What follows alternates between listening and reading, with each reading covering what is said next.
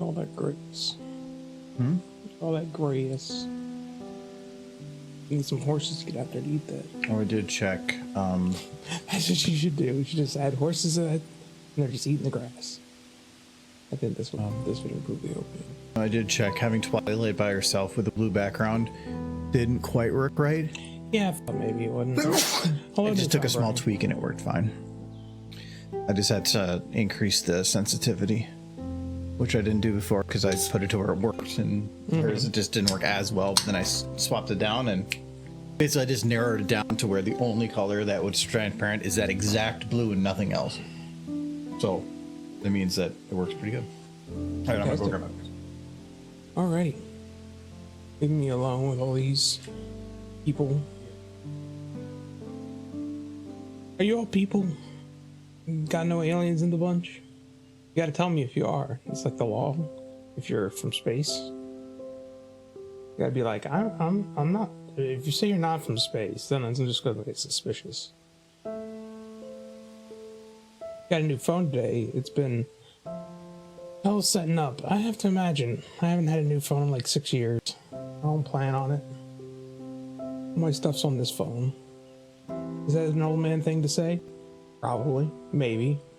It does all I needed to do. I don't see why I need to upgrade just because you don't want to carry my cell phone plan no more.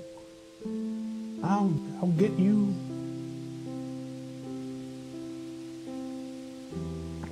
I'll just use it on the Wi-Fi.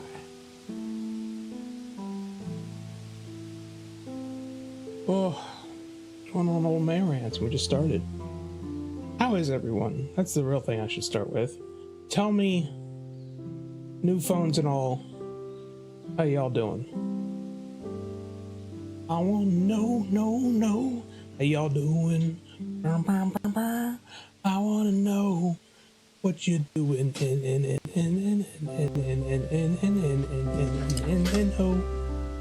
I want to know.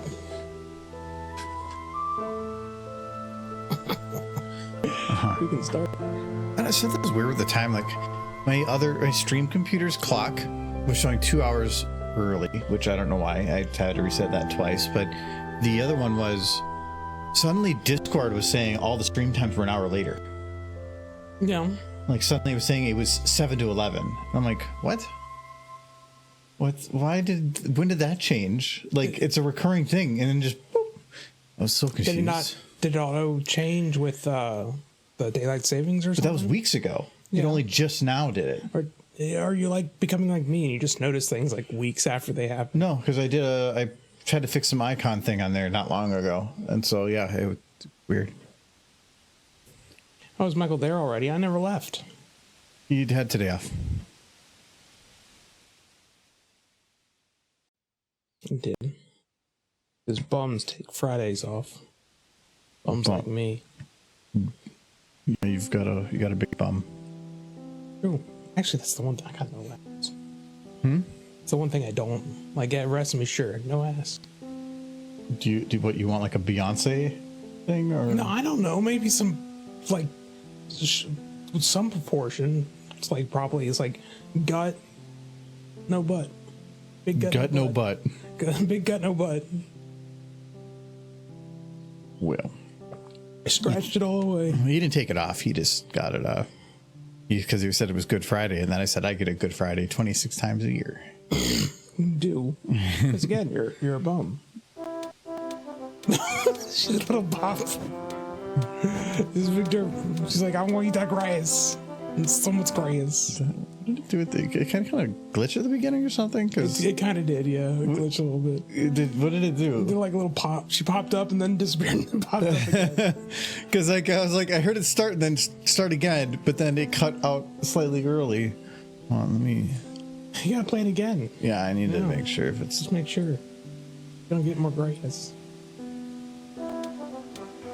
Yum yum sniff. I think this song was for that was called like A Day in the Village. I ran across it again. It's actually an entire song, like a 3-minute song. That's just the very beginning of it. Okay. Oh, I did not open my. Music.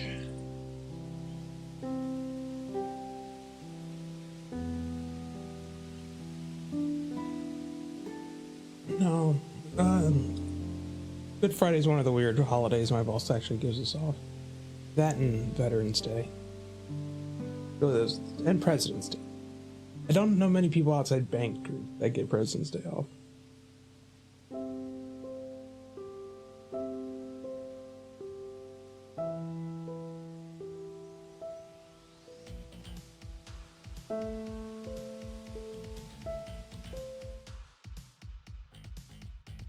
Okay. Gives us me to play Big Derp, and then Twitch acted up and he missed it. I played it again. So much Big Derp. Yet not enough. Looks, can't eat that sandwich. Finally, maybe. There, you got another Big More Derp. derps. She wants that sandwich. She needs to take it from the other derpy.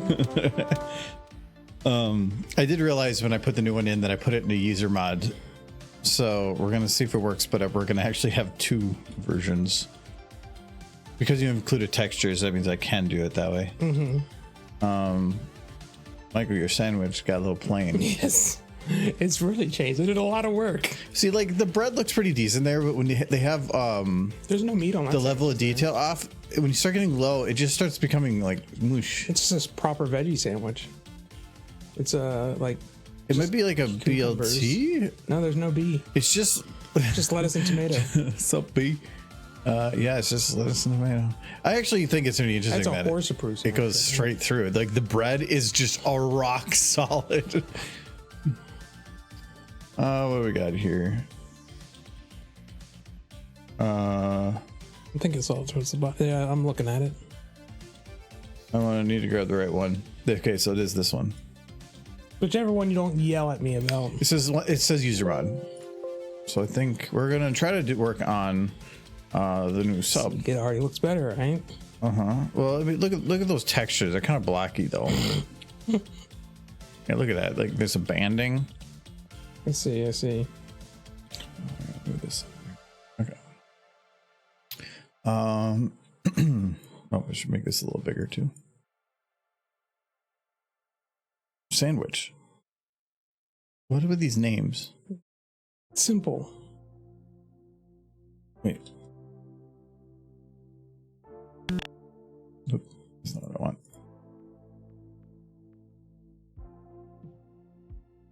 Why are the textures suddenly? I don't know. Someone got a little goof.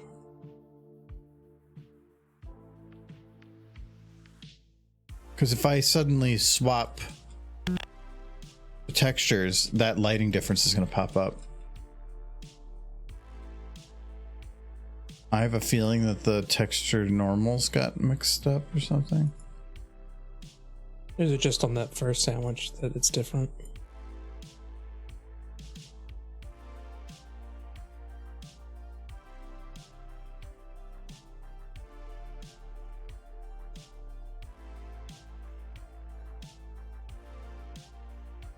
Yeah, it's just on the first sandwich that it's different.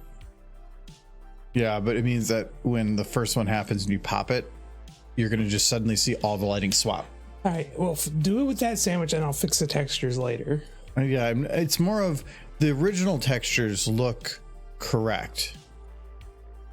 These ones look correct. Something went weird with the lighting on the other one. You sure the mapping didn't get missed? Actually, it looks it's the like exact same texture across the whole thing, so I don't know. Well, something got weird with the mapping or something with it. Because you can suddenly see these, like, this is a box coming through here. Like, you can see lines of stuff. So I think it could have been something with the, when it cut, the way you had to convert it might have changed how some of the stuff was done. Because some of these, they're getting Fong further in. Are you sure that their textures are the same? They're all should be calling on the exact same texture file.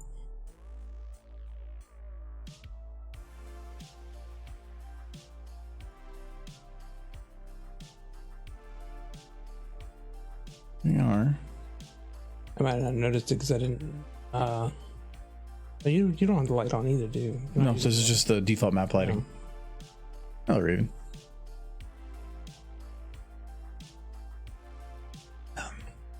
Yeah, so I mean, it's just the texture that are a little weird. I can fix the texture. Did you make the bread? Yeah. You add little dots? Yeah. We're not going to see it. Yeah, but I wanted to have a little bit of pride in my work. No, those that's basically exactly what I was looking for different bites. You did different bites for each too? Mm-hmm. Oh no. What side of sandwich? Sandwich is gone. No, so you can still do 1, 2, 3 about halfway, and then you just went and made it so you can go the whole way. Yeah, I did. But why not? That went no. Look at this derpy. She got a big sandwich. It looks like if Pokeball was a sandwich. He trapped Pokemon inside and you bite into it. And he never gets away.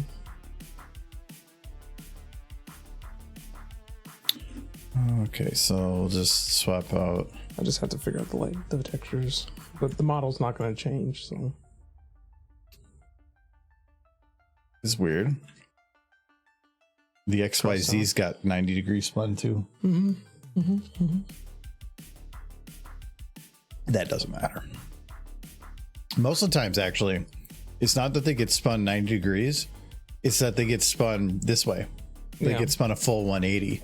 A lot of horse models, when you copy paste text or like stuff over it, like the whole model will look flipped inside out. It's because everything is like everything is positive is now negative and vice versa. And it's basically just grab each individual bone and just spin it 180 just to fix it. It's really goofy. But okay, yeah. So we can get rid of this sandwich. Oh no, Derpy's not eating the sandwich though. Okay, so which side does this start from? Starts from that side. Okay, so this is the side she needs to eat. All right. So now we're probably gonna have to have her pop up, take a bite of the sandwich, then take 2 bites of the sandwich. But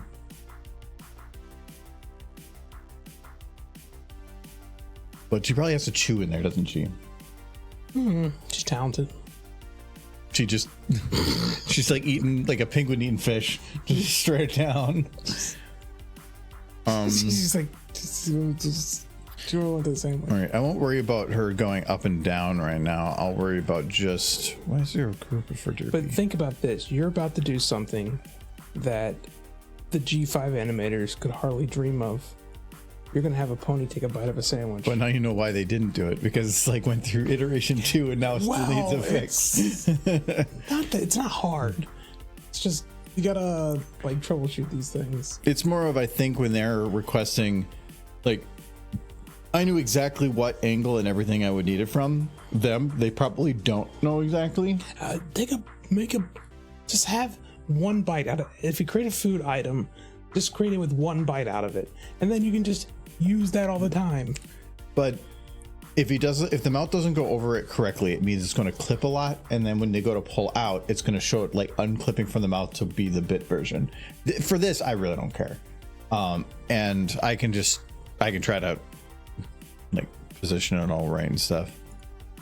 I'm not worried about trying to make stuff for Netflix. I'm making stuff for Twitch, which has a very low bar.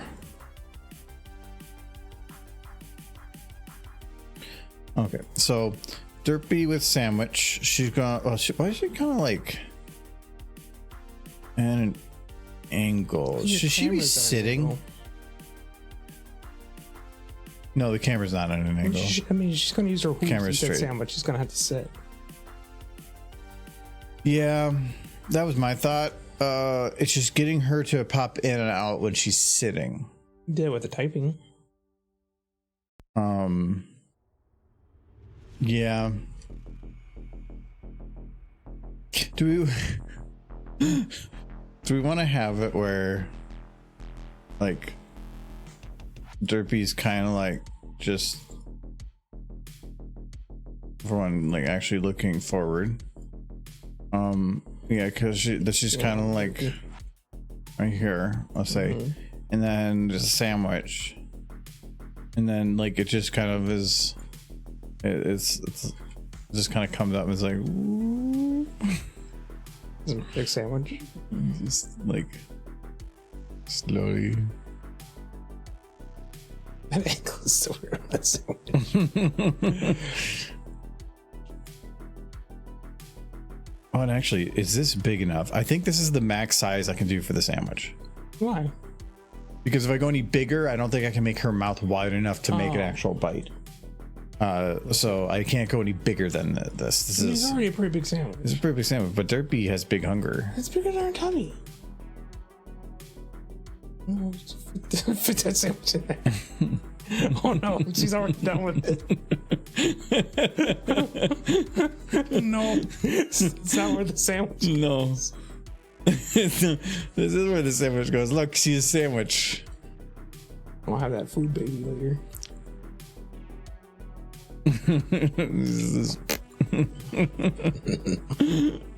Is this how she eats? She just like straight into the chest. Yes, she gets it in there. Okay, so do we have Derpy pop up with the sandwich? I feel like that might actually be kind of hard. I feel like it might be easier. You can have her pop up without it and then have the sandwich pop up separately from the very bottom. Yeah, I think you can have the sandwich pop up separately would be the best, because then she can be like, oh, excited, grab it, and then just go to town. Or do we have it roll into the shot too? Like the cookie. Magic sandwich. Magic sky sandwich. Just have it come from the top of the stream glowing, and then you have like angels like, oh. Imagine this Derpy just hangs out under Cloudsville or Cloudsdale, just waits for people to drop food. Like, ooh, sandwich. I could put a table with a sandwich that comes up too, but that creates a lot of complexity for grabbing the sandwich. Because unless her hooves are on the table, now she has to get them up and onto the table, which requires a lot more motion. I think it'd be easier if it just was, there's a sandwich, and then she grabbed a sandwich.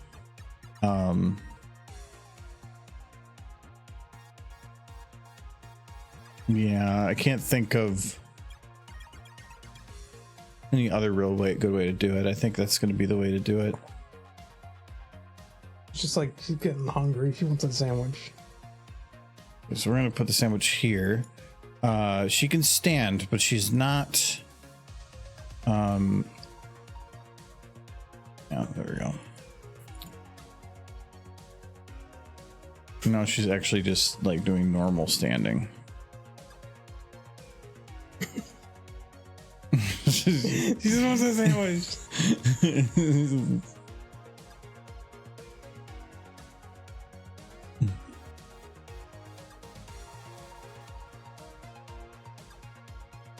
This is the reason I had an extra day off of work, so that I could work on this. And you spent all day on the sandwich. No, not all of it. All morning. Mm-hmm. You sent it to me like pictures for a while. Oh, you watched some stuff with Adam too. So I watched some stuff with Adam, and then I also played some Frostpunk this morning. It wasn't the only thing. Then I cleaned up the kitchen for a bit. I watched the first half of When the Wind Blows. Watched a bit of Godzilla, the original. Okay. So Derpy's gonna pop up. And I feel like if she's gonna eat the sandwich, we should probably actually have her pointed more at the screen.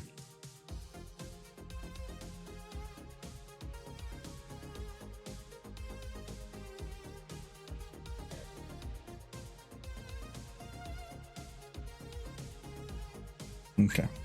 So there's Derpy. And so now she needs to have oh yeah, so she has to grab it. I'm gonna use a hose. I just want a hose sticking straight out with them on each side of the sandwich. That would be kind of cute. The one issue with having both hooves on the sandwich, though, is I only can lock the sandwich to one of them, which means the other one is going to look. I can't make it always 100% match up. It could potentially slide a little in that hoof. You can always just make sure to move both arms together. You can, but there's if it's attached to the one hoof, but I can't attach. Like, let's say I rotate the arm left and right, I'd have to keyframe each individual position that they stopped at, which gets difficult if you want to start making some more fluid motion. So I could lock it to her left hoof because that's the one that you would see, and then just like call it there. But I don't think she could hold that sandwich. This is too big for one hoof. It's a double hoof sandwich. It's a double hoof. It's a double hoover. Probably saw that sandwich and it's like, oh no, this sandwich is gonna kill me, but I have to eat it. You know where she got this sandwich? The graveyard. Oh no. It's got meat. I feel like there was a movie like that once. Something. I think it was an episode of Adventure Time. I made homemade salsa tonight and some almond flour. Yeah, I know I made a bunch of veggies and a 2-pound bag of almonds. I thought you were putting like almond flour in salsa. I was like, it's an interesting combo. If you've never tried roast or fried chicken batter and almond flour, I highly recommend it. Yeah, that sounds pretty good. Almonds are good. I love almond. That'd be hard to get to stick.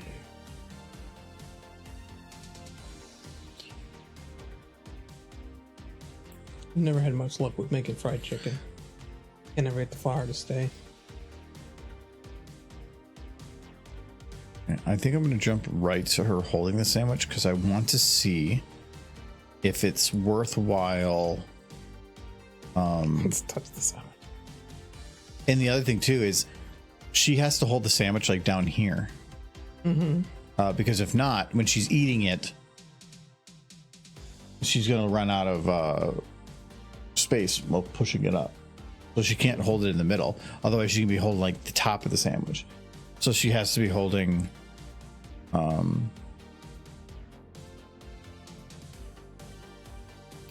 got to lock this.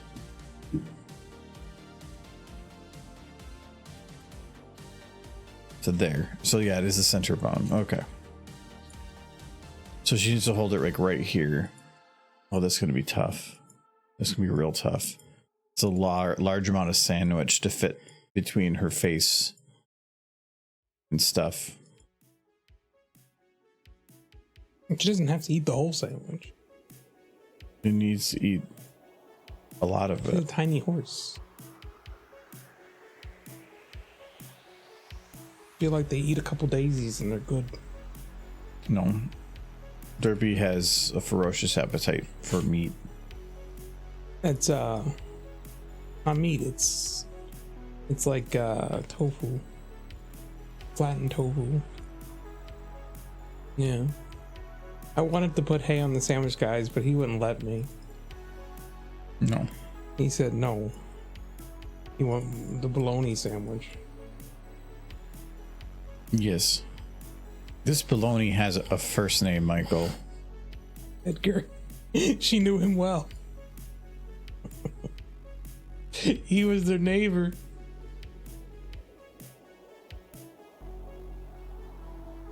She got that sandwich hunger.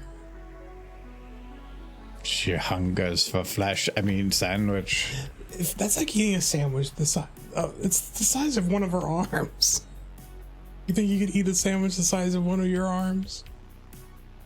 It'd be a heck of a I sandwich. could put it the size of one of your arms. That's the size of her arm. Like a forearm, maybe. Yeah, but that's like her whole arm, that sandwich. If you lost a leg, she could just replace it with that sandwich. She's gonna be working on that regeneration. She loses a limb. Just grows a sandwich. Delicious.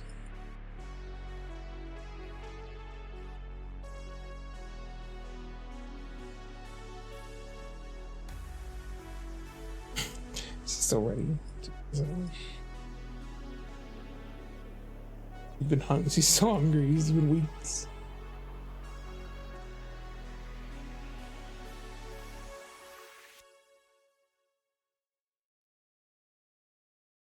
Hello, Kite. Also, hello, Sunset. I didn't say hello to you. And Nineski. And Raven. Hello. Sorry, I had to lean closer. Your name is like purple. And the background is black, so it's a little hard to read. Also, I'm blind, so there's that.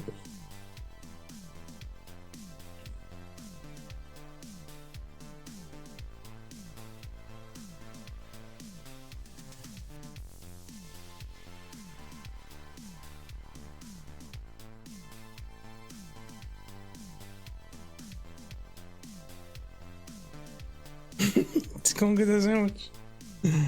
I'm as excited about it as she is. Look at that. So I do have to lock the sandwich in now. So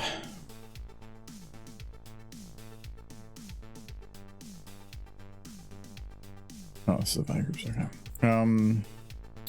So we'll lock it to.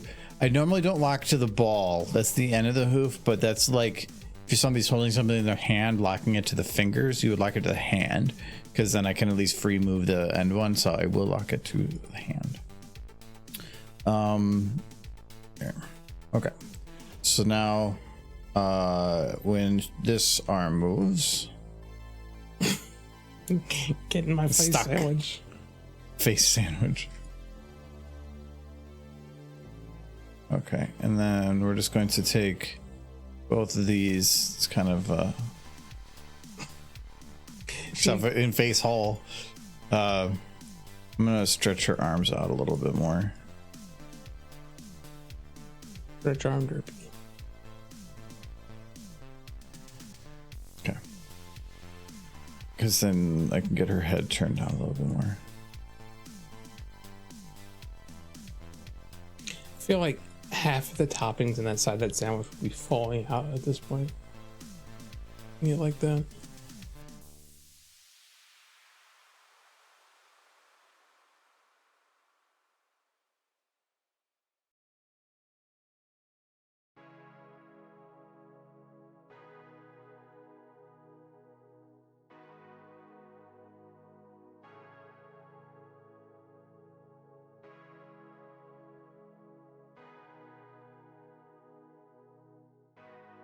Okay. Okay, so she got her sandwich. Now she needs to. So, okay, do we have her sit?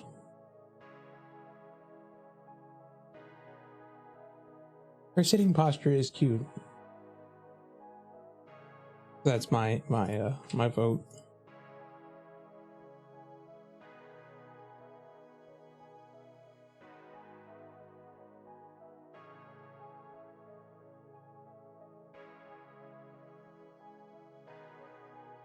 I mean, Mare doing cute things is cute. Yes. It's one of the laws of the world. It's like physics, but with horse. Cute ones. Like that one. That cute face she's giving right now. A puppy dog. Not cute. She kind of looks like she has a disease. She does not have a disease. Giving you puppy dog eyes. She's like, she wants upsies. Cute. She's not even looking at you. She's looking like up over here. She's blessed. Look at her. An angel.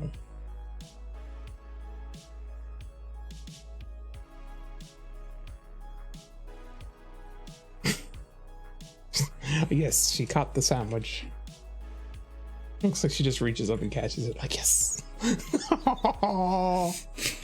You're like, I gotta get the sandwich. Adorable. So happy with her sandwich. Okay. That's why I was like, I can figure out the sitting thing later. Oh no, she's not visible. Go up higher.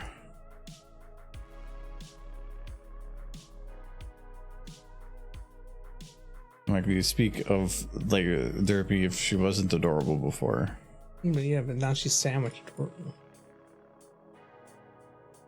This is like another level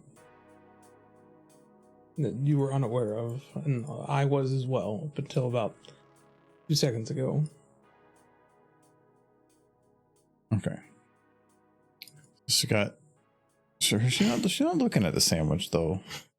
How dare you? No, she wasn't actually looking at the sandwich. Now she's looking at the sandwich. And then she's like, oh my god, it's actually a sandwich.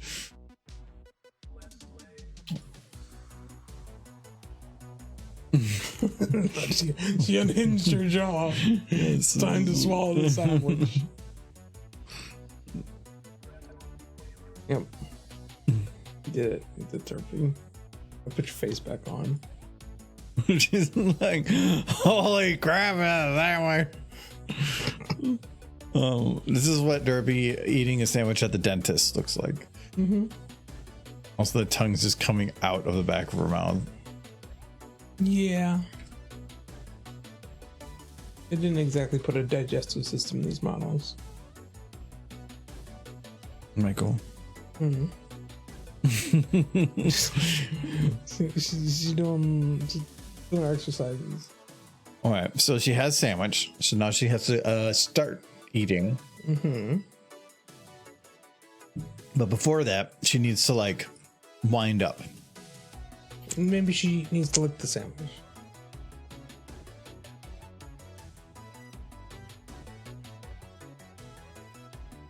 A little runny.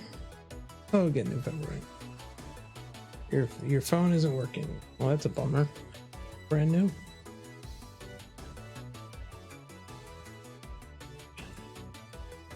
One of the most frustrating things at work is we'll have people call up, be like, "We just bought these new batteries and they're already broken." It's like, no, they're not. But you just think they are because you're inept. But yeah, random work frustration. I have to be kind of careful on how I do the Who's yeah. I guess he just sandwich. That's cute.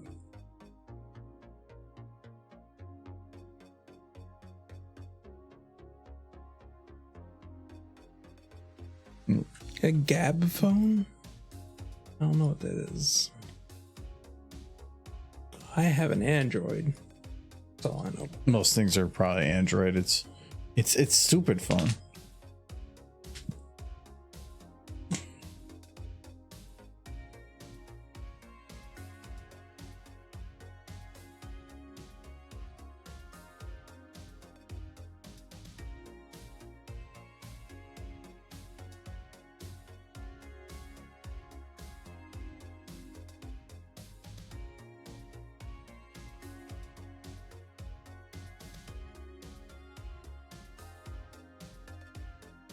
Also, my phone it's good. My phone is good for texting, taking pictures, and browsing social media, and I don't really need it for much else. That and stock stuff. Don't know how I got pictures out of YouTube. Yeah, I feel like phones had a purpose compared to a computer that has a purpose. Most people, their computer is their phone, or people that aren't like gamers or something. So I can see people wanting newer and better phones, but I feel like so many of the upgrades now, they're still by maybe a percentage an improvement over performance from the previous, but for the things that you need it for, it doesn't make some people want they can play better. Final Fantasy 15 on their phone, which I don't really get. Read a book. Well, no, I don't want a single device to do everything. I like having the phone that does a lot of things, but if I'm in a game, the Steam Deck and stuff exists. That's much better at that type of thing. Yeah, it's maybe not as easy to whatever pull up, but it has all the better controls. All the mobile games, mobile games can be fun, but they're all built specifically for mobile. You can't like do controller stuff as easily. Yeah, I know there's like PUBG and Call of Duty or whatever on the phone, but most of those are like cash shop heavy and I've realized after I said it that I had an old man moment. When I'm like, you kids in your video games, read a book. They read it on their phone. Yeah, no, that's, yeah, phone, any phone can do books. I remember when they made e-book devices that were just for reading books. I don't think that's really a thing anymore because everybody can just do it on their phone or their tablet. Oh, I realized that. Oh, good. The bone's in the middle.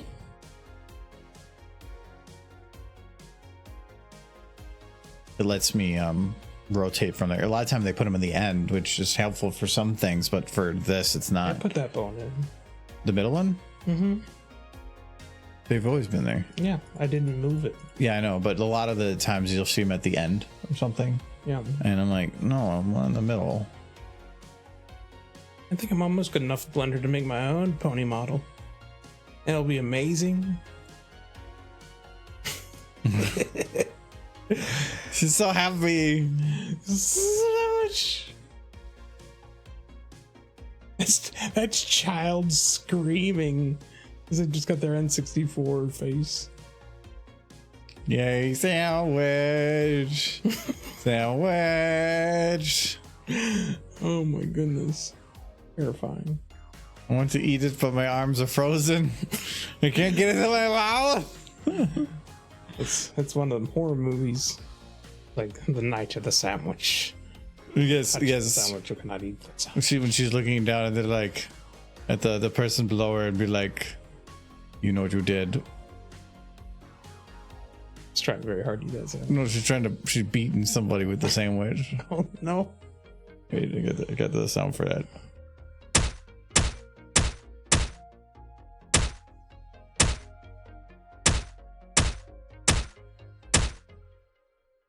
Her favorite part is when they stop moving.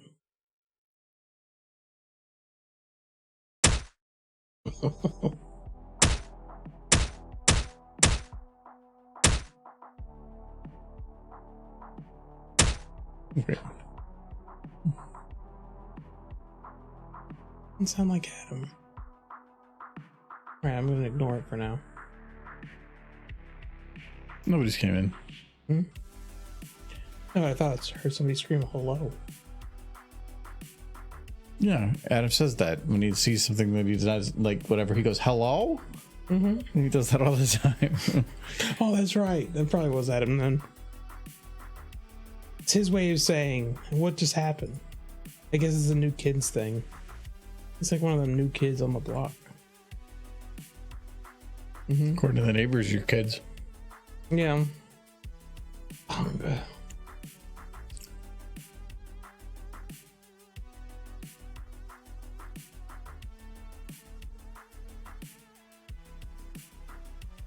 I want to find out that New Kids on the Block are still touring. And it's just gotten really, really sad. I know Boys to Men toured for a really long time. And at some point it just becomes Men to Old Men. Men to Geriatrics. That's a fun band name. The geriatrics. Yes, Men to Geriatrics. They used to be Boys to Men, but time makes fools of us all. Michael's starting a new band called Michael and the Geriatrics. Ooh. Started at the retirement home. Okay, so first I need to figure out where this first bite is. So temporarily I'm going to, at least on this section, I'm going to remove bite 1. Actually, for that big of a bite, because she's going to go like to town.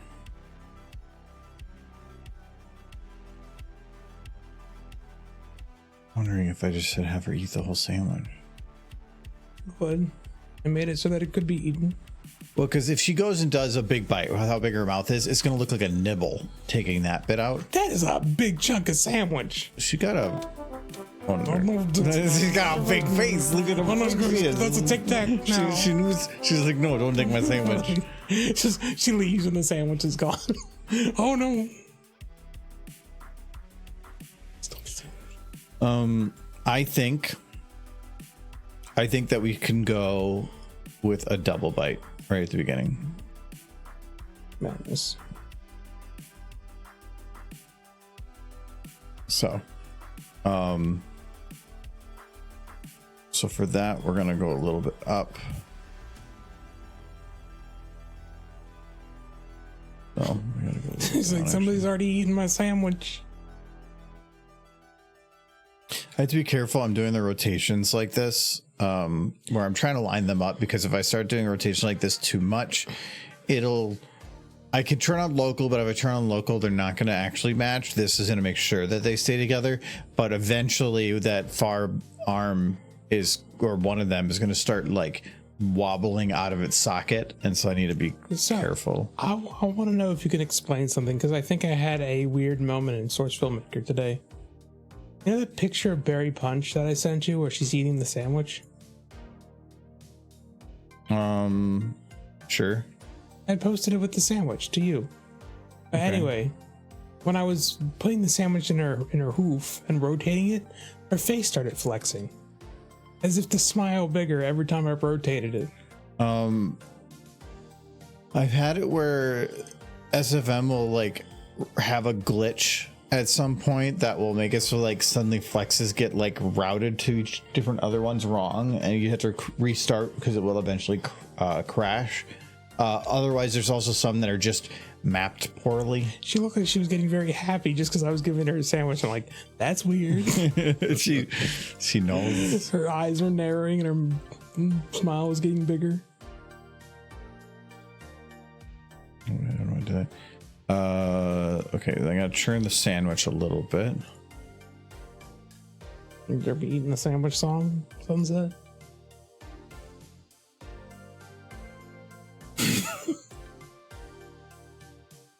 It looks like it's like swing. The sandwich and the horse, a legendary artifact.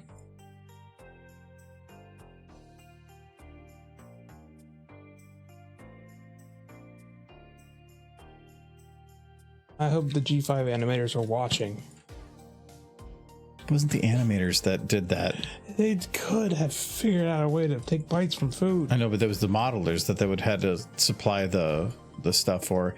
And maybe the modelers and the animators are the same, but I wouldn't make an assumption. No, I'm pretty sure the majority of the models used in the TV series were just taken from the movie. That's why they always gave a special thanks to Boulder Media. And making anything new after that point was hard. There was probably like one guy, and he made a macaroon cookie or whatever.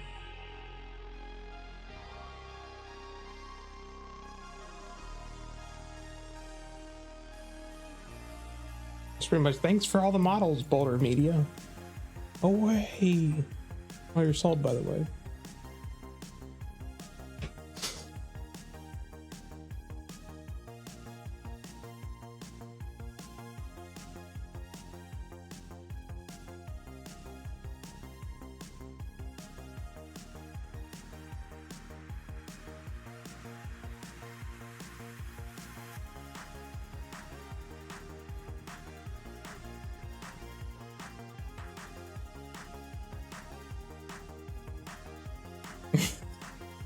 Your tongue is a very hard sandwich.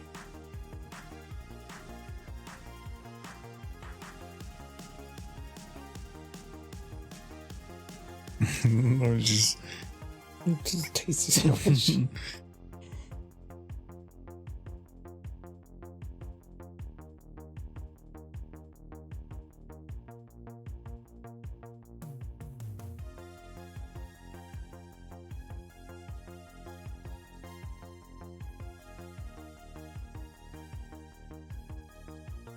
Okay.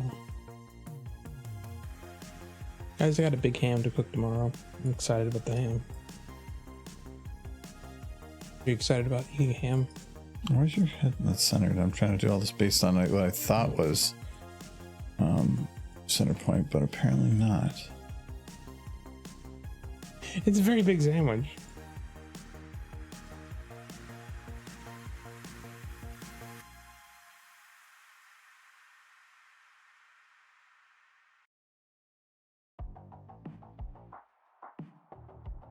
Where's your head? Because it's a little bit angled, twisted. So I might need to turn the sandwich. That's the other derpy. Arrow.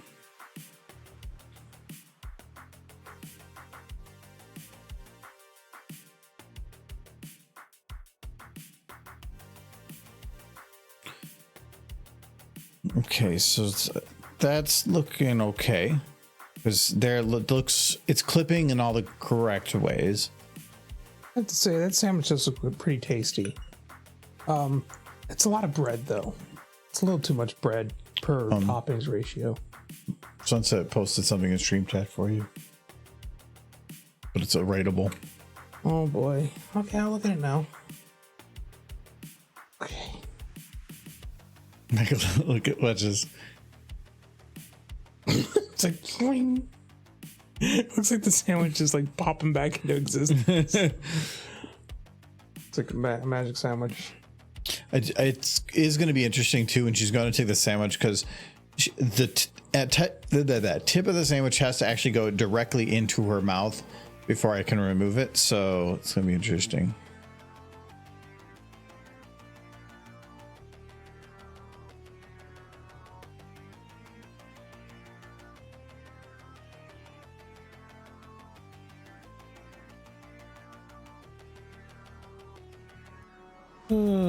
He dropped it. Which chat? Stream chat and Discord. Oh, stream chat. It's word chat, stream. Here lies Oscar Mayer, a luminary on stage. His talents are raptured every age. The fate whimsy played a curious game when Derpy's ambitions sought acclaim. You heard tales of power of eating the dead. The more she salved, she thought the rumors spread. Thank you very much, Jelly, for the resub. With mischievous glint in her eye, she stole Oscar away, oh my, oh my. Into a sub sandwich, she turned him with glee, hoping his charm would transfer, you see. But alas, poor Derpy, her plan went astray. Her savantness and sandwich doesn't quite stay. Suaveness, that's what it is. She was trying to get Oscar suave. But beware, dear ponies, of Derpy's priests. Can't read. For her culinary antics may never cease. In her quest for charm, she took quite a leap. Alas, poor Oscar, now just a sub to eat. So she ate Oscar, is what you're saying, to try to gain his powers. Of suaveness.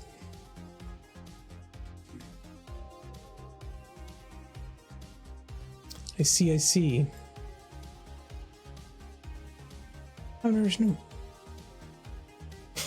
him. It's so cute. See, that's a rotten.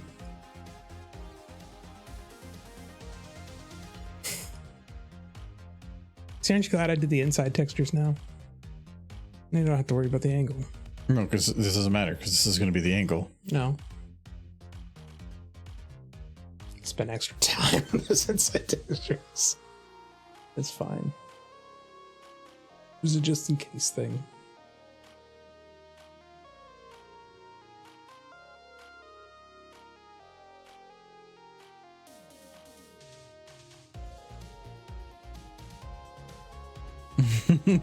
She realized she's allergic to tomato. But it's okay because she wants more. I'm that way with some things. Pineapple is really the only thing I'm mildly allergic to. This sandwich tastes like dinky. Of course, see, I should have made it a hay sandwich because now I'm just going to make murder jokes. Murder sandwich. Murder your children. Moiter sandwich. Have you seen Jim? I want a sandwich. Funny that you mention it. I'm eating a Jim sandwich today. I don't know what that is. It sounds suspicious and delicious. Suspiciously delicious.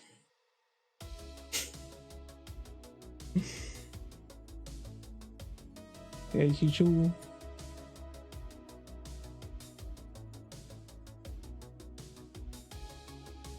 There of you, Jim?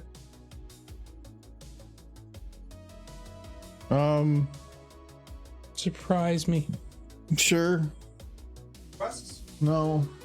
Surprises, is it? Just not a bottle. Adam's bringing us the booze.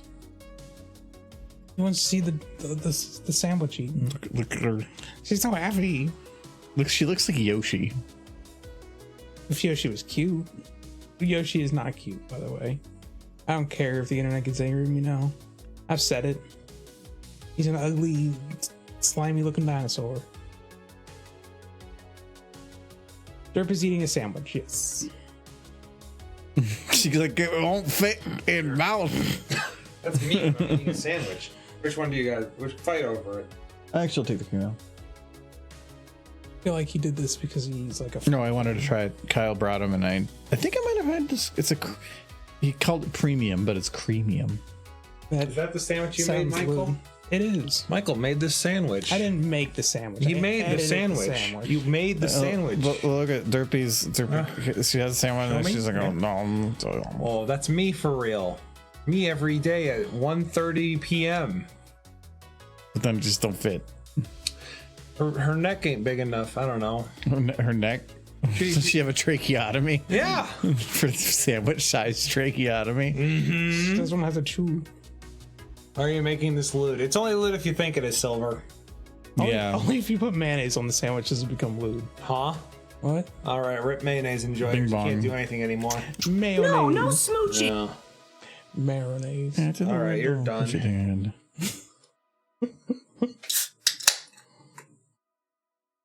No smooching. No, it did the weird on off thing again. I don't know what's causing that. I feel like you just see a horse getting ready to eat a sandwich and they just start giggling. No, no smooching.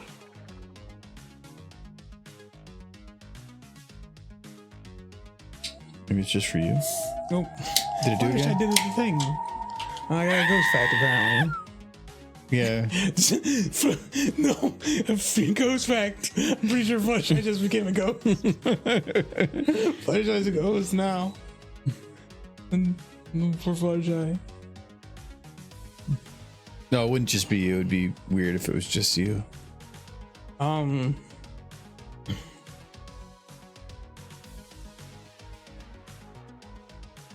There's a ghost inside that sandwich. A lobster ghost. There's lobster in the sandwich? And no lobster, just the ghost of a lobster. I've had this one. This one is a little hoppy. You could do that. That's a ghost fact. And if anybody gets that reference, good job. That is a reference. If you name it, I will think you're pretty cool. You know the reference I'm making? I wasn't paying attention to what? With the ghost of a lobster inside the sandwich. Well, then you lose. Okay. So I'm gonna have her chewing. Why There. did two people say SpongeBob? It's not SpongeBob.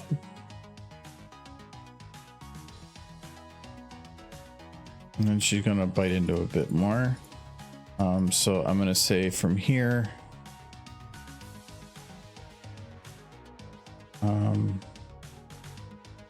But she doesn't have to go back as far. If you tell me what that reference is from Silver, then I'll think you're cool. And if you don't, you're still pretty cool. But you could be cooler. is what I'm You getting. better do it, and if you don't, I might do nothing. The threats, they're passive.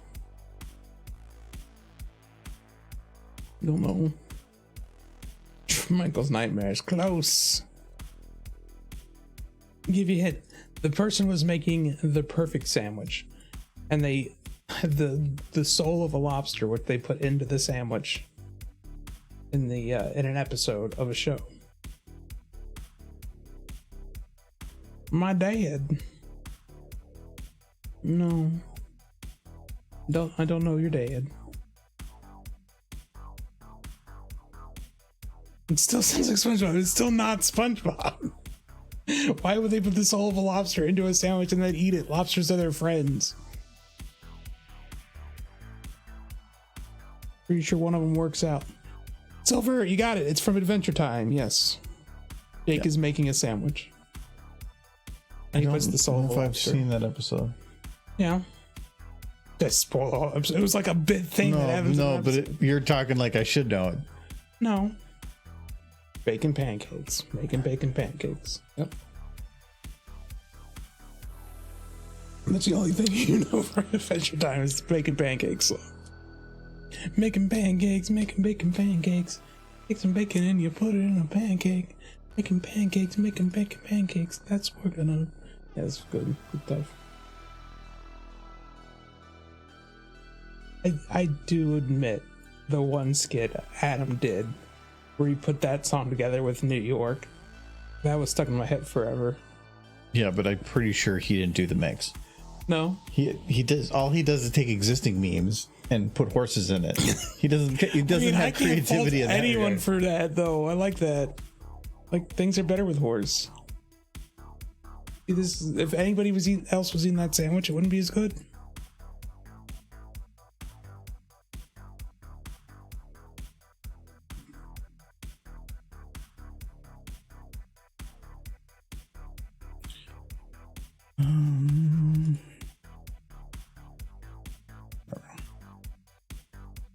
Okay, so she took the one bite, and now she needs to take bite number 2. But bite number 2.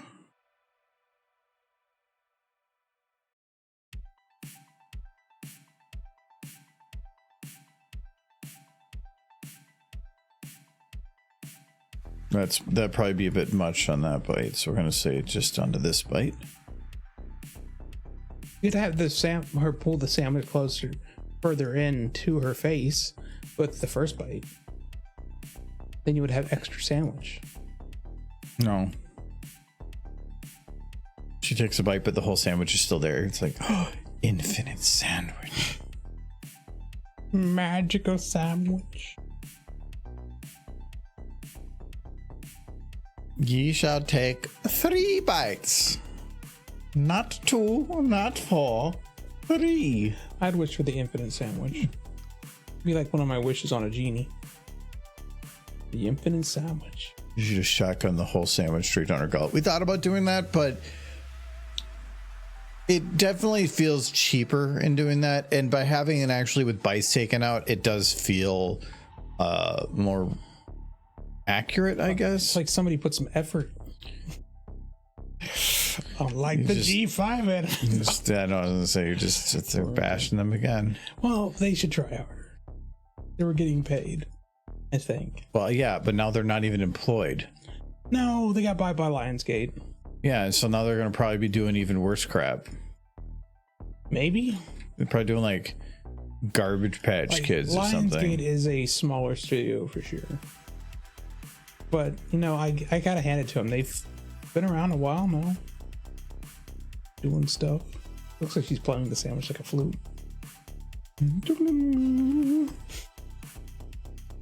No, she's gonna put the sandwich there. I'm going to have at this point this hoof is gonna go further to the back here.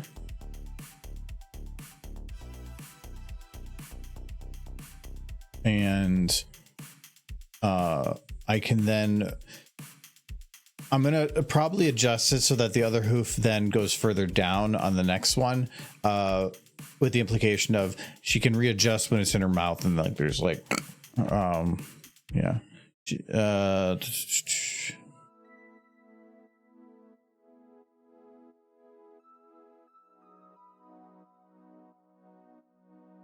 Okay, so we'll do this. She got the bite. Okay. And then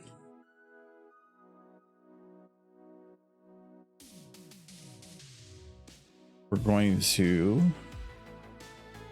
go to like here. When he's eating, it's very cute.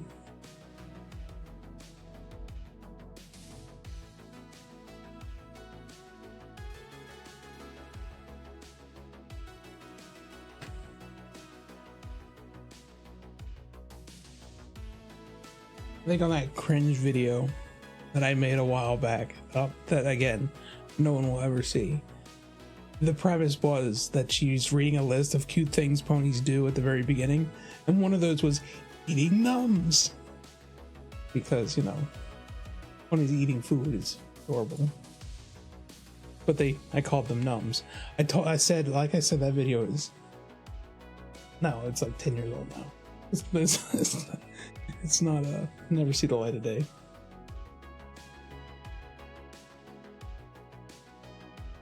Wait, I did something backwards here.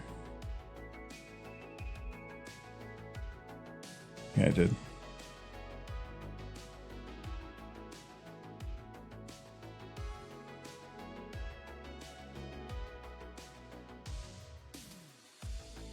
She looks so happy.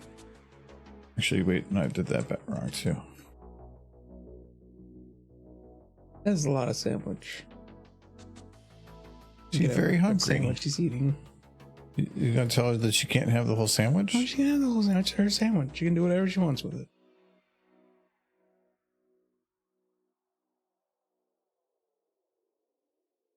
I'm just saying that sandwich would feed like 4 ponies.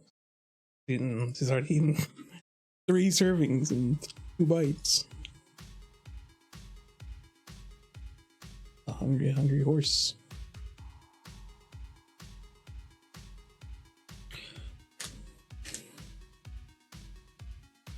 So this is where it's I'm gonna have to carefully watch things. I am gonna have to swap this sandwich moving between hoofsies.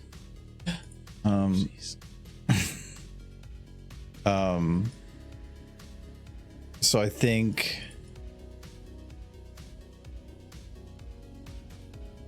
okay, now it's attached to the other hoof. Okay, so we'll take this one. And it will move down here. And make sure the tomatoes don't fall out.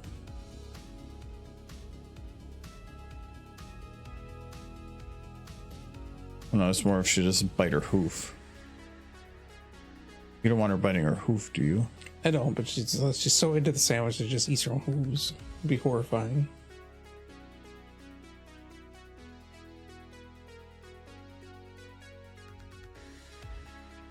Guys, I don't know if you've ever seen a Batman scene where he's running around with the bomb. It's a classic scene. It's a meme. The Adam West, the Adam West one.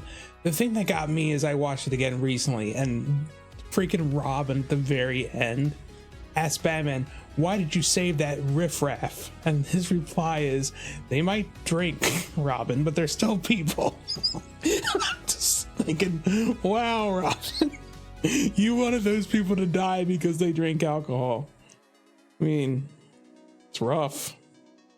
Robin's kind of an ass. Like, they don't deserve to live. They drink the beer. It's like, Yeah, well, he wears tights. he does, and runs around boardwalks where children are. He's on so many lists, but They never touched the booze.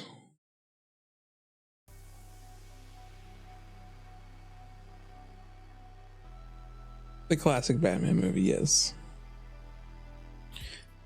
like the hoof. I think that was just like a kind of part of the like, good boys and girls don't drink alcohol, and if they do, they should die. So says Robin. Which is the way Adam West Batman was just like, they're still people, Robin. Just crack me up. Just because they imbibe on this ice cold Coors. Batman lifts it up, takes a drink. Commercial ensues. What is the meme beer right now for like forcibly putting commercials in? Oh, I can't remember. I know what you're talking about. Yeah, it's a fairly recent thing. Yeah. Because somebody did like was it a Doob mod or something where they were playing the game and it was to randomly would go to take a beer drink. I saw somebody did Half-Life where it had the guy like pick up that can, but it's a bottle of the beer and Gordon Freeman goes to grab it and you hear the like song play. Silly meme. Because the people who made the beer can apparently took out actual commercials where they use scenes from Star Wars. It's like, your father always wanted me to give you this, but instead of the lightsaber, he pulls out a can of the beer. That's like the actual commercials they released. Copyrights be damned. It was so funny. Yeah. No, the memes from it have been the best part.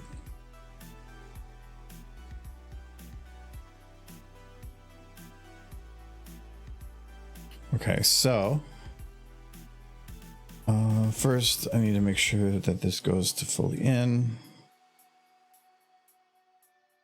They might have done something with Lego Batman in regards to the bomb scene, but the bomb scene is classic from like the original Adam West Batman. I wouldn't be surprised if Lego Batman did a reference to it. Yeah. Because it is one of the most well-known Batman scenes of all time. Like, yeah,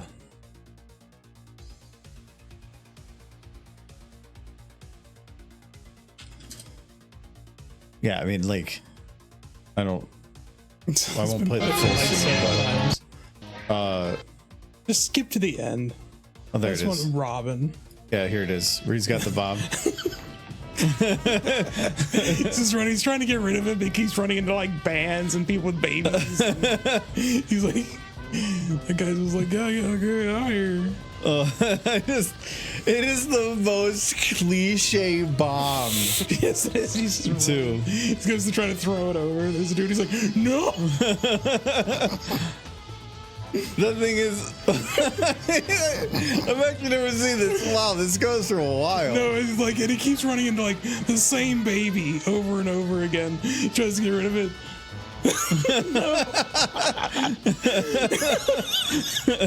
And one is no profane takes.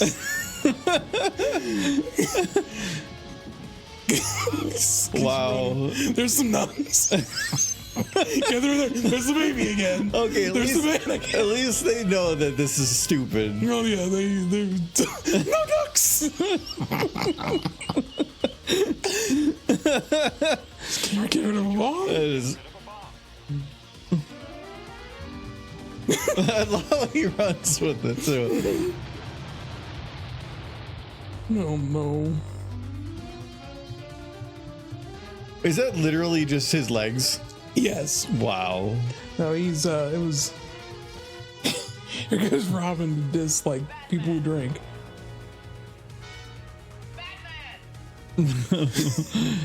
It's I didn't realize how long that No, ran. it's very long. Why was there nuns on the pier just randomly But the there? thing is, the same band like appears 3 times. The woman with the baby keep popping up. Same baby, same woman. Like he's following them. It is a fantastic scene.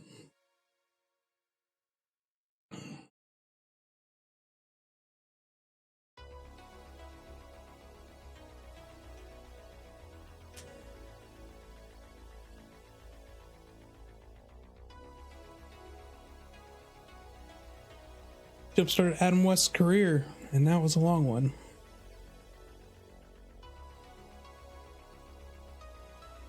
I don't think he did much. He just did cameos the rest of his life. But As Adam Adam West West. just became Adam West. Yes.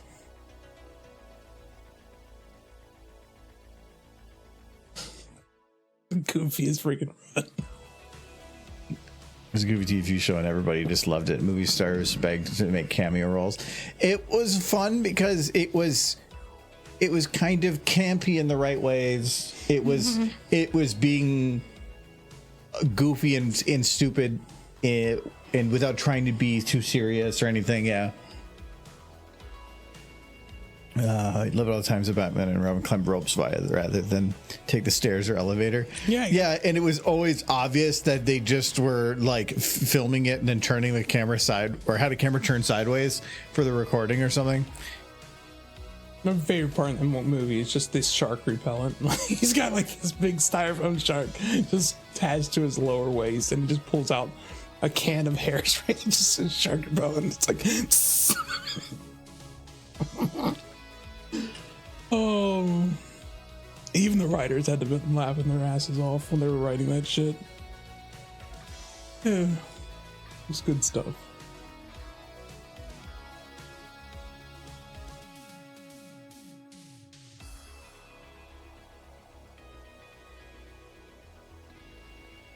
She's like, this is my snoot now.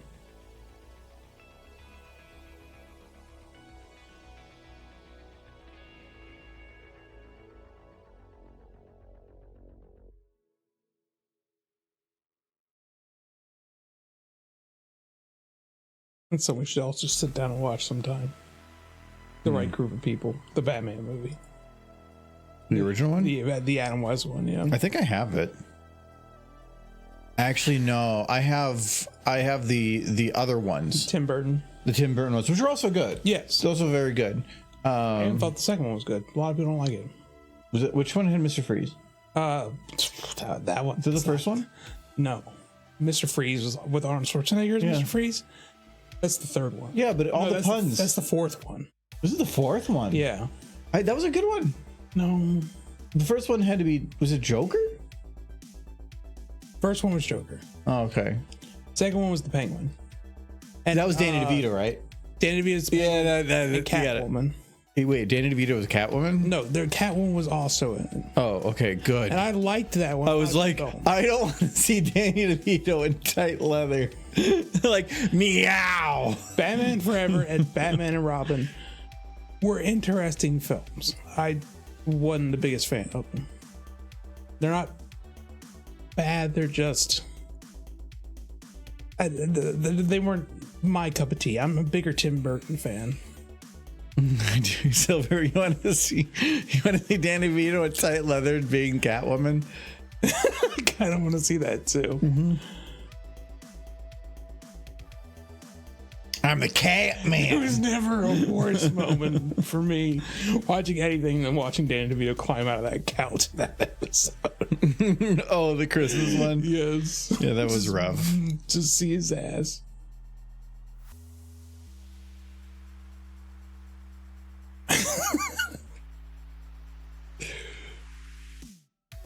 He did do that in Always Sunny, and it was amazing. I actually didn't watch the Christmas episode until later because I forgot that, not episode, it was kind of a movie. And so they did like a recap one later and they had that scene from there. And I was like, what the fuck? I'm like, oh crap, I missed the movie. And so I had to go back and watch it again. Or watch it for the first time, I guess.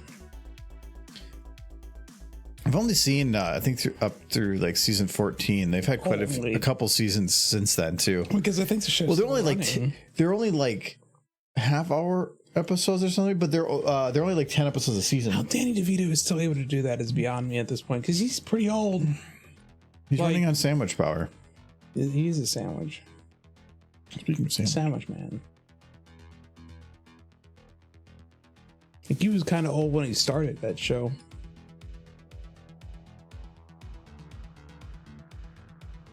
Definitely dyes his hair for it. Because I've seen him when he's like not recording and his hair is just pure white now. And then you watch the show and it's like but we're brown again. Like the most recent episodes that I've seen were from like 2019. Mm-hmm. So they're even before, maybe before that, I can't remember. The way hair dye knocks the ears off. I should try it.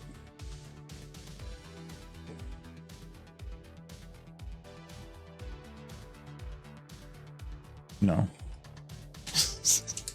I like you kind of doing your like Einstein Adam Savage thing. His hair used to have color in it too. Yeah, but it doesn't now. No, you have to be old Adam Savage. Adam Savage just have like the perfect place. Like his workshop is amazing. His workshop is pretty cool. But he has a lot of money. time and money and That's all I need. to have like that kind of, because he has a studio in California Yes, too. he has money. But it's just full of things that he's collected from his life. Not that he's, I mean, probably some of it's his bought, but a lot of it's just Mythbuster stuff and whatnot. No, it's really, really cool, but it also feels like one earthquake and he's dead. He probably has that whole building like out in Springs or something.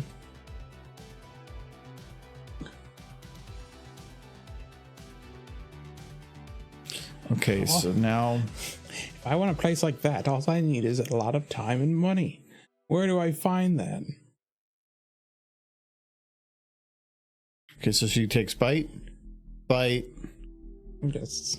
and then mark it here.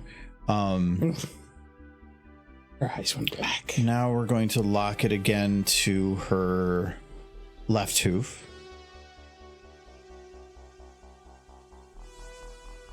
Okay. And we're going to go back to this position.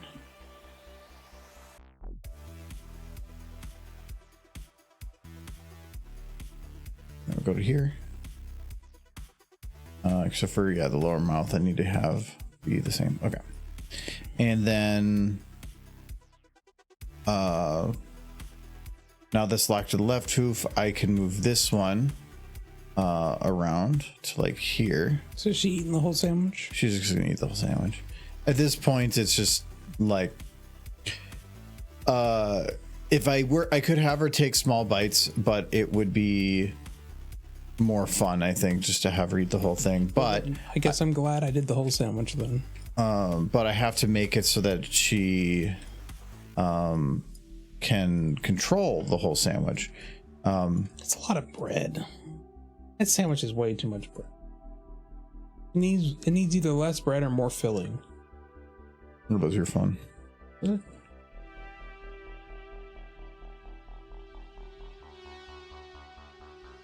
Because I don't have any message on mine. Giz just, I guess he found. These should be 50% off. Which I can't see, but hitch earrings. Sonny loves them.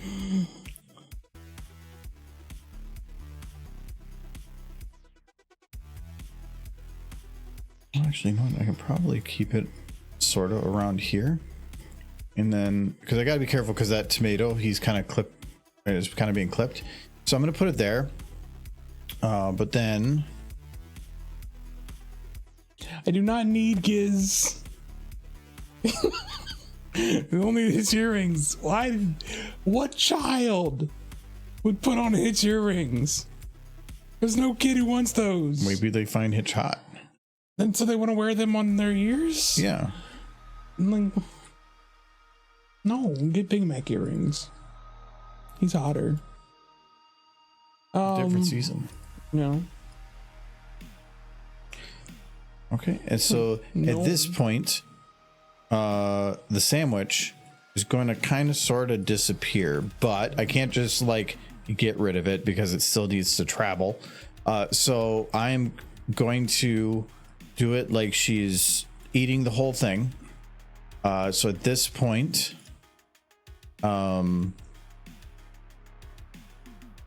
What derpy cram away a whole sub. we're gonna do it here. Cookie derpy. See that cookie? She can't eat that cookie because nobody.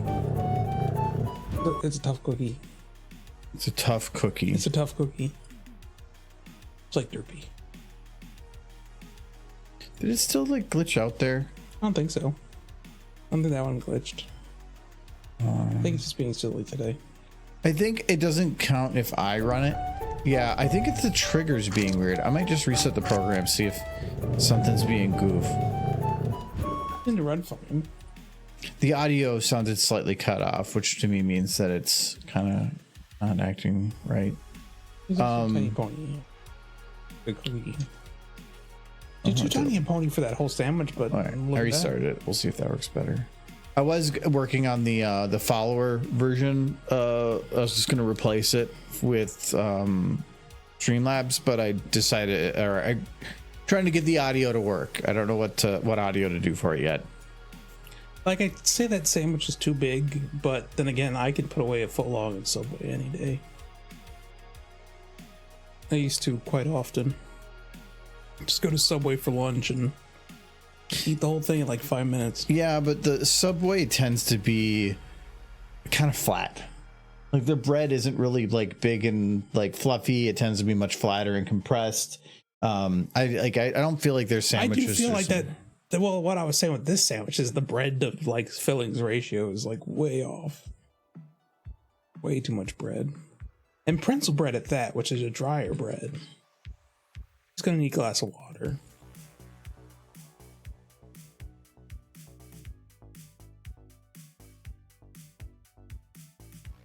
But Ash doesn't get lunch.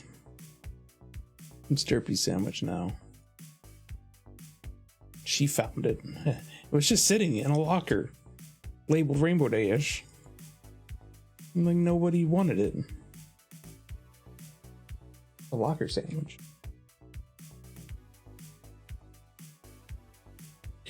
Okay, this one I actually feel I'm gonna have to unlock the sandwich and go in. And I think we're gonna have to actually like manually shove this into her head. There's a lot of sandwich.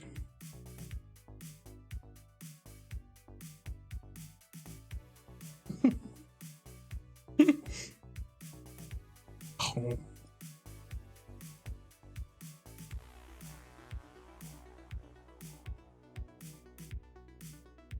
Now, people give Subway a lot of crap, but I do like Subway.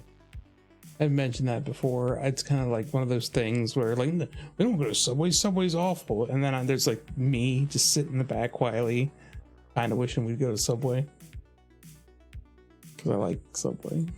I don't.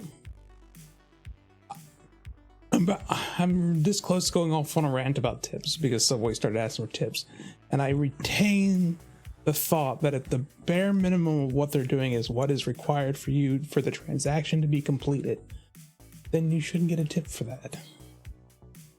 Like, I give you a tip for the extra stuff, not for the bare minimum. Yeah, a tip to me is for providing service on top of supply. Yes. You're going there to get food. That is an expected thing. I would feel like even the service to a degree is expected, but well, yeah, putting together the sandwich you order is the thing that has to happen. Yeah, so that you can get the thing that you paid for. The person making a sandwich for you feels no more different than somebody going in the back at Best Buy to pick up something off the shelf. Yeah. So why aren't they tipped for that? It's the bare minimum. If you're doing the bare minimum to complete the transaction. Yeah, there's a lot of people get a tip. providing a service as part of the job, but somebody that is waiting a table is usually providing a lot of it. The level of attention they provide is not a necessity, technically. If they're going to go pick up something from the back shelves and bring it to you, that is the bare minimum for that. They don't have to do that, but they're a salesman. That's kind of their job. They have to do that if you want to complete the transaction. But otherwise, no transaction took place, and you keep your money. Tipping is stupid, but that's why it just shouldn't be needed. But the moment if they were to just eliminate tipping and actually just increase wages appropriately, well, then all they're going to do is whatever you tipped is now going to be included in the price of the sandwich or whatever you got. So I'm fine with that. Yeah, it's which kind of is the way it should be. But you know that they're gonna say they're gonna increase the price by 30%, and 15% of it is going to go to them. So they're going to try to profit off of it. Yeah. Any change they can take the opportunity to profit on. So well, they already like try to take some of the tips from a lot of these places now. Like people like you're supposed to report your tips so that we can like take a percentage of them. I've seen that. The ones that I definitely don't agree with are there's the places where they're providing a fully digital service and then they're asking for tips. Mm-hmm. Like if they're coming and driving something to you, sure. But like if you order from Domino's for pickup. No, that doesn't get a tip. No, because then that's no different. It's still no different than somebody building your box at Amazon and putting it together, and then we tipping on that, and we shouldn't. They should just pay what they need to survive, not be expecting us to delivery gets a tip, because that's an extra service on top. Well, if you ask for it, that is the expectation that they will get to you. Yes, it is the expectation, but it is an extra service on top of what you're buying. Delivery. If they charge extra for delivery, then you've paid for delivery, and that doesn't get a tip. I don't know if places charge for delivery or not. Some places do. Well, then you're paying for delivery. I would say that still it's It's not an extra service if you're paying for it, though. It depends. Because if you go to a restaurant and you order a drink, yeah, and you have no refills, and you go there, you order food, they bring your food, and that's it. There's no other interaction after that. Are you at the bar? No, like we're just saying we're at a restaurant. So you say you went to Applebee's, they came by, you placed your order, they brought it out to you, and then they brought you your bill. That was it. They still have to bust the table, though, right? Or is it all throwaway like a McDonald's? No, if they're busting the table, well, why would you care at that point? Because that's not part of the service for you. That's the service for the building. Yeah. So at that point, why would you tip? I don't think I would want to. Yeah, but that's kind of the norm. Like that is the expectation, because you should come by your table to at least check if you're doing okay. Yeah, but what if they don't need it? Well, sometimes people don't want to be bugged either. I always had a problem with tipping. Tipping shouldn't exist. It should be that's part of the job, but then it does incentivize people to try to do a better job. Feels like it just puts they should just be paid a living wage. That's yes. And then we don't have hidden fees. But you don't get pissed off at the owner of the building if he isn't paying you well. You get pissed off with the customer for not leaving a big enough tip. Yeah. Yeah. So but then now it's on the expectation of the person visiting to give raises. Yes, it's on the customer to pay the employees. That's what's effed up about it. But before it was like, you did a good job, here's a little extra, and then like, wait, you're getting extra? Well, we're going to take the others from you. Now it's your norm. Well, wait, that's what happened. But I thought it was because I was doing extra. No, you weren't. Now you're expected to do the extra, and you're going to get paid the same to do it, which is why you should never try 100% at work. Because if you try 100%, they're just going to start making that the new expectation. You get paid no more for it. So do what they ask you to do. Do the bare minimum, maybe a little bit above to make yourself stand out and be good. But then if you give them 100%, they're going to expect 110%. I have a vague recollection of Subway doing pizza, but that had to have been crazy long ago. I remember they did tacos at McDonald's for a little while. I do remember that because that was near the end when I stopped working there. They started doing tacos. I don't think that lasted very long because the cheese they used was just the sliced American cheese they put on everything else. They just threw half a slice into a tortilla. It was not the best taco.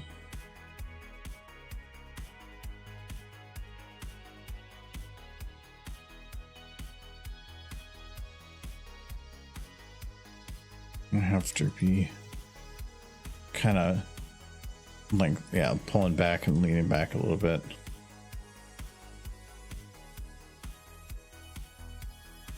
Just like how happy she looks eating her sandwich.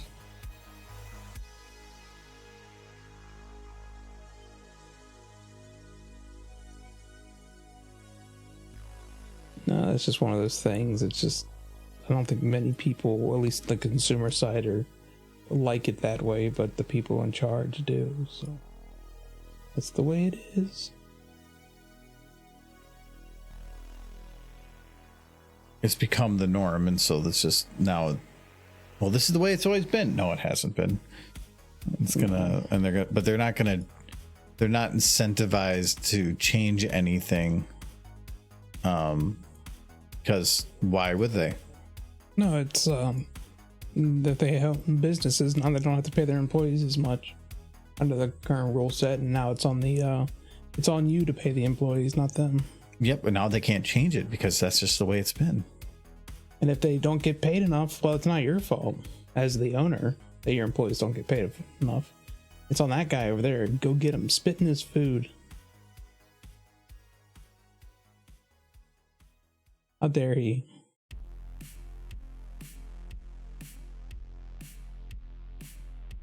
Crazy.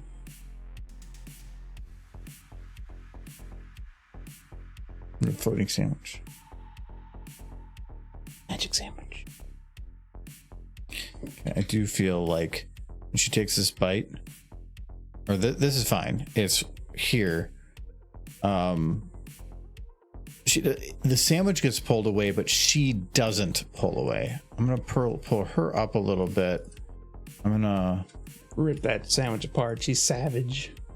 I'm gonna pull the sandwich down a little. Oh no, the sandwich gotta be included. Pull the sandwich down a bit more. So do you prefer pretzel bread over a standard like wheat bread in the sandwich? Depends. There are some. If it's a good pretzel bread, great. A good pretzel bread is very moist in the middle and really dry on the outside and good. But there's definitely some that are just dry on both sides, and then I just don't. Pretzel bread tends to be dry. If it's a good fresh made in-house made one, it's different. It's really, really good. But I had so many pretzel buns that are just like couple day old bread that's so dry that it tastes worse than like a white bread. So yeah, and you know those places like New Bohemia, they make all their own pretzel stuff on site. Yeah, it's really good bread. So that's really good. But then besides that, I'd rather prefer a wheat anyway. I feel wheat's just heftier and more flavor to it. I mean, I've never made pretzel bread, but to my understanding, it's a boiled bread. Pretzel bread is. That's all the real big difference, and it's how they cook it.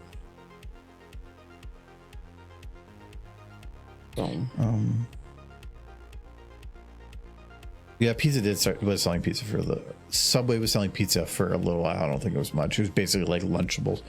I've done work as a short order cook and as a waiter. I sucked as a waiter, but a sign up said, "Please do not tip the waiter." Being a waiter and stuff, you have to put a smile on when people treat you like shit. You have to, but you have to be good at the job. Otherwise, you're not gonna make. It's one of the few times where if you're not trying hard enough, you're not going to make enough. But that's a special type of person that it needs to do that. I've had some waiters and waitresses that go above and beyond, are just really, really good. Then you can also tell the ones that are trying too hard too. So but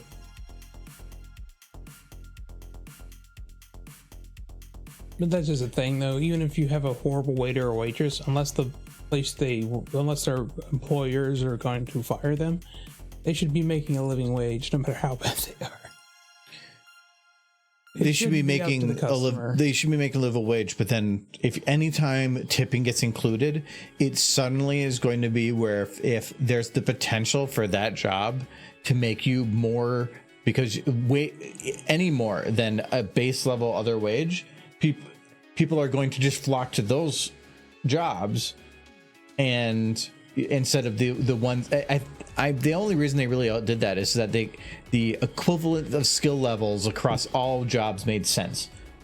Well, because since you're being tipped, now you're making more than that person over there, and they're doing this job, so you need to be balanced back out to what you should be making for your class in society or something.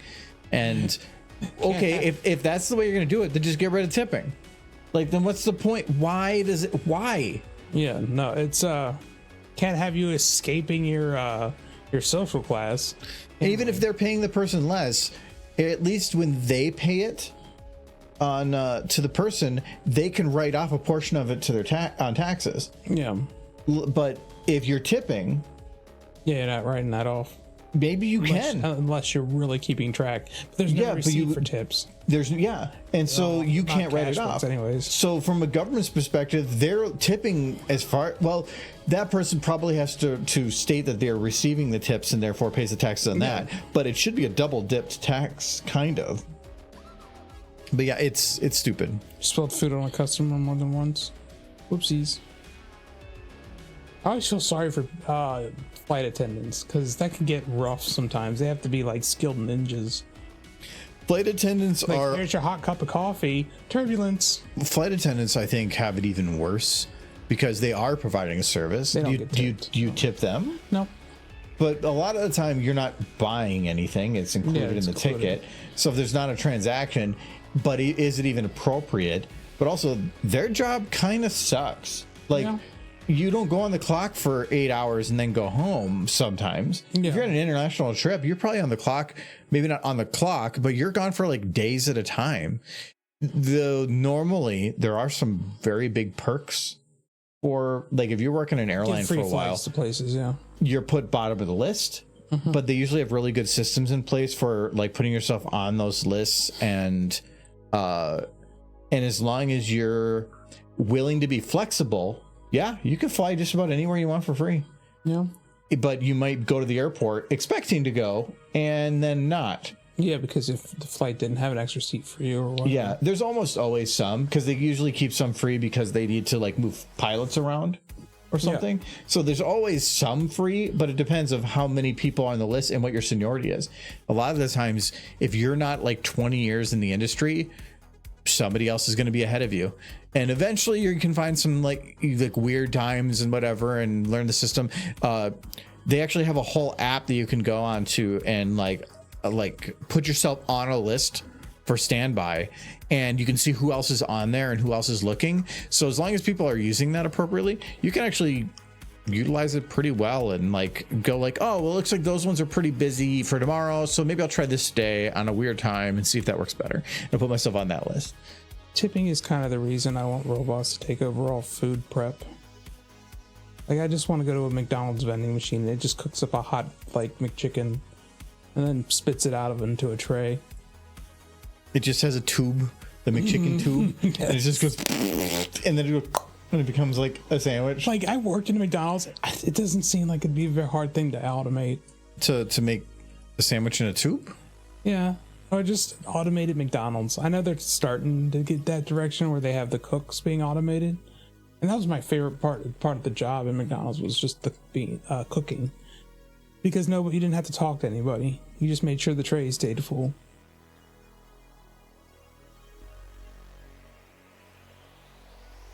It's like as long as the tray stayed full of food, everybody was happy, and you could just like not talk to them.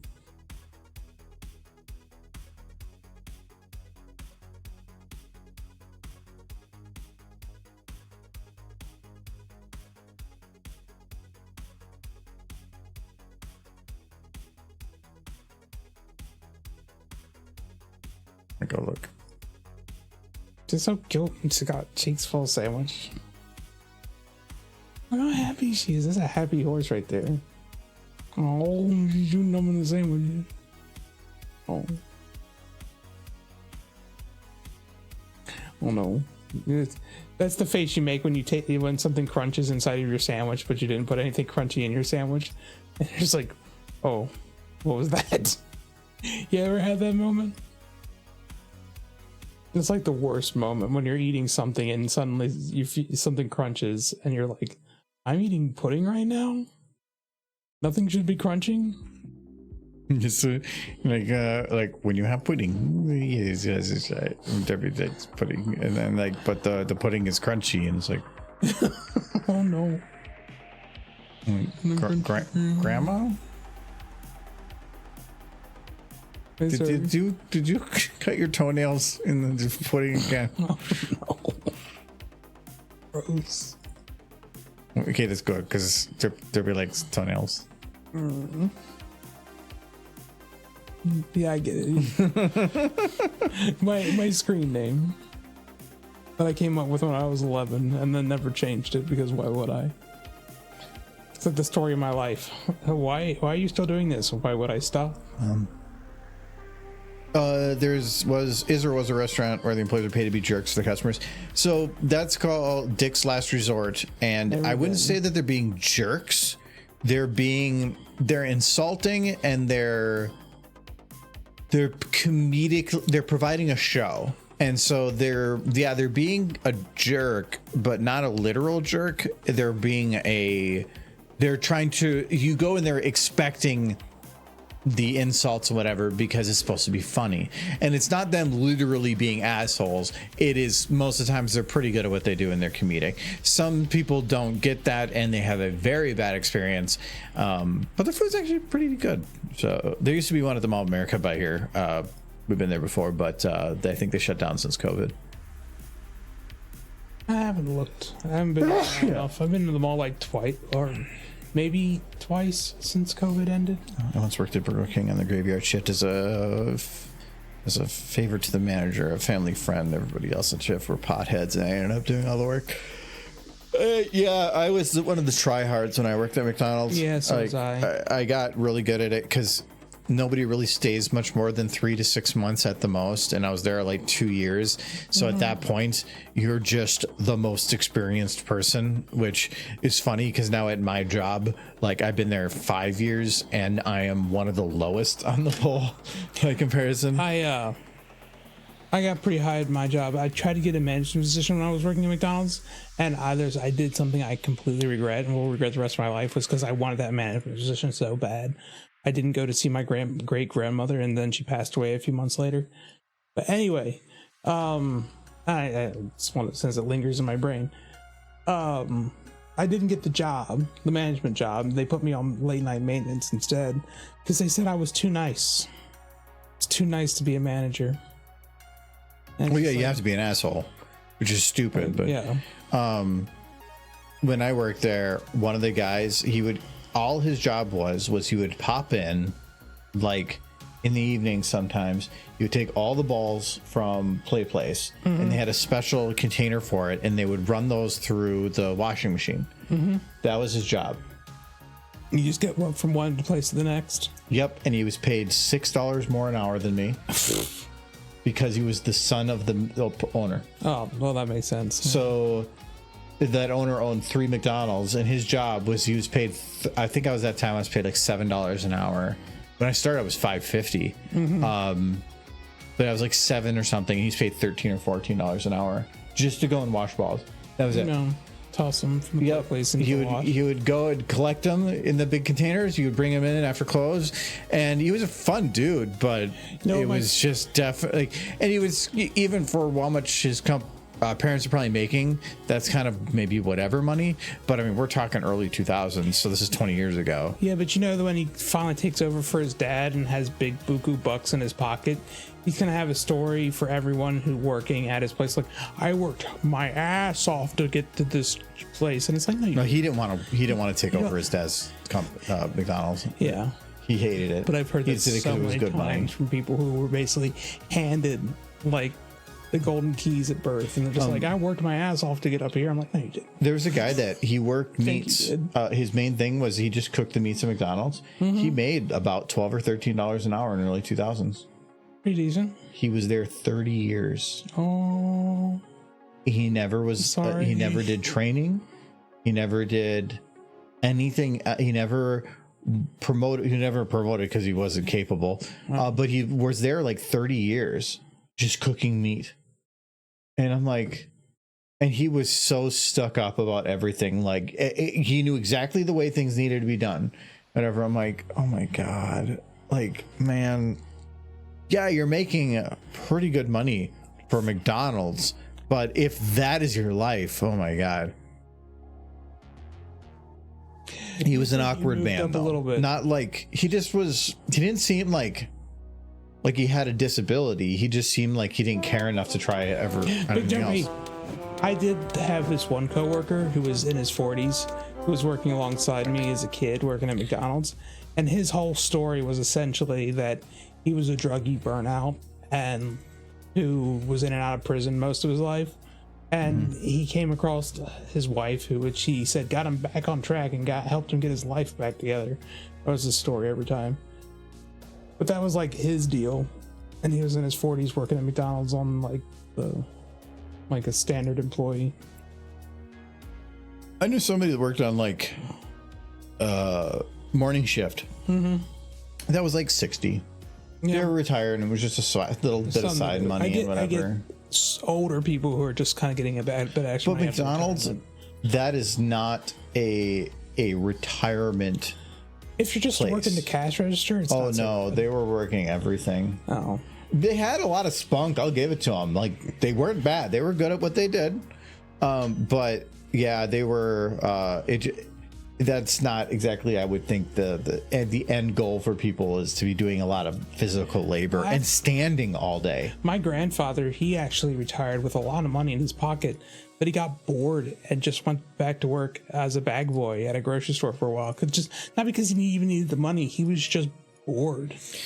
At our work, there's I'm thinking at our work, there's the joke of there's so many people there that are in their 70s and still working there. Yeah. Like this last quarter, even though it's a building of 1,000 people, 2 or 3 hit their 45-year anniversary. And when every quarter you're getting a couple people at 45 years, it's saying like you have a lot of very long time people here. And but a lot of them in their 70s, and they're like, they finally retire.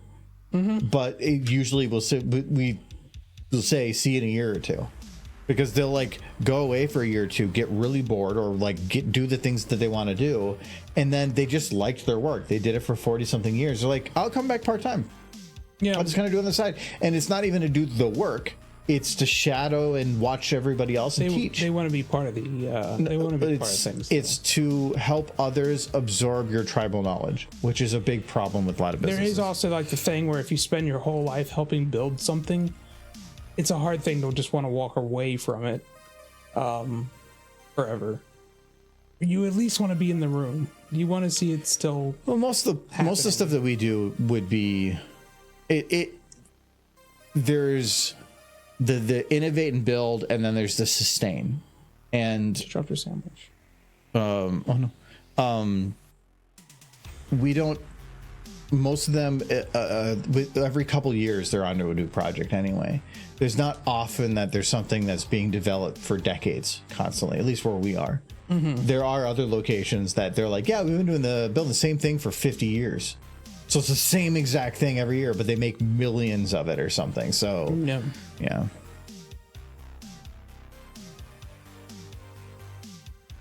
Yeah, why was the sandwich? It doesn't matter when I round it. But I've only quit one job in my life because I couldn't stand the manager. And I was in college at the time. And it wasn't McDonald's. It's when I went to college in Louisville, the first job I got, well, again, was McDonald's because I knew McDonald's. And I just needed a job to help me get through college. So first thing I did was go to McDonald's and start working again, but I could not stand the manager. I almost quit that one. I almost did go to McDonald's again because when I had some rough period in college and I needed a job, and so I applied to a bunch of different places near the college, and McDonald's called me back and set up an interview, but then like an hour later Walmart called. And I'm like, I'd rather work at Walmart.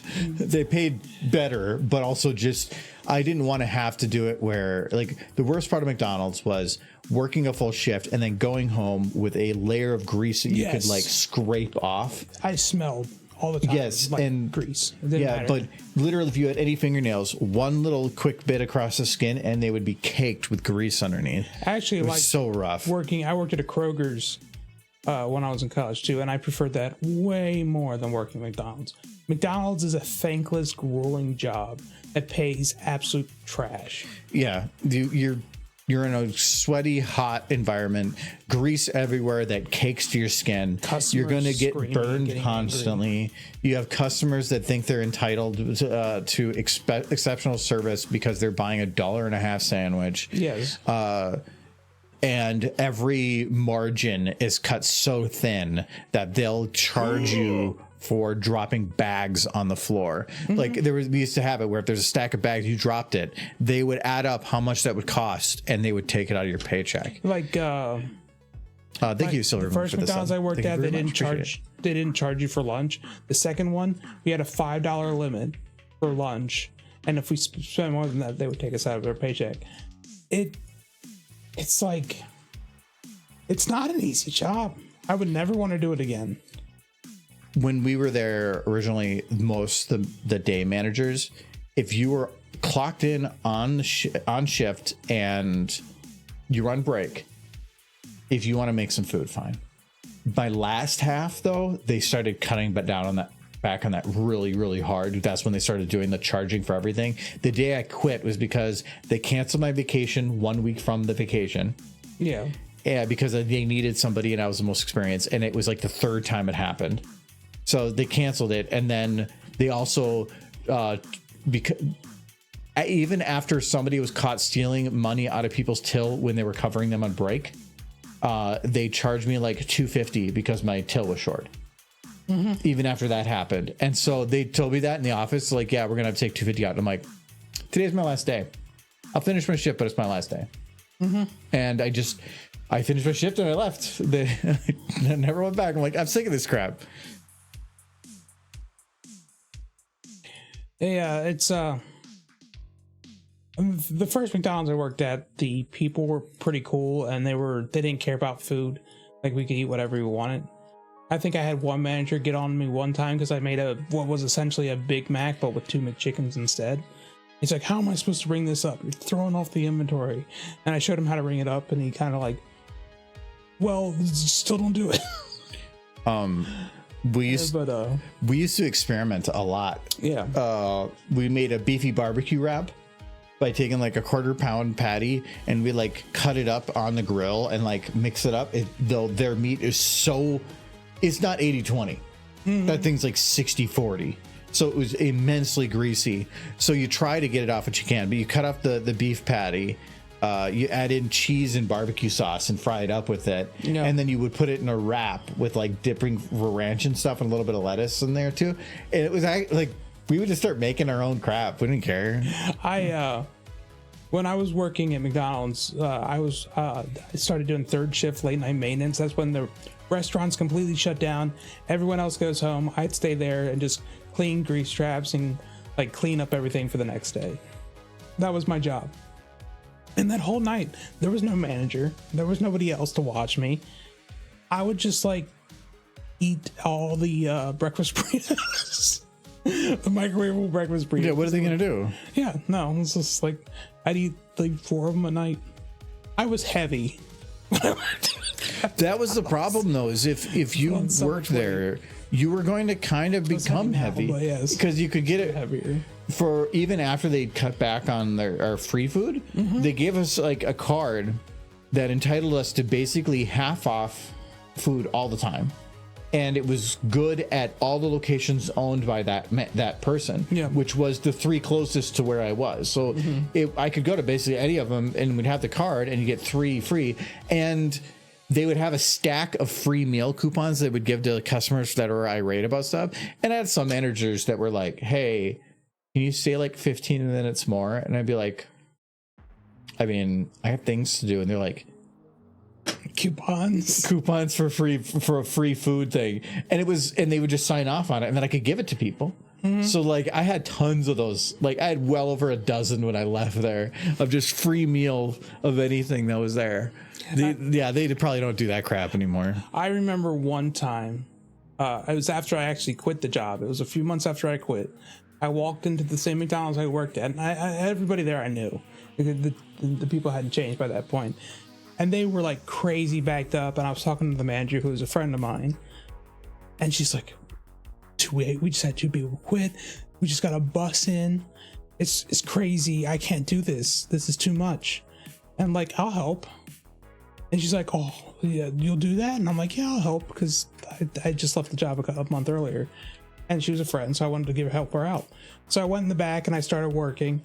There was like nobody. There was like one other guy back there. He was brand new. He was like, do you know how to do this? I'm like, yeah.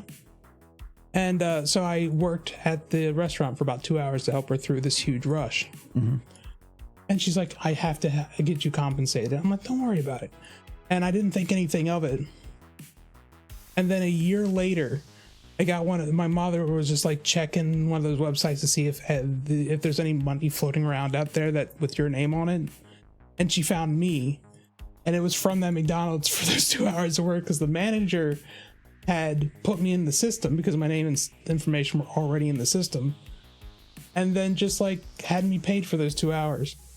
I never bothered to go get the money. It was like $130, but it sounded like a hassle and I didn't care or expect it. But I had it where, so the original owner for that McDonald's had 2 locations. And then he was building a third. And so we were expected to help out sometimes. So we would have to like go to this other location sometimes early on. But when they originally had done the training for everybody there, it was following the official McDonald's training. So all these people were following everything like to the letter. And this McDonald's was the cleanest McDonald's ever. I mean, literally everything was new. yeah, So it was really weird because you're used to like this shitty, like crappy environment. And so I went there the day they opened. I had to help cover. yeah, And everybody was following all the rule, like not, and it's not even rules about to try to make things nice. It's rules to help make things consistent, but there is no way that you could make it keep up with time. Yeah. And so Too busy. I ended up at one point, I took over assembly, just putting the sandwiches together. I took it over and I just like, you go do that. I'm going to do it because it was faster than all 3 of us working together. Yeah. Because like I would put the bread down and they couldn't tell which was the top bun and which was the bottom bun when they're upside down. And because the procedure is that the top bun goes in the middle and the bottom bun goes in the top right of the paper that you put it on so that you know which was the top one. And they're like taking their time with stuff. I'm like, this is the day they opened. You see how fucking busy it is? yeah. And I'm like, the opening day. no, this is McDonald's. Like, I mean, you can go fast, and if you know what you're doing, it's not a mess. You can still make it look good. Yeah, But you cannot. it's muscle memory. Yeah, It was rough. It was weird because it was like people trying to do things the overly correct way, which I mean I can't really fault them on that. That's the way they were taught, but it was so frustrating. yeah. Well, when you're like a kid and it's like your first job and you're told to do things a certain way, that's just how you do them. It's not, even if it isn't practical, because the people who write up those things, they've never worked in a McDonald's in their lives. They don't know. It's like corporate executives who think they know the best way to do things because they like ate at one of their restaurants once back in the 70s. Oh, Michael. That is a huge bite she's taking. It's like, like nearly half the sandwich in the first bite. Because she's derpy. You need the big sandwich. No gag reflexes. Speaking of gag reflex, I'm gonna go to the restroom. What? I'll be back in a sec.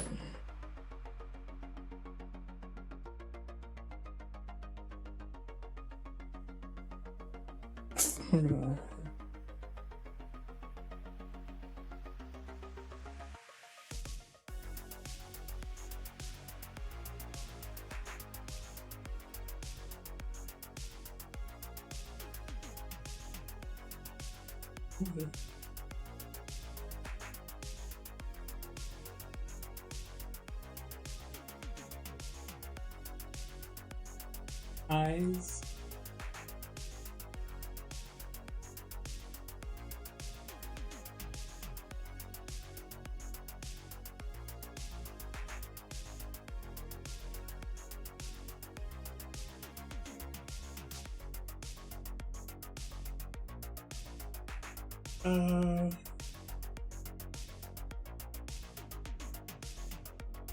Is this?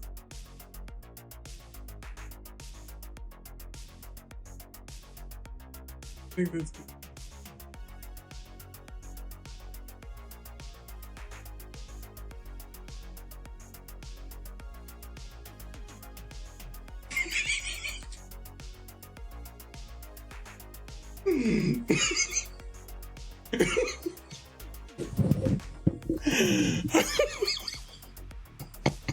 I'm so sorry.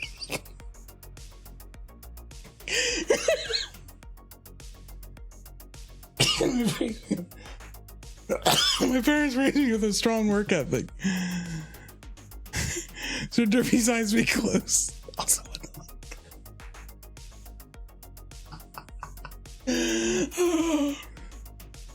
it's fine. I'm sure it's. Here, take a job. Your boss. Yes, please. Yes.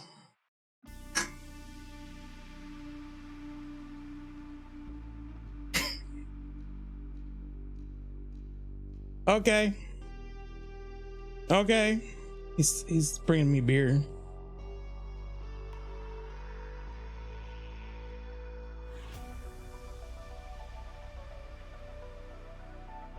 Yeah, Guinness.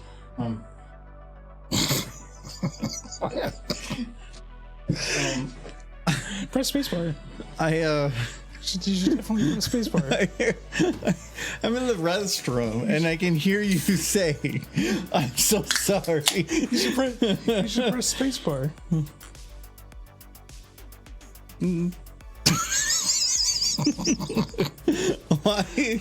Why is she extra derp? She's really loving that sandwich.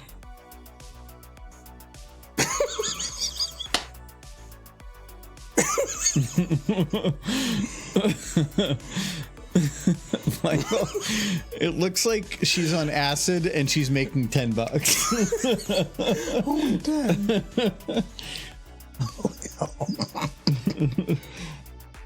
Actually, I can.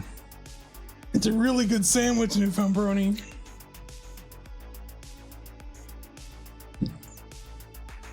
You know what? We're gonna back this up for a second there, and I look a little better. My parents raised me with a strong work ethic, but never take a job where you can't tell your boss to F off. Well, it's never take a job where you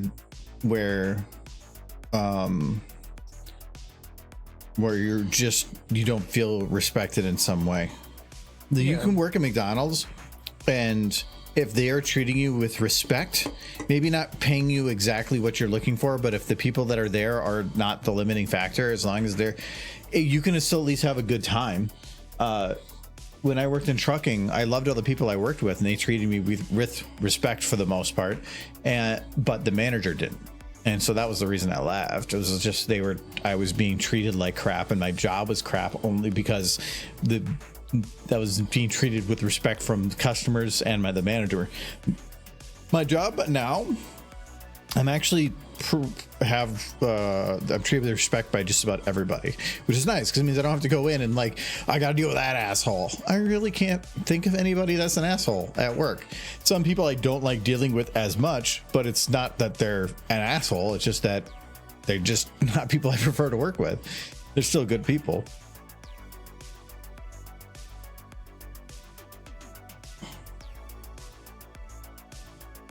What'd you do to her eyes?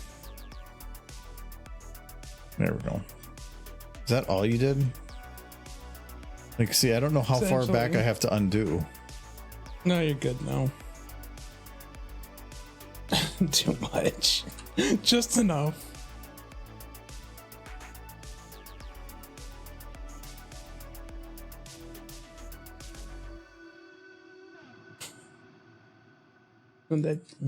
Sandwich time.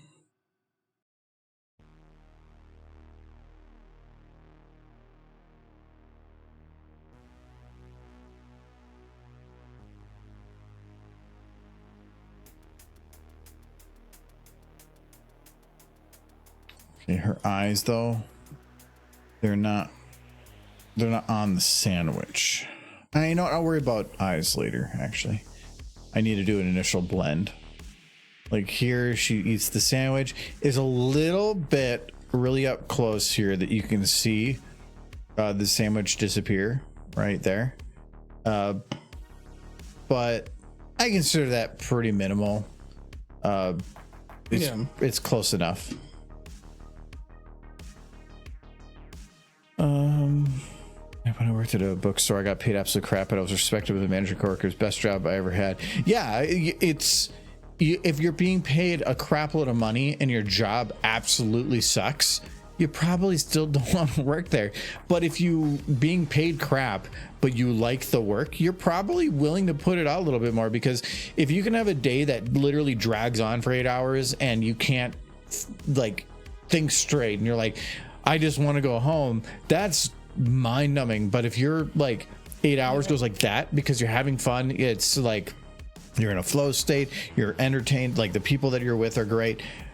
Even if you're being paid less, depending on how less, and as long as you can live off it, I mean, that then you're not even really having a job. You're just having fun. It's a good job when the job isn't a grind, or at least it doesn't feel like a grind. That was my job for the longest time. Recently, it's kind of become a bit of a grind. And it's wearing me down. The big rule nowadays, and I remember I worked for a guy who used to be a vice president at a different company, and then he went here because he has plenty of money, but he just liked the work. And so you want to talk about somebody that's laid back. Find somebody that is rich, but still like you, where they don't really want to spend the money. They have plenty to live off of. They're just going there to work because it's something they know and they want something to do. Mm-hmm. So like, there were so many things that were like, should we do this? Like, fuck it. Like, he just didn't give a shit. It was, but he was great at what he did. He was a source of knowledge that was just, you ask a question, he knew the answer, but he was just so nonchalant about the weirdest shit. Like, okay, yeah, if this fails, our company's fucked. He'd be like, it'll be fun. Okay, let's do it.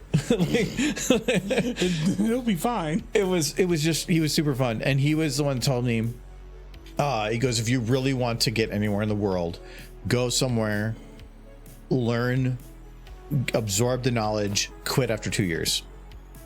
Because if you sit at a company for any amount of time longer than that, you're no longer learning anything. You're just being comfortable. And if you really want to make it somewhere, if you want to be successful and grow in it and move forward, after 2 years, move on. Because you can take that experience with you somewhere else and they will pay you a good bit more for that experience that the other place didn't originally have included in your salary, and your yearly raises never included either.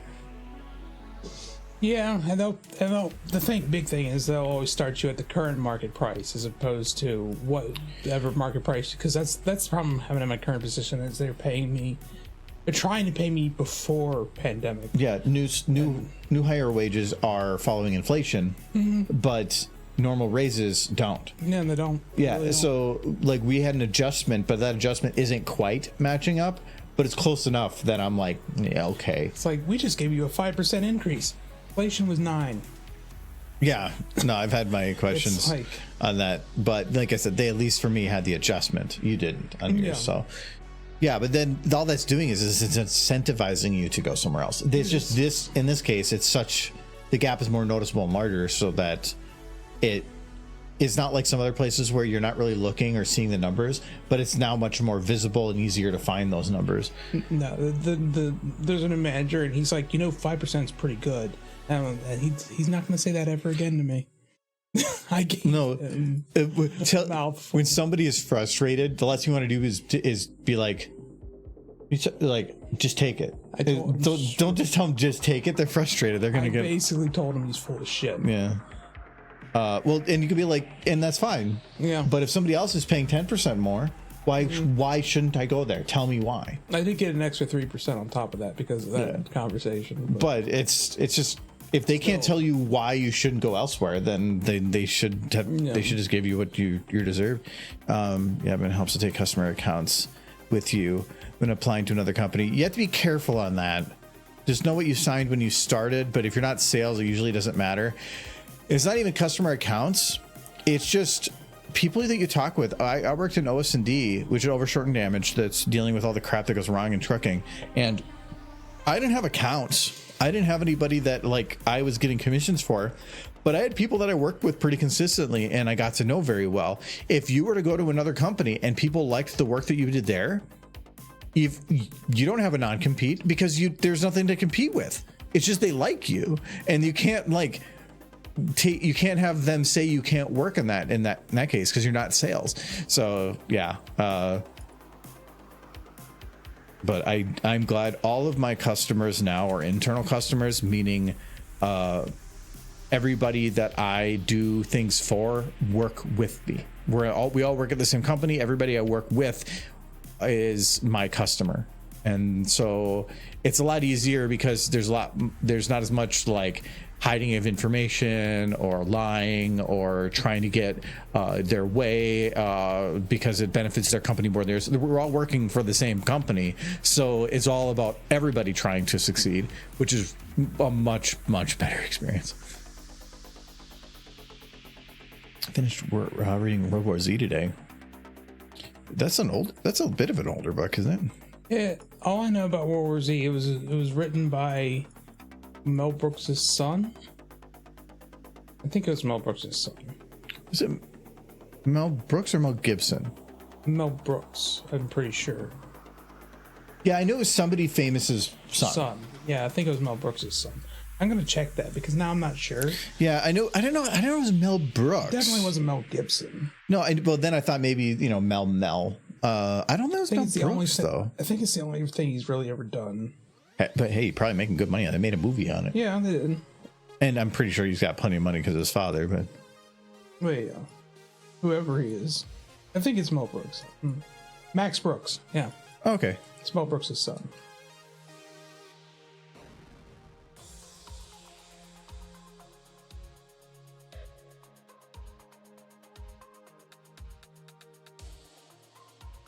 Yeah. Definitely. You know, Mel Brooks just got a Lifetime Achievement Award this year. Just now. And it's kind of like, wow, they sure waited to the last minute, didn't they? Well, didn't what's his name? Jon Stewart got the Mark Twain award for comedy in 2021. Yeah. Which seemed like a weird time because he already was multiple years gone. Like, Mel Brooks is like 97. Like, talk about waiting. Yeah. They were going down the list. I guess. Like, you should try to do it. I mean, I hope he has a long life ahead of him. But he's 97. You kind of waited a little long on that one. Like, his lifetime, he's lived a whole They're like, so, okay. We didn't give, people are really asking for this. We really don't want to give it to him. But we're at a point now where I think he can't move on until he gets this. His soul is trapped on this plane. There was an SMS at the paint company I work for. I found out sales was screwing over Mexican contractors. When a manager got fired, I printed out the accounts and he got a corporate job with the competitor. I had an uncle that my dad worked for him at the time. They got really frustrated with corporate because their corporate was absolute trash. And so they decided that they were all going to, at the same time, quit. They worked for a third-party logistics company. They all were going to quit.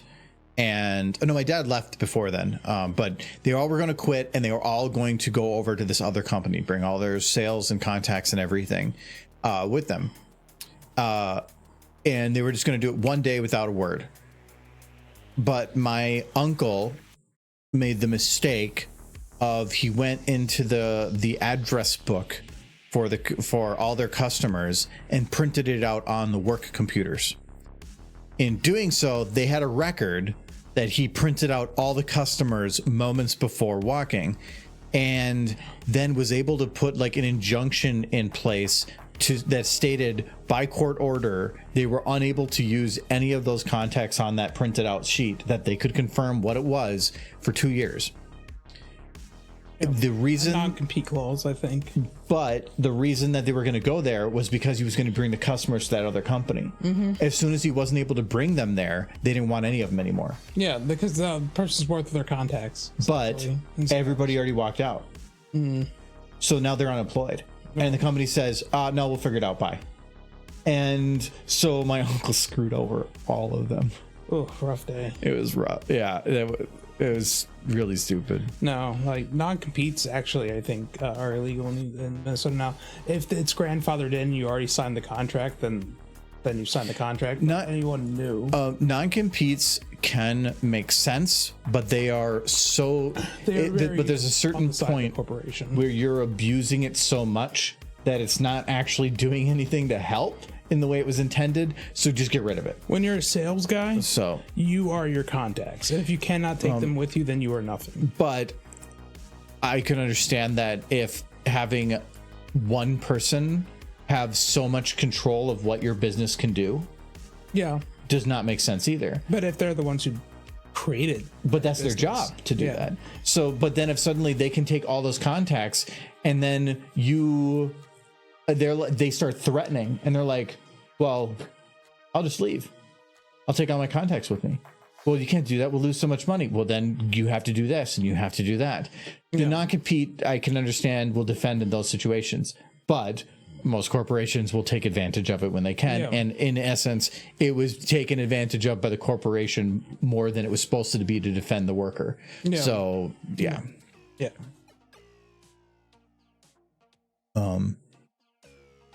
If it took you so long to read it, why did it take so long? Is it because it was really long, or just didn't have the time to put into it? My brain does not like the words, but I told myself I would finish it. I like reading. It's just finding. Gotta find a book with horses in it. It's finding a book that you can get engaged with, and I like twists, and I like not knowing what's going to happen. And I don't like reading the back of the book to get a context for it. But the problem is, how do you know what is a good book to read if you don't? So it's usually if I can hear about something that is good and is checking enough boxes with the least amount of information possible for me, I will just go and start grabbing it and start reading it. That's $1 million idea I just had. Make books readable. Like an AI program that just turns all the characters in the book to ponies. Like just replace the word hand with hooves, person with pony, woman with mare, and then it just becomes a horse book, and then it's worth reading. I think this can make some money. We need to work on this. Just like War and Peace would be so much better with a horse. Like what book wouldn't it be? Then maybe the scary ones. Leave the horses alone.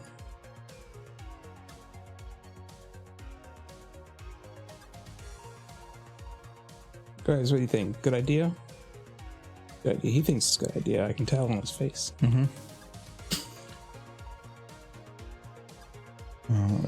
I have a bad habit of rereading words I already read because I didn't read them closely enough, so I got hung up on a single page. I'll do that. I will do that. I want to completely grasp what I'm reading, and sometimes it takes a few tries. I'm pretty good about if I'm trying to read something I'm not too interested in, I do that a ton. But when I really get into something, I will get to a point of it, like an hour and a half will go like that, and I've just gotten engrossed in it. But if I'm getting lost and not really paying attention, it probably means that I should be reading something else. Yeah. I've been trying to reread Fallout Equestria again recently because it had been so long since I read it the first time, and I've forgotten a lot of it. I've already read it twice. I'm in my second read, but I just haven't been able to find time at work because, again, work's a grind. I want to read it at work in my downtime, but the downtime is gone. And I'm almost to the best chapter. I was like right before the best chapter of the book. A mare worth fighting for. It's a good book.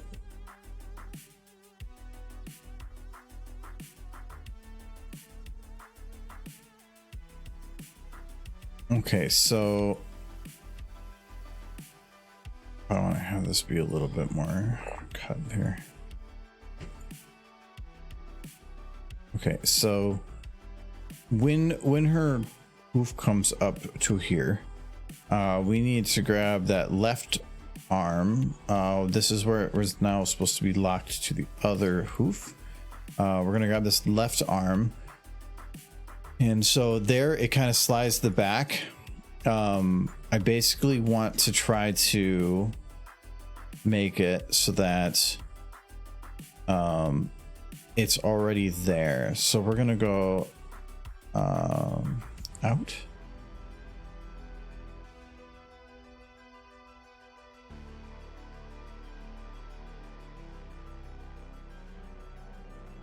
Okay, so it kind of makes sense here. Maybe a little bit more on either side.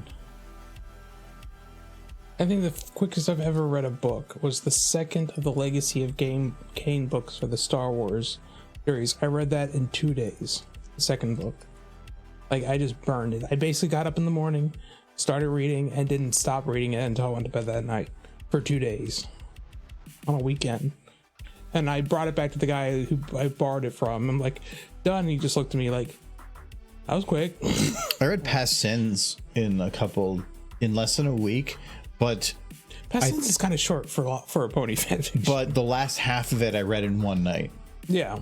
I ended up staying up to like 5 a.m. because I just wanted to burn through it. So yeah, it was not that super long or anything, but I ended up finishing off like from the part that she becomes Nightmare Moon on. Yeah. I did in one evening. Like, it was I basically slept like 2 hours because I kept feeling like I'm close to the end. I just want to finish it. And then Pony Riders. All right. Yeah. Early fandom, it was very good. It's probably the Fall of Equestria and Past Sins are the two early fandom books I've read and really liked. Fall of Equestria came out like end of season 2.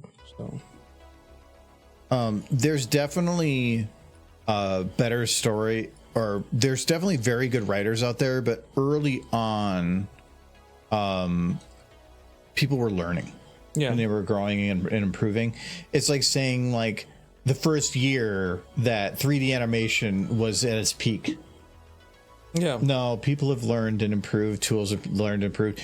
Writing, there's been, I would say like it took about 3 to 4 years before you started getting some excellent, like actually good writing and everything. There was standouts like Fallout and stuff, but the reason they stand out is because not only were they good, but there was only a couple that actually were able to hit that level. Sunset, I took 1.5 years to get through Australia. So if you got through every book in 30 days, I'm thoroughly impressed. Wait, Australia all the way through book 9 to me. Did you eat? Sleep. Like, took me 1.5 years to get through it, and I didn't read it super regularly, but I was reading it fairly regularly. You would have to really dedicate some time to that. Like, I know one person who's read the first book more than once. I think that's crazy. I have. But yeah, the first book you've read a couple times? Yeah. I read it myself, and then we ended up reading it as part of we had a book club at the local brony group, and we did Australia. We did Fall of Equestria too, but yeah, we did Australia in there. And so yeah, I read book 1 twice, and then because that book club came in handy a lot for animation stuff, because I was going to do a follow-up video and I didn't do it at first because I wanted to reread the book. And so when we did book club, I was marking notes on pages that I needed to keep track of stuff, and I had a little sticky note at the top. So I have a version of the follow-up book upstairs with sticky notes sticking all across the top, still marking all the locations of all the memory orbs and what the memory orb was and what happened in it, so that I can go and grab reference. And then Australia, when we read that, it was also helping me for doing the trailer. The trailer. You did an excellent job on the trailer. I want to place Australia as one of my favorite fics, but the fact that it's not finished fills me with so much woe. It's hard to even think about it anymore. Like I said, it took me a year and a half. It's not just a story. It's good. It's a legitimately good story. I wouldn't have spent a year and a half reading it if it wasn't. But that's just it. It became, for a year and a half, that book became part of like who I was. And then for it to just stop. Like, as I was getting closer to where the end point was, I was like praying deep inside that he would just release one more chapter. Just please tell me this isn't dead. And then I read those final words with, it was kind of sob. It was like I had to put down the book, and there was just a super long, like, brain dead silence inside my head. Like I felt like I wanted to cry, but I couldn't figure out what to cry about. It hurts still. It's silly, but yeah. If I ever met the guy, and I'm pretty sure he still goes to like BabsCon and stuff, just under like a pseudonym. So, because he doesn't want people to find him for obvious reasons. Because the only question anybody who ever read the book would be like, when are you gonna finish it? Please finish it. Please don't make me cry.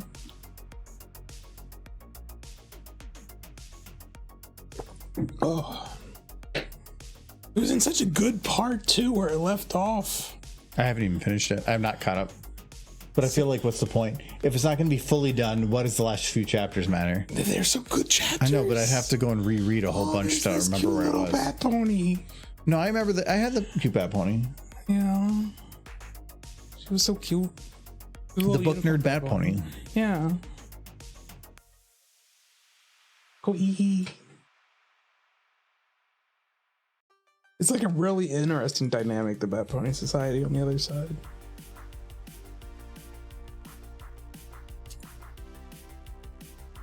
Like, you get the sense that a lot of like the one group wants to overthrow the other group, but the reality is they don't really want to. They just want more control. They want them to continue handling the political stuff. But it's good. It's so good. I don't want to give things away. So, am I going to recommend a book that isn't finished? I'm not. I can't do that to people. I mean, it's a great book. I'll say it's a great book, but unless you want to hurt yourself at the very end, when it just abruptly stops. Michael.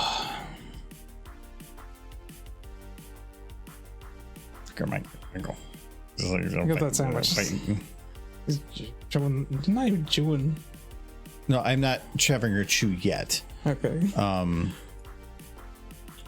There definitely will be chewing. It's like she just takes one bite. There's like a whole sandwich in her mouth, and she just swallows it.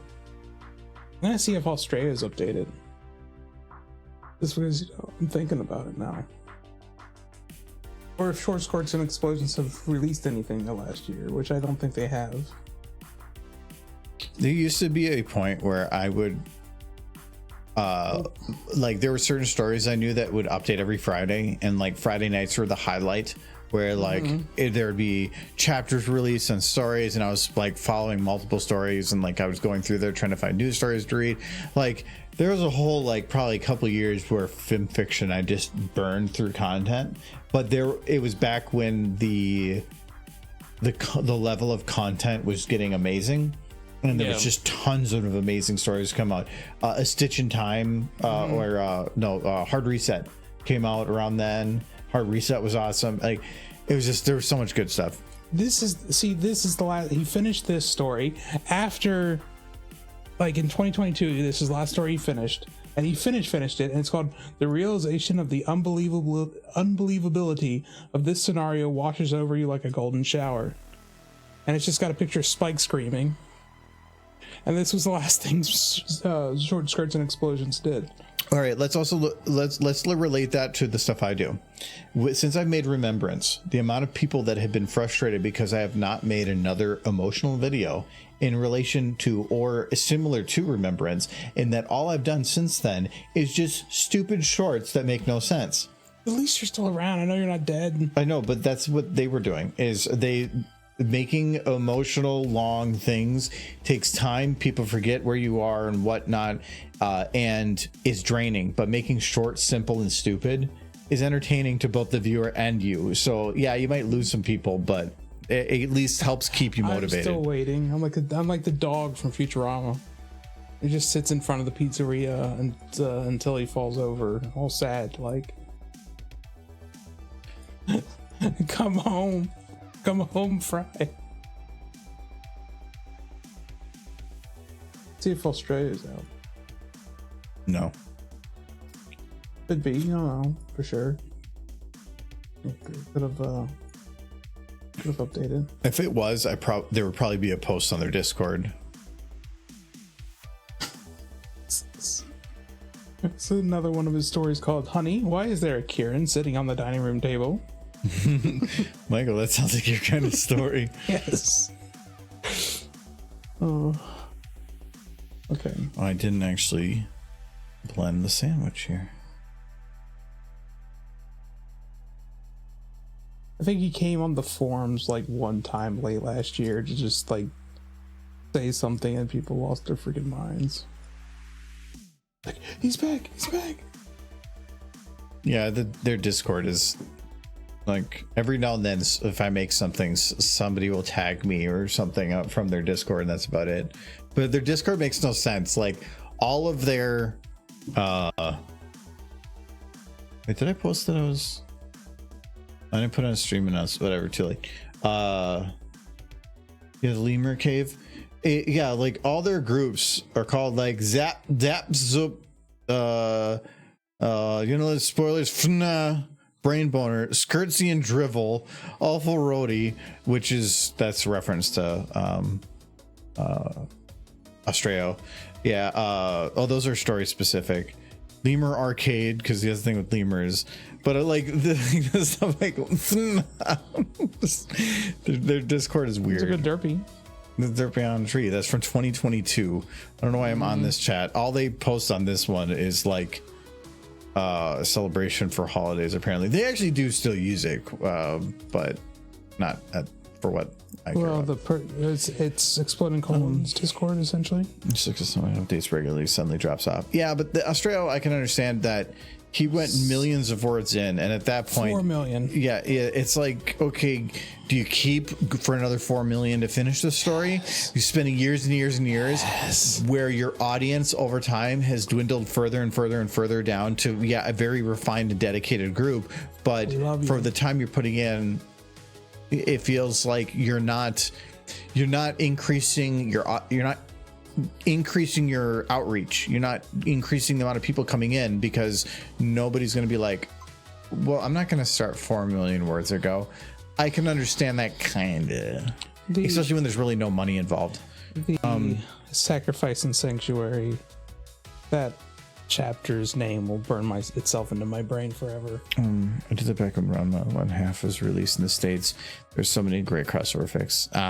If you decide to do another emotional short, let me know. I got an idea for one that would punch. He's gonna do the one that AJ's parents die in my brain. No, the difficulty with emotional ones is comedy is easy, and that you can take anything, you can make anybody be anything, you can do it in 5 seconds, make something as funny, and you're done. Anything emotional requires investment, and investment means that you have to be providing context for what's going on. You have to lead people towards something. Like, the problem is you can't make something that's short and emotional.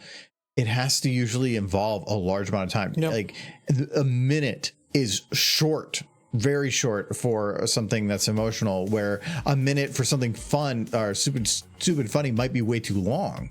So that's why comedy is nice. I have the emotional short in my head, and as well as AJ's parents dying, it's going to be at least 7 to 8 minutes long. We need to get started. Why would I have them burning in a fire for that long? No, the whole opening is them just in the living room being a happy family together, sitting by a fire. Granny's knitting. Applejack's mom's just looking at the photo album. Then, like, Applejack falls in front of the fire, and her dad takes her to bed. they have the cute little conversation about it's like you're getting a little big for me to be carrying off the bed. It's like super cute, and then the dad tucks her in. Is it supposed to be sad? No, this is set up or super cool. It's cute and it's super emotional. Her father kisses her goodnight, but he forgets his hat, and he's like, Paul, you forgot your hat. He's like, watch it for me till morning. Good night, Sugar Cube, because that's where she got Sugar Cube from her dad. He always called her Sugar Cube, so that's emotional. And then they go to bed, but then a single spark shoots out of the fire over the protective thing.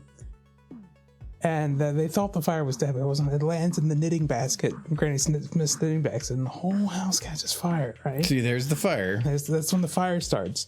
They're asleep, right? But they get woken up by the smoke, and they can hear the creaking of the house, because the house went up real quick.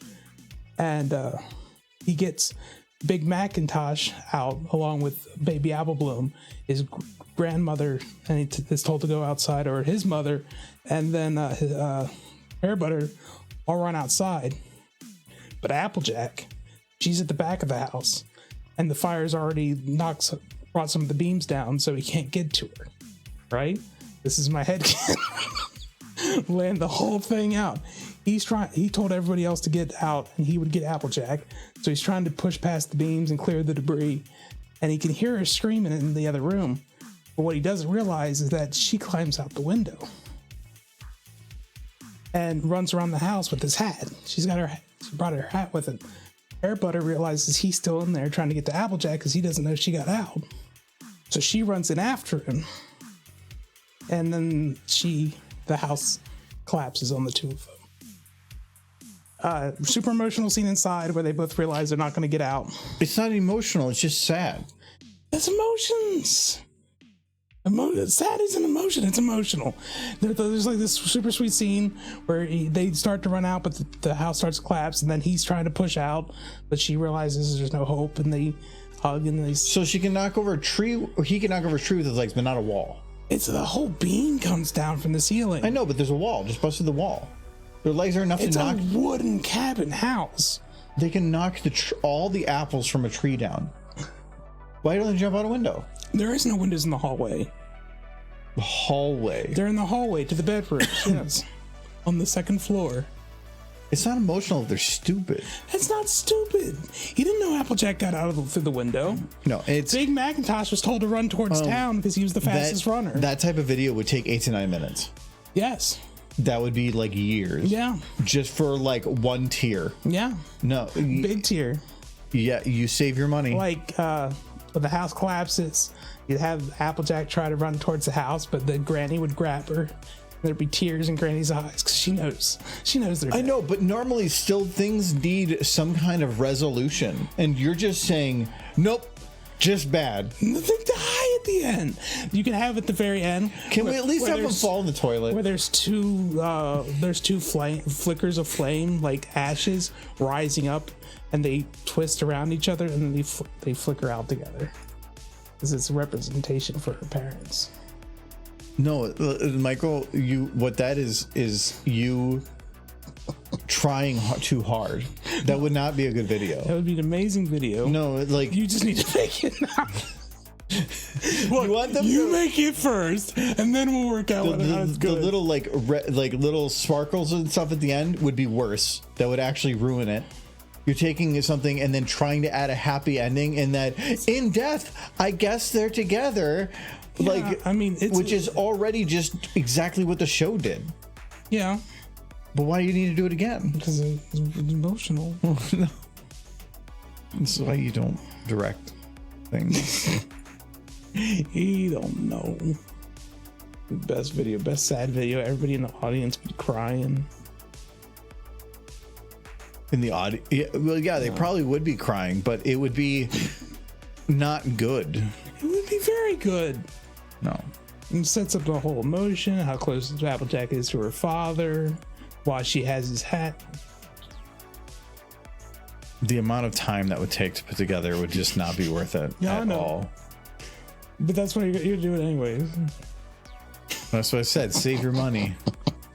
It's like, You give me 20 grand, we'll talk. No, I'm just so you can find somebody else.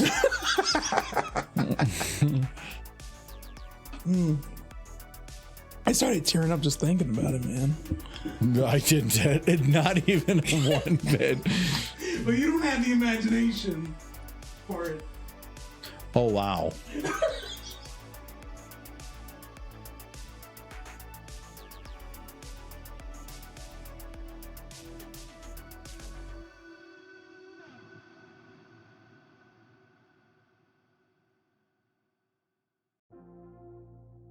Okay, so this is turning out actually pretty good. That part, she's gonna do some chewing in this part. Just not worried about it in the immediate. Okay. Okay, so she does lean a little bit there, so we can bring the sandwich. I probably should go a little bit better angle there. Actually, probably there's fine. Just go away. I'm not.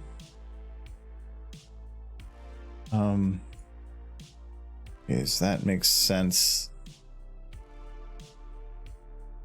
Yep, okay. And we'll just turn her head down to match.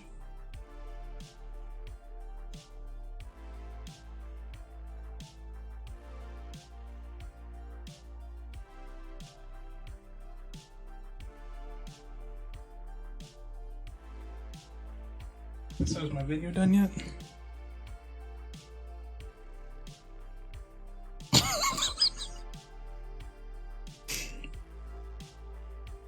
You know what? No. See, Sir Edwards knows what's up. It's just break down.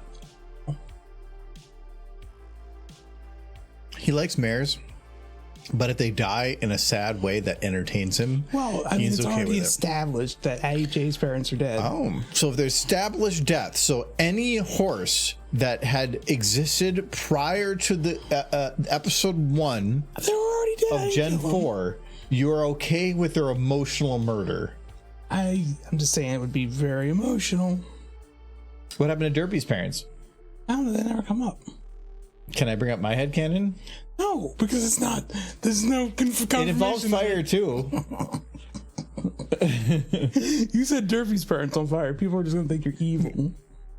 Yeah, I never said I wasn't. But you're the one like choosing that they didn't die through other normal circumstances or some other means. You had them die in a painful, long The house process. fell on them. It was quick. If the house falls on them, unless it crushes their skull, Yes. both of their skulls at the same time. Yes, it was quick. And All horses cannot die of old age, according to Michael. They must be shot in the head. If they're going to die, it must be quick. All right, Michael's come. Michael's here. Horsey, it's time to go. We're going to take you but upstate. I do like the idea that they died trying to save their family, even though she already had gotten out. But he couldn't have known then. That's why Pear Butter runs back in to get him, but then she gets trapped too. I think it makes for a very emotional story.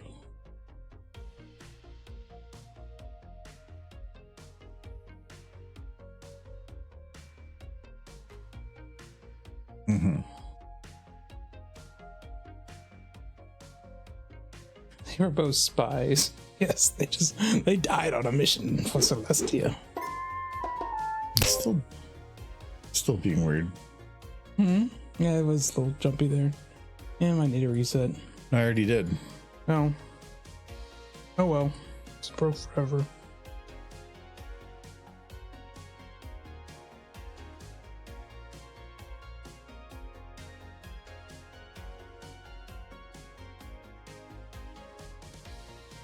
Yeah, I'm not sure. I It think- could be. Well, I don't know. Like even like my VM, like I haven't shut it down in a while, but every time it's been shut down when I went there, which is a little bit concerning because I usually can have it running nonstop without concern. So Yeah, just give the whole thing a reset, see if that fixes it. the whole system, Yeah. that's annoying.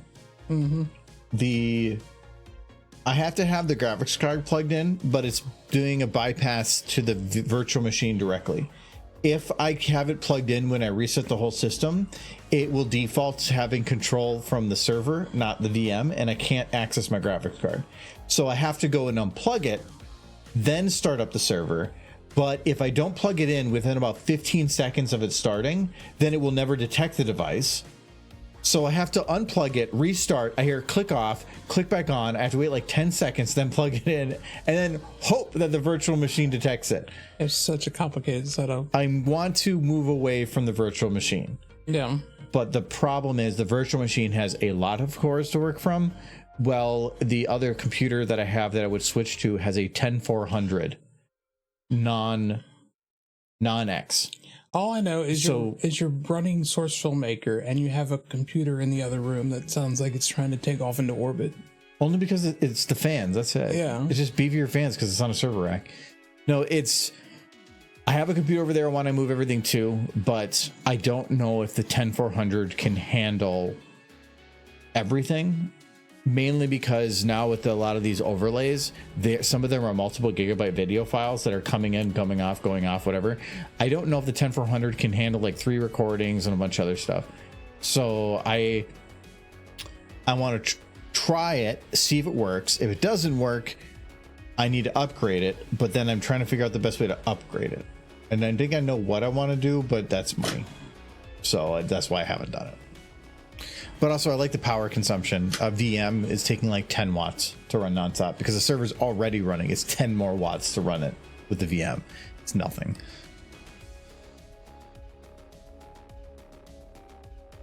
Plus, I would need or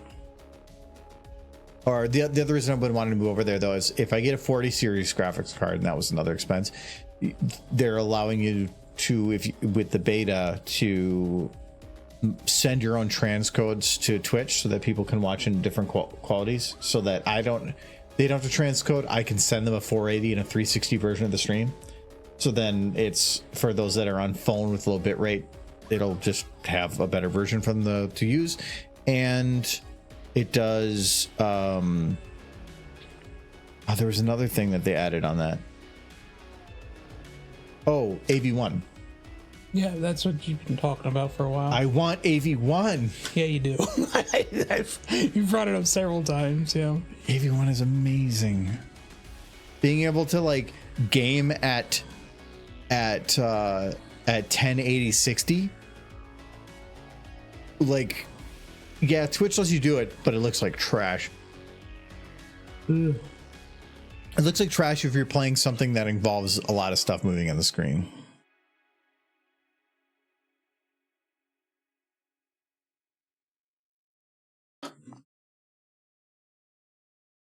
I don't get streamers that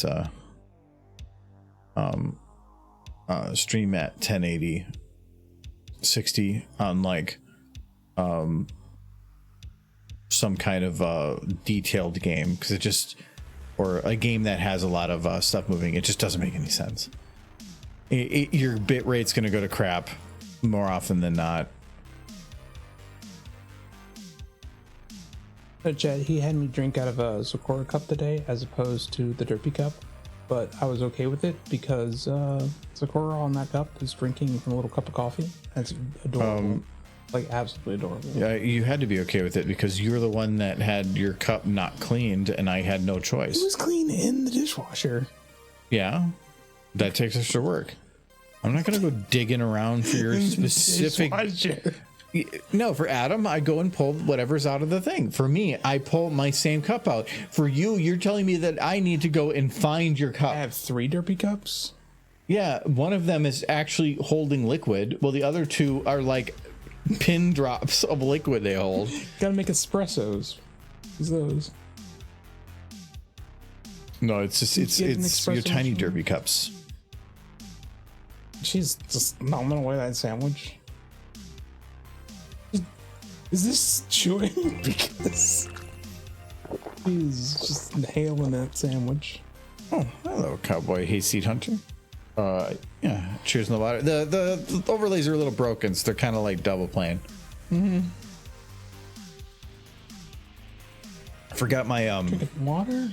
my thermos at work. Oh, I saw the handle broke on that one. I was like just down the hall and I was getting on the escalator at work and I'm like, I could have turned around and like got it in 1 minute. And I'm like, no. eh. It involves riding the escalator back up. No, I hadn't got on it yet. Oh, wow, that's super lazy. I mean, well, I mean, I could have rode it back down to get it too, but. Ow. Cowboy, we're working on new overlays for various things on the thing, and we're working on the subscriber, and with the idea of it being a sub, so it's Derby eating a sub sandwich. Just working on the details for this part. I'm enjoying She's gonna chew in this part, but I'm not worried about the chewing details right now.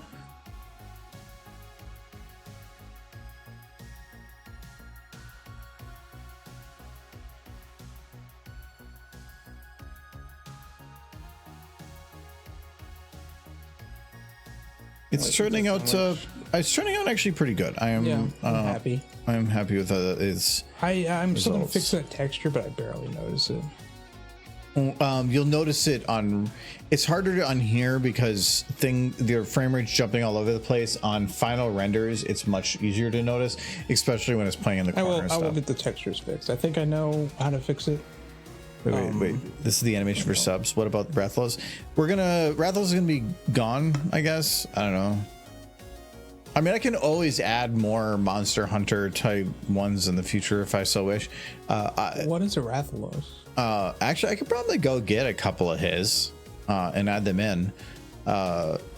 Originally, Rathalos was put into those because I was trying to make them a little bit more agnostic, and I was trying to make a mixture of different fandoms. But now I'm like, meh. So yeah, this is gonna be the new sub emote or sub overlay. Delicious sub.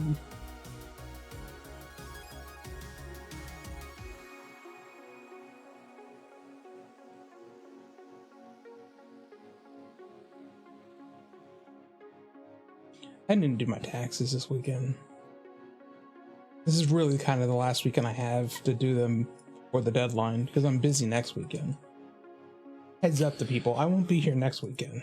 Yeah, the mine are like 95% done, and they have been for a month. I'll get mine done in like 15 minutes after I start. I just got to do it. Yeah, I've done everything except for expenses in regards to house and renter stuff. I always owe money. Huh?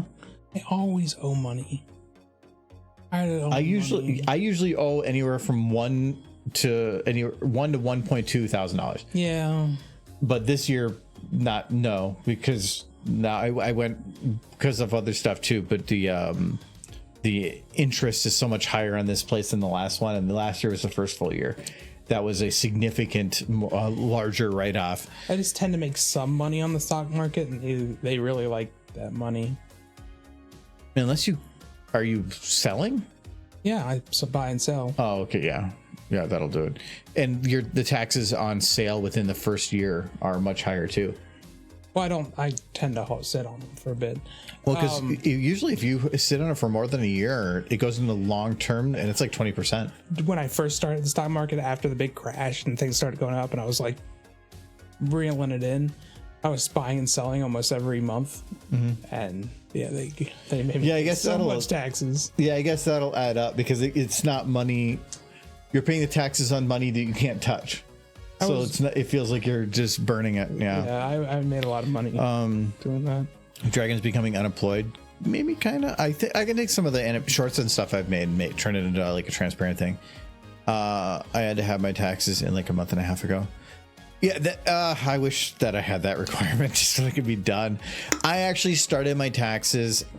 I have two parts. I have to have one part done January 31st, and then the other parts I have until April 15th.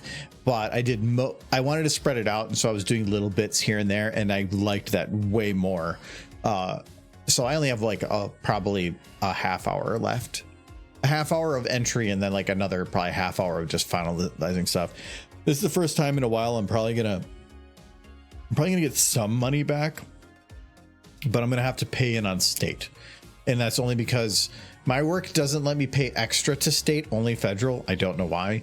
And I pay an extra like $60 or $90 a paycheck to federal just so that I can compensate for renter stuff. And so it just, I overpaid on that because of it.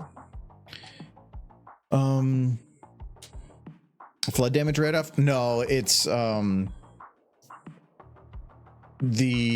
can't do anything on the flood because if it's like a home improvement, yeah. If it's a home fix, no, because that's considered like wear and tear. Even in this situation, it's not a write-off. If I really went into the nuance of it, because there's renters, technically I could say that any work that's done, a certain percentage of it because of the renters is therefore coverage of the rental property and blah blah blah. But I don't understand those laws and those rules, and that would get into like really complicated territory. You should get up like an H&R Block this year. Yeah, last time I did that, it cost me $1,000. So like, yeah, I could maybe make $1,000. And it would all go to H&R Block. This year, because of my work having a legal package, didn't really cost that much, but they gave me full TurboTax for free, including everything to do everything. All the big benefits. You get like the expensive TurboTax version. Yeah. And it cost me like split up throughout the entire year, like 100 and something, which is more than TurboTax. But the benefit of that is they also provide legal services for a lot of other things. So like if I was sued, they would help me out with it. If I was audited, they would help me out with that. If I have any legal questions, I can call them and I can talk to a lawyer for free. That's kind of nice. My work sometimes does brats before a holiday. They didn't this time, though. They apologized for not doing brats. So it's pretty much the same thing. Same level of benefits. You get legal representation. I get cheap sausages. I don't know. Some days I would prefer the sausages. Yeah. They made me cook them. But, you know. Is this animation for a hoagie or a grinder? It's a pretty standard sub. I would say this Grinders have to be cooked. Yeah, I would say this looks more like a hoagie. If you're gonna go, I would say it's more of a hoagie. I would say it's more of a sub, but out of those two, I would put it closer to a hoagie. Hoagie is like hamburger, like Salisbury steak meat. Yeah, it's like, it's not a hoagie. No, it's definitely not a hoagie. You don't know what a hoagie is if you think that's a hoagie. No, but it's okay. Is it closer to a grinder? It's not cooked. Okay, no, I'm saying out of those two, which is it closer to? It's closer to a grinder. You're making Derpy sick. It's closer to a grinder if we're going there. It's because it's. Wait, what do you want to do to Derpy? I want to give her smooch. Wait, no, I'm not supposed to admit that out loud. I want to give her boobs. Michael, no. What? She's angry.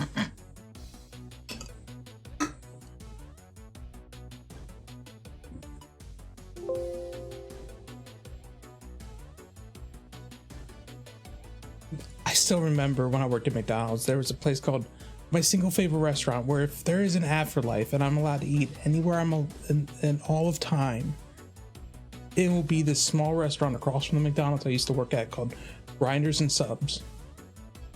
Nobody was ever in there. It was always dead. I was like their one customer during the lunch hour. But they had the best sandwiches. How they did not survive is beyond me. Because you stopped going. Probably part of it. I had never heard the term grinder for a sandwich before until I went to Connecticut for something, and when I was there, I'm looking at windows and I'm like, this place really likes their prostitutes. Like there's windows to just like grinders, and I'm like, what the fuck? And heroes. Yeah. That was another term I never heard about. And hero was like the size of the sandwich and stuff. And it was just like there's all these terms, but I kept thinking it was prostitutes. The only difference between a grinder and a sub is that the grinder is toasted and all the ingredients are heated. And like Subway, they'll toast your bread for you anyways. They won't heat up all the ingredients, but it's like, take that sandwich that she just ate, put a Reuben on it where everything is hot. That's a grinder. The cheese is melted, the meat is hot, the sauerkraut's hot. Yeah, Minnesota really doesn't have too much of that stuff. If you go around, you do, but they don't really call it a grinder or Heroes. They don't call it any of that. They just call it the most basic because we just don't have those terms here. I will say, Minnesota. Hoagie, they use hoagie a lot. Hoagie is a very specific thing. Yeah, but they use hoagie and you'll hear sub. But you don't hear grinder or hero at all. It's never used here. And that's why, like, even up until I was in my 20s, I've never even heard the term. But that's not even close to being a hoagie, what she's eating. No, we're saying hero, Hero. It's a term for... The Northeast has a couple unique terms for stuff, and I didn't know about them until I was actually out hero there. is just ham. It's a specific type of sandwich. It's like ham, turkey. It's a club. It's a type of club, essentially. A hero? Yeah. Yeah, well, there's probably more nuances to it, like the difference between like hot dish and there casserole. There is no difference. No, it's more of they both have very much things in common, but one of them feels like it's the parent that it's like soup. Soup is a bisque is a soup, where a hot dish is a casserole. If I type in tater tot casserole, you know what's going to come up? The same thing you're talking about. No, so I'm saying is they're both the same term, but one of them just has more restrictions in place to be more specific as to what it is. You know, it's made in Minnesota is the restriction.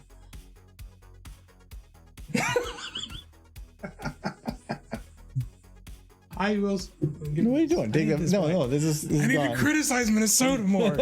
I will say, wonderful state. The food here isn't great. It's really there's nothing unique about Minnesotan food. They like to play up the Juicy Lucy. No, some people do. Juicy Lucy's are nothing important. No, they just put the cheese in the middle of the burger patty so that when you bite into it, it can cover you in hot cheese. And where you are from, they're like, what if we just put chili in spaghetti? Oh, that's actually already a thing. It's called spaghetti. No, this chili with them huge man. It's unique. You cannot say it's not unique. I'm gonna take spaghetti noodles, ragu, and a little bit of cinnamon and call it. I need to bring some get up to here so that you understand the uniqueness of Cincinnati food. See, this is all I need to do, and then he's just completely off it. Yeah, no, because he doesn't know what he knows. What the like. I don't know. It feels like the food here is what you would get if you can think of the most generic American food. That is what you will find here. I would say we don't really have anything like that you would go to a restaurant and order that is unique to this area. No, like they try to say walleye. It's like that's just a fish. Like people have fish, they have trout. People have chili elsewhere. Not on spaghetti with a huge amount of cheese with hot sauce. But they can. They can if they get the right spices. It's a very specific set of spices. Is it a special blend of herbs and spices? Which I can upstairs. Go to KFC for that. Different spices. There's cocoa in it. I can put cocoa. You just gave me the secret ingredient. Like you have just betrayed all of everybody in Cincinnati. Get the spice mix on the internet. It exists. I just buy it pre-mixed. It's kind of like, the thing is, when I went to England, I thought biscuits and gravy were everywhere until I went to England. And then I'm realizing, oh, you cannot get buttermilk biscuits in England anywhere. They don't exist because they just don't do. Well, yeah, but like you biscuits. And did you say that you had the issue of you went into a store to say, I'm looking for biscuits so I can put gravy on it? Yeah. And they looked at you horrified. Well, we were buying scones, which was the closest thing I could find to buttermilk biscuits. And we were in the checkout, and the cashier was like, we have some lovely jams and preserves for these scones. And my friend's mom, who was with us, says, no, he's gonna put gravy on them. And he looks over at me, realizes I'm an American, and goes, oh my. was like, oh my. Well, no, because Oh no. at least in Europe, the term biscuit means cookie. Yeah. So, like, the way I'm seeing it is, you're like, I'm gonna make some cookies and I'm gonna put turkey gravy on them. But like me walking into a Tesco, which is like the hugest supermarket over in England, me walking in there and thinking, I'm just gonna go pick up some buttermilk biscuits, because of course those are in every store everywhere for all of eternity, and then being like, where are they? Why aren't they here? They should be like around here, around the milk, around the butter. Where are they? And then turning to my friend and being like, where did you find the buttermilk biscuits? He's like, the what? Looking back, I should have just made it from scratch, but I was kind of just in panic mode because all of a sudden buttermilk biscuits didn't exist inside of a grocery store, which shouldn't be a thing, because in America you'll find them in a lot of gas stations.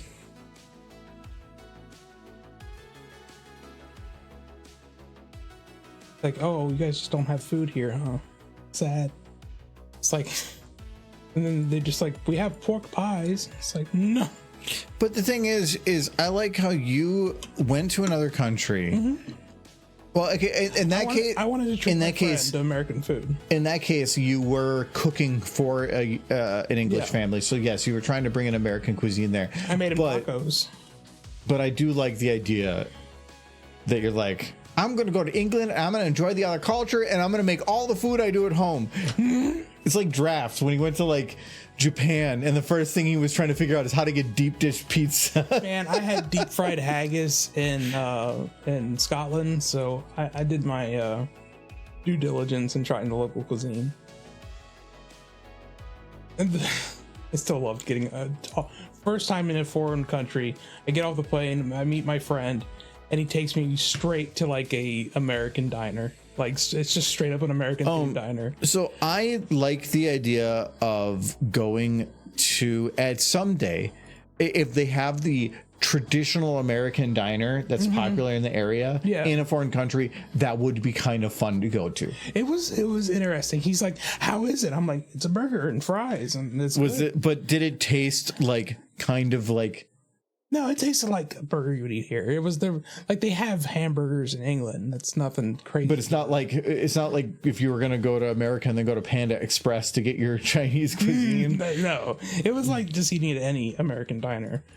But he was like, so how is it? So it was fairly American. It was, but the whole aesthetic was very much Happy Days, because that's what America is. When I first met my friend, he thought all of America was a desert. He truly believed that, because his knowledge of America pretty much came from watching Westerns. So he was a little shocked to find out that it's not all a desert. Oh, mine came from like American Revolution history, so I'm surprised they didn't shoot at you. Yeah, just immediately. Yeah, what color were they wearing? The red coats are coming. England's great. No, that I do. England was originally my first on my list. Getting to go to Germany to me was like a 3 or 4. I know, but I still loved it. It was super fun. I do want to go to England. But England, it feels like it's just London. There's just so much to do. I will go with I got through London in a day. Like, all the touristy spots I did in a day. What are you talking about? There's so much in London. Yeah, but I had my friend with me, and he lived in London. He knew exactly. Yeah, but he skipped over all the good stuff. He didn't skip over all the good stuff. We rode the underground everywhere. That's the thing. But were you just doing the like chick move on? No, we did like a whole skyline thing where we rode like this huge skyline. I thought you said this was England, not Kentucky. No, we rode like this thing, and I got to see the Eye, I got to see Big Ben, even though it had scaffolding on it at the time. It was a little disappointing. Yeah, that's not. They were doing the renovations. I got to see Buckingham Palace, the guards. I got to see. No, he knew exactly where everything was, and he knew the quickest way to get there because he had just lived on the public transportation system. So it was like walking in his backyard. Having him show me around, I probably got to see 3 times as much stuff as I would have got to see otherwise. Having a guide helps. Even if that guide is mostly blind, he just knows that city like the back of his hand. Well, but he can't see the back of his hand. Because I would have never been able to navigate that city without him. There's no way. It's a convoluted mess. But to him, it's just another day. Also, you got all these cool discounts. Because he was disabled. Okay, Michael, look, she actually eats a sandwich. She is. Wait. So good. I'm very happy. He's chomping that sandwich. You know what the best part is? What's that? What if you were like, Derpy, I am hungry. I would like a sandwich. And she's like, she makes sandwich. she made a sandwich. She's like, hey, Sandwich. I made a sandwich. Sandwich. Sandwich. You know, it's such Back inside. it's such a simple thing to see the animated character eating that sandwich, but at the same time, I know it wasn't a simple thing. No, it's such nuanced crap work to just make her eat a freaking sandwich. Biscuits and gravy is your favorite food. I'm okay with biscuits and gravy, but He won't let me cook breakfast. I've never said you can't cook breakfast. You said you won't eat it. No, I've said I don't really eat breakfast because it upsets my stomach. No, I know. So, but how did that transform into I don't let you eat breakfast? You gotta eat breakfast if I'm making breakfast, then I'll be sad. Yeah, I sometimes will, but half the times you make pancakes, I will grab a pancake Can I with make no biscuits and gravy banana tomorrow? or with no anything, huh? Can I make biscuits and gravy tomorrow? Will you eat it? Lately, my stomach's been iffy, so probably not. If you make it, I might eat it at some point, but probably not. You can make it. There's Adam. He's a big boy that eats lots of things. He does. He gets aggressive. Yeah, I don't eat breakfast. I normally don't eat too much in the morning. I have a coffee maybe, and I usually don't like that until like 10 or something. But yeah, I don't. Yeah. Maybe I can't tell you if I'm gonna feel like I can have breakfast in the morning until it's morning. Well, we're kind of out of a lot of stuff except for supper stuff. So making some biscuits from just the flour and stuff we have lying around. I always keep cans of evaporated milk just for such occasions. In case of emergency breakfast. Emergency breakfast, yeah. I like doing waffles because the waffle iron makes it so freaking easy. Easier than pancakes even. But I'm feeling more biscuits and gravy than pancakes. That's actually one of the things that, like, when we go to like conventions and stuff, is I normally don't eat breakfast, and then like every morning it's like, what are we gonna go for breakfast? And I'm like, Because most people like to eat when they get up. no, I don't. And so like we go places, and then I'll like sometimes eat, but half the time it just makes me so upset for the rest of the day that the whole first half of my day I feel like shit. You want to know the truth? At conventions, I mostly just want to go to like a McDonald's or something. Well, no, again, it's not even about that. It's I feel obligated to eat, and so I eat, and in doing so, I spend half of my day feeling like crap. So Well, then don't eat. okay, then it looks weird. Well, no, Of like, not if we go to a McDonald's. It don't. no, that's why I've even said, well, I'll just stay here. But then other people are like, well, then we'll just do something different. And I'm like, why is my decision changing everything? I don't know. A lot of times at Winnie City, especially, I just go down to the little kiosk and grab a sandwich. Yeah, we'll do that sometimes, but then I'll just grab a coffee. Yeah, So like, that's fine. no, my best day for food is a coffee in the morning, maybe a small, tiny little bite to eat in the afternoon, and then dinner. I tell you, Like I don't want to eat anything but dinner. we just need to walk over to that mall across the street and go to the McDonald's in there. No, we got to go to the No, not the Dunkin' Donuts. you got to go to Dunkin' Donuts because you get such a good price. That was like the first one that they did that, and they've done it. I've had that happen twice since, where somebody mistakes me for old person. And you know what the thing is? Once I hit 40, they're essentially right. So Okay. I'm gonna go use the restroom, but then I'm gonna make her chew. Okay. And I know you're gonna like that. Because it's Derpy going. You love when Derpy's mouth moves. Yes.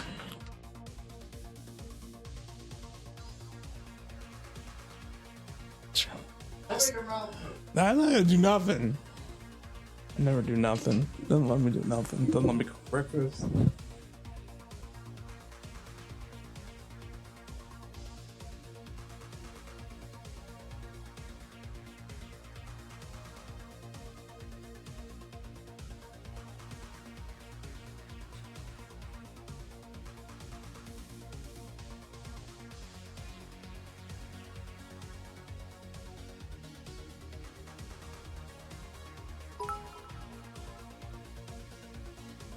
Yes, yes, smooching.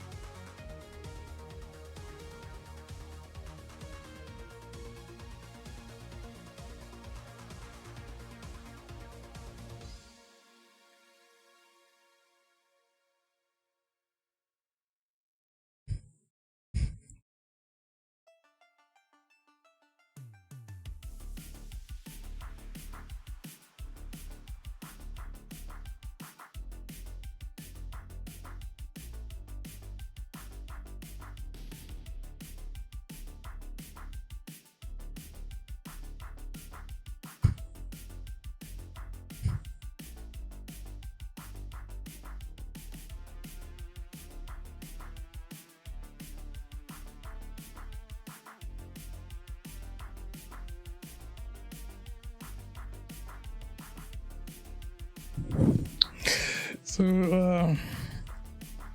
100% yes, smooching. Of course. Needs more smooching.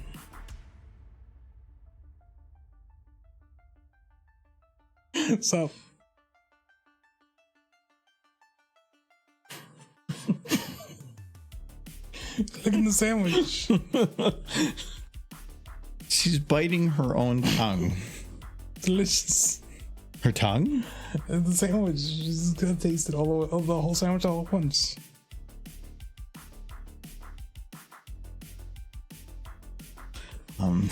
Okay. Silver Soul Jelly, you went to Germany. I'm Jelly, I went to Germany. It was great. Oh my god, what do we have to undo here? Okay, at least that was easy. Oh no, what did you do? What is going on? No, it was the highlight of it was the highlight of the year for me for sure. Being able to go to Gallicon was a hope that I wanted to do at some point, and being able to do that was excellent. Getting to go out of country and travel abroad, I've never done that before. It was awesome. Interesting to see all the different. I've seen 3 countries in Europe now, and it's nice to see which ones are like doing some things a little better than others. And the answer is they're doing. But you know. It's very American thing, maybe not us because whatever, but generally the American thing of being American is the best and everybody else is worse, and they are all like third world countries by comparison. But in terms of like progressiveness, America is like 40 years behind. Yeah, I remember talking to a coworker when I went to Italy, because I went to Italy for work. And we were just having like a conversation about the U.S. and Italy and politics and stuff. It's not so much of a thing over there. Not like over there, they talk about politics. And it's not a big deal. But basically, one thing he said that will always stick with me. He's like, "Oh, here in Italy, we say we're number one too, and people believe it wholeheartedly. That's every country. Like every nation does that. They all think they're number one, and everybody is worse for one reason or another. Like the idea that we think Americans think they're number one, that's only in America. You get out of America, a lot of other countries, people in those countries would be like, no, we're number one, because it's all part of the national pride, I guess, / propaganda." But I think one of my favorite things that I've heard, and I've said it before, is America is number one is the favorite phrase of any American who's never been out of the country. Yeah. And that's why, like, I had seen everywhere within the US, but I'd never been outside the country. And I didn't like that was my perspective. Yeah. That should never be anybody's perspective, especially in the world stage that we're in right now. And I'm not Mexico, and it maybe, but especially not Canada, because that doesn't really give you a perspective. And even going to England wasn't, I would say, the best perspective, but it was still very different. I mean, Japan, China, or any of those, like especially Middle East, those are all gonna be very different. But there's also a little bit more issues with trying to go out in some of those places. But patriotism, yes, yeah, it's I think it's an important thing for everybody to have a perspective on what the rest of the world is, so that they don't just look at where they are and just say, like, well, we're in the best place because that's what they tell you. Yeah. No, I only realized as an adult that as far as like a lot of the things I learned about America as a child were very well, you were in an area that was even more leaned into that than any of them. I think the least controversial thing that I was taught when I was a kid that I realized later on in life was the War of 1812, where I was very blatantly taught that Britain was like upset at the US and wanted to take back the colonies, and the War of 1812 was their attempt to take back the colonies from America, and they burnt down the White House. And they did. They burnt down the White House. But they only did it because we invaded Canada. But I didn't learn that part when I was a kid. They didn't really go over that. Our history books are very, they were very America focused, and I would think that over time they would become less so, but they've only become apparently more so. Well, there's like a pushback to keep them. Yeah, where it's like, we don't want to hear about all the bad things we did. Because America did some absolutely horrible things to ensure that it was able to give its own citizens a privileged position in the world. I heard it from my grandfather, and I've heard it from a few other places before, where they say they don't teach history anymore. And I said to my grandfather, I'm like, no, they still do. They just don't teach the same history that you learned, because they're trying to teach what actually happened. And he didn't like that. And I love my grandfather very, very much. But yeah, no, I mean, he's not the only one I've heard that from, where they saying they don't teach history anymore. They do. They just don't teach the history that older generations were taught. So they don't like it. They like the version where America's always the good guy. And if you actually look at history, America was not the good guy. America is very rarely the good guy. In Second World War, we were the good guy. They turned themselves into the good guy once they utilized a lot of the horrible things they did to be able to do such. If you enslave people, you do horrible things and have you're inconsiderate to everything other than your close-knit people. Yeah. So that you could get to a position to feel privileged and be the defender of others. Well, yeah, but you're standing on the hill of corpses. Yeah. Like we did it. I mean, there are other places that are much worse in some ways. Yeah. But we're not innocent like they always make us look out to be. Not at all. This country is built on a great deal of blood of people. Well, in a way, some of it, like the Revolutionary War, made sense. Yeah. You know, that all made sense. But we didn't like from that day forward have like innocence and freedom. No. But there's like, I was kind of taught that I was taught a lot of weird things. A lot of my textbooks came directly from the Daughters of the Confederacy, and if anybody isn't familiar with that, you can look it up. That is the cutest drawing. I'm like, go check this out. By the way, Durable Derby, look at her. You have to like, once this is done. It's literally just move left, move right, down. That's it. No, but it's so cool. Do you understand what you're doing right now?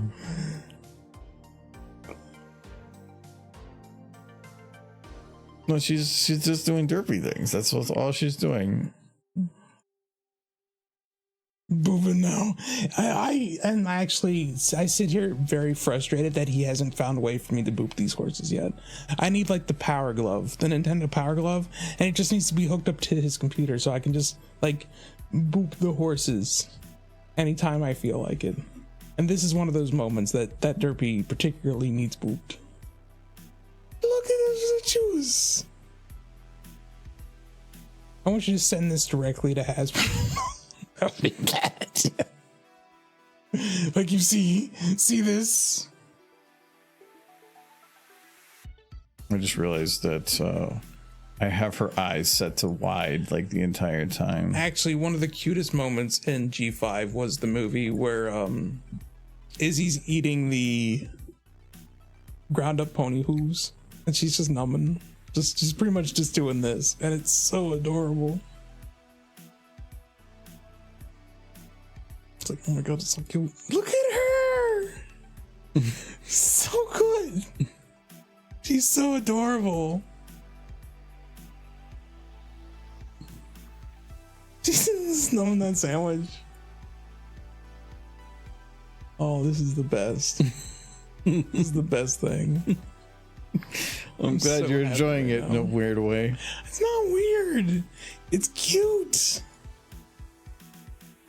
Jeez. I don't even know what to compare it to. It's so adorable. Like children aren't this cute. Cats, dogs, nope. They'll poop on the floor later. This horse, he's just so happy with her sandwich. He's just numbing away at it. She probably does need to actually close her eyes at some point. She's focused on the sandwich. But she hasn't really blinked.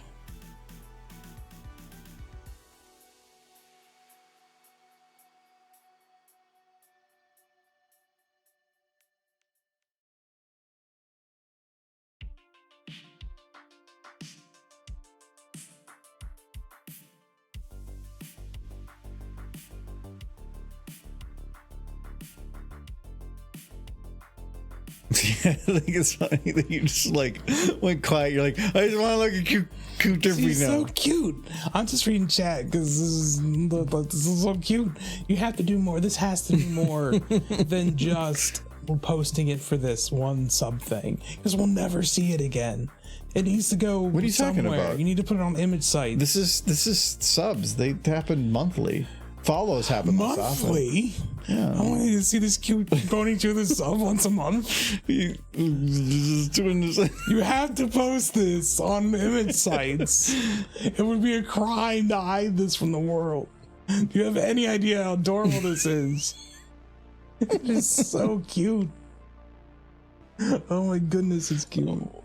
Okay, well, there's. You know what? Just for you, I will finish with If this this doesn't actually. get at least 500 likes on wherever you put it, I will be surprised. So this isn't actually done though. This actually needs to like have her nose go. Oh, Snoop. Cool. It is cool. Oh, God, dirt.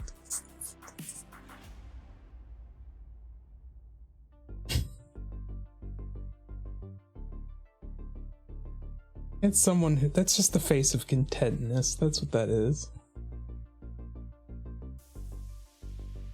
I don't know why, but it's filling me with nostalgia because for me, this is almost exactly the like chewing motion done in the movie, the G5 movie, and where she's eating the ground up pony hooves. In that moment, I will watch that GIF over and over again because it's just so adorable. She's numbing.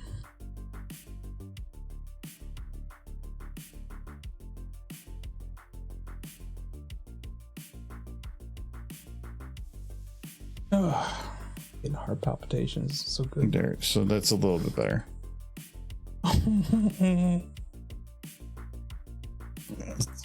Her nose wasn't doing the little wrinkly thingy and stuff, so.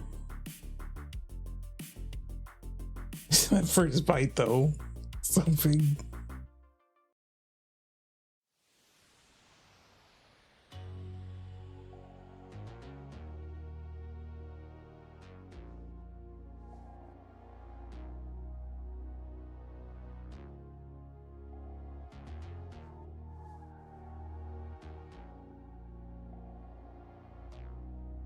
Oh, man, I finished my beer again. We're done in like 30 minutes, so maybe I can stop being an alcoholic long enough. I don't know.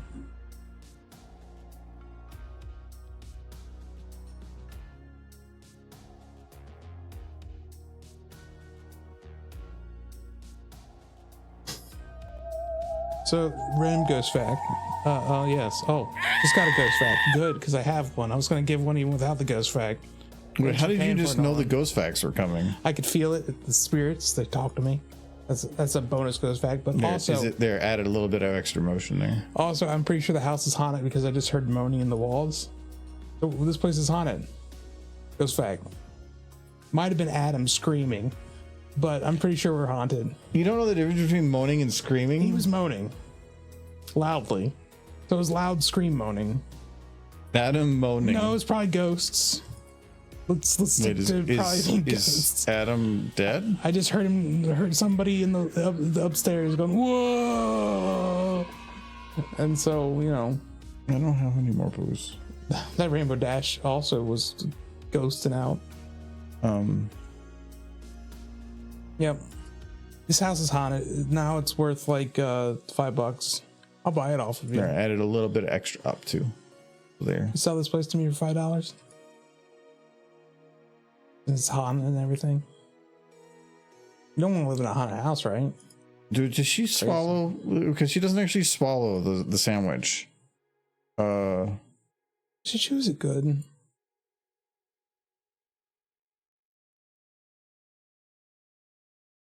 I could probably have her swallow really quick.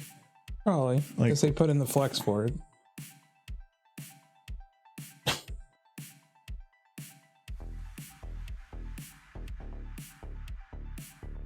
For whatever reason, they put the flex in. No, I can't. The neck portion, because I have her head peeled back, if I push it forward, you actually can't see it. It's too far back. So I couldn't. It would just end up looking like she's croaking like a frog. No, they want another booze. I guess I'll go get another booze. I gotta take some of these cans out of here. Small can. If you're not looking for anything big, I know you have some of the ones upstairs, but if you grab one for me, can you just grab me one of those? I think there's one left in there. I thought my friend group was curious. Oh god, we have some interesting conversations ourselves too. Oh yeah, this is the other thing I gotta worry about.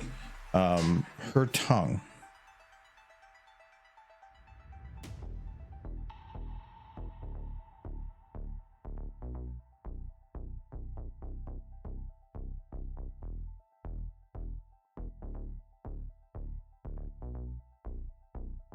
I have to make sure that whatever I do doesn't.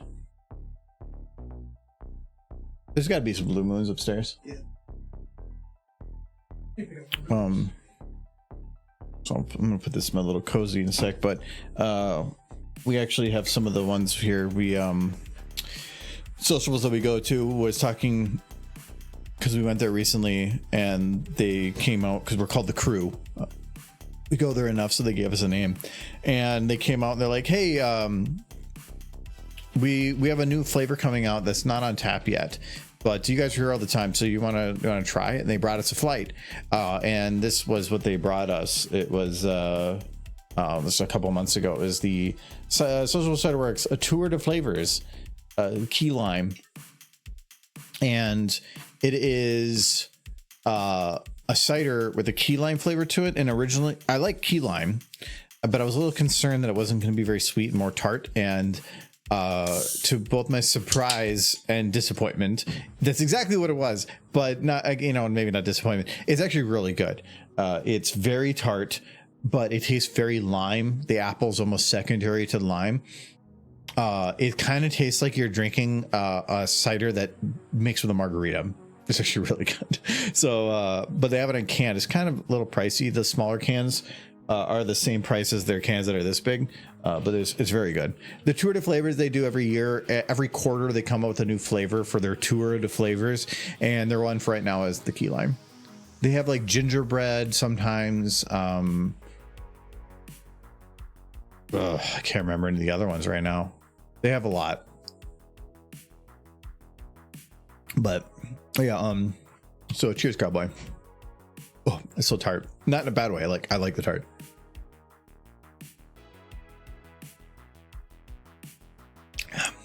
Oh, it's so tart. Sociables is the one thing that's nice with Sociables is they're not. They don't tend to add too much sugar. So it's That's a sweeter one, though. Yeah, it is a sweeter one, and it does look like they add a little bit, but it's probably to offset the tartness. Yeah, which makes sense. But they tend to be, I wouldn't call them drier. They're like more of a natural sweet, which doesn't always mean a good sweet. Well, some of the stuff they have there, I'm not a fan of. But I like that. Like, so this can is 5 grams of sugar. That's a Mountain Dew is like 42. I disagree with what they do at Sociables. I asked them. They use a champagne yeast. That's what you do when you're working out for them. To end up with a super dry product every time. Yeah, that's their purpose. I guess that's kind of what they're doing. But I mean, they make cider yeasts, and they only take it up to 8%. Champagne or the wine yeast that they're using or whatever is for like getting alcohol up to 13%. But then it stops because they just, I don't know. Well, whatever they're doing, it works. I mean, they've definitely been succeeding. I mean, but I have taken a few people there, and they say they don't like it. It's too dry. Yeah, and no, it's not for everybody. Mm-hmm. But if you are somebody that's trying to be healthy, but you still want to have some drinks, this right here has probably 1/5 the amount of sugar as an Angry Orchard. So you can have significantly more of them and have, it's still only going to have alcohol and some of the other crap in it, but you're just having way less sugar. And the sugar is the biggest culprit when it comes to most diets. I think I was trying to go. I mean, if they do it the way they do it, they don't have to use preservatives, which is probably a cost saving bonus too. You just end up with such a dry product. Yeah, and that's fine. For the right person. Yeah, again, it's not for everybody, but if you try to make a product for everybody, you're going to have Coors and Bud. You're going to have things that are bland and mid-grade. Nobody wants to drink those except old people. I know, but a lot of those are because it's trying to cover a largest number of people possible. But if you do something for specific groups, you get dedicated people that come back. And if you realize that and you try to build a culture around that, like when we go there and they know us specifically, they're leaning into that, and they're making a niche product for a niche group, and then they cultivate that niche group. They are really good about the carbonation. I wish I could I've gotten that level of carbonation a few times, but it's hard to keep it consistent, and they're good about their consistency. They know what they're doing. They probably have processes in place. You don't. You have a process, but it's about having every stage with a number and a dedicated line saying that it has to be within this range. I do have a regulator now. Yeah, I just have to get the adapter. If you want to have a consistency, you need data, and you need to have a method to pull that data. It's in my brain. No, that's not how that works. My brain data. Culture at a brewery. Yeah. Like sociable like has kind of a specific type of people that go there, and other places are gonna have there's a lot of dogs that go there. It's a culture like every place is gonna have a different feel, a different taste, and a different type of you want to try to cultivate that group. It's a bar where like half the bar is being used for arts and crafts. What percent is this? This I think is 5. No, this one's actually 6. Yeah. So 6. Yeah. So it is. They have to be using it. It's 165 calories, which that's because it's alcohol. You can't really do anything about that. 5 grams of sugar, and it even puts ingredients: freshly pressed apple juice. Obviously, apple juice and lime tends to go. But I mean, this is just the raw ingredients, and then it's been like fermented. Key lime puree, cane sugar, so it's not just like sugar cane or fake sugar stuff. It's cane sugar, sorghum and yeast. So it's basically just we made a booze and we put enough sugar in to make it a palatable tart, and then called it good. It's that. Oh, I get it. Culture. Okay. Like a yeast culture. Yeah. I actually, one time with all my booze, I was just working on it, and the thing is, I have to empty out the canister to collect the culture before I put the preservatives in, because if I put the preservatives in, obviously that's going to kill the culture. I went all the way to a place, drove there because I had accidentally killed my yeast culture, made one batch with the new culture that I had started, and then forgot to empty the tank before I added the preservative and killed my brand new culture. And I was just like, the next time I just paid like $30 to have it delivered to the house, which was kind of dumb because it cost me like 120% more to have it delivered as opposed to picking it up. But I just did not want to drive all the way down there again. There was just this like close my eyes moment where I just went, I just killed my yeast culture, didn't I? I was bummed. Why is that so much moving separate? Michael, stop massacring your alcohol workers. It's only me now. No, I killed them all, Sir Edward. I killed them all. All those poor hardworking yeast. Can you select the hoof? Oh, I didn't select it. That's probably why. But no, this last batch of alcohol, I had a really poor culture to start it because it was like the first culture batch from the starting culture that I used, and for what I didn't collect nearly as much as I should have. But the current batch that I had a nice culture that started real good, and I'm looking forward to it.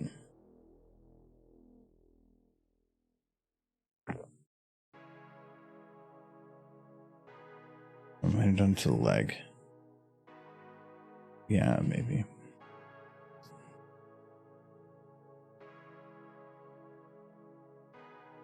There we go. It still slides there. If I wanted to make like distilled alcohol, I would need a lot more equipment. And I don't like the idea of making distilled alcohol just because a lot more can go wrong. And I'm fine making wine, beer, and mead. Some good drinking. I have zero desire to distill alcohol. That's a whole different thing that gets also pretty dangerous if you do it wrong. Involves fire. Yeah. And you can, if you don't have the correct equipment, you can actually poison yourself. Yeah, that's what I'm saying. It's if you do it wrong and you're drinking the wrong type of alcohol. Yeah. Beer, mead, and wine. That's fine by me. No, it's fine. I don't like that type of liquor is cool, but if you, I can go and buy a good, or not even a good, like a cheap bottle of whiskey for like $9. That's probably going to be pretty good, or not bad, because you're going to mix it with something. If I'm taking straight shots of something, I'll probably maybe spend a little more, but it's the stuff that you just drink for fun that you're having sips of over time. That's different, and you're not going to be taking sips of like pure scotch. I'm past the days of my life where I take straight shots of whiskey. I mean, I say that, but early stream. If you look back at the old house, I would just be sitting here with like a small glass of whiskey, just drinking on. Yeah, but you were during the stream. You were being Michael at that point. Kind of hangovers are coming into me a little easier than they used to. I got you in. Just that sandwich.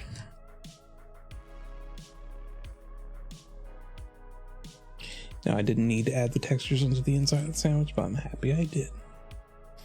I told you didn't need to. No, but who knows? You might need to use the sandwich again for some distant project. The bites are basically perfect. It's all I cared about. It wasn't a flat line, so you can see a little bit of bite marks on there. If it was a little more rounded, maybe that's about it. But it's perfectly fine the way it is. I learned some new techniques to make that sandwich to have bite marks. Oh, there! I gotta fix her tongue still too. I fix her tongue there. Yeah, her tongue's fixed there, but it's not fixed there. So from here to here, with peak being about here. Okay. No, like my younger days, I would mess myself up with alcohol. If I tried to do some of the stuff I did then, now, I would be bedridden for like the better part of a week.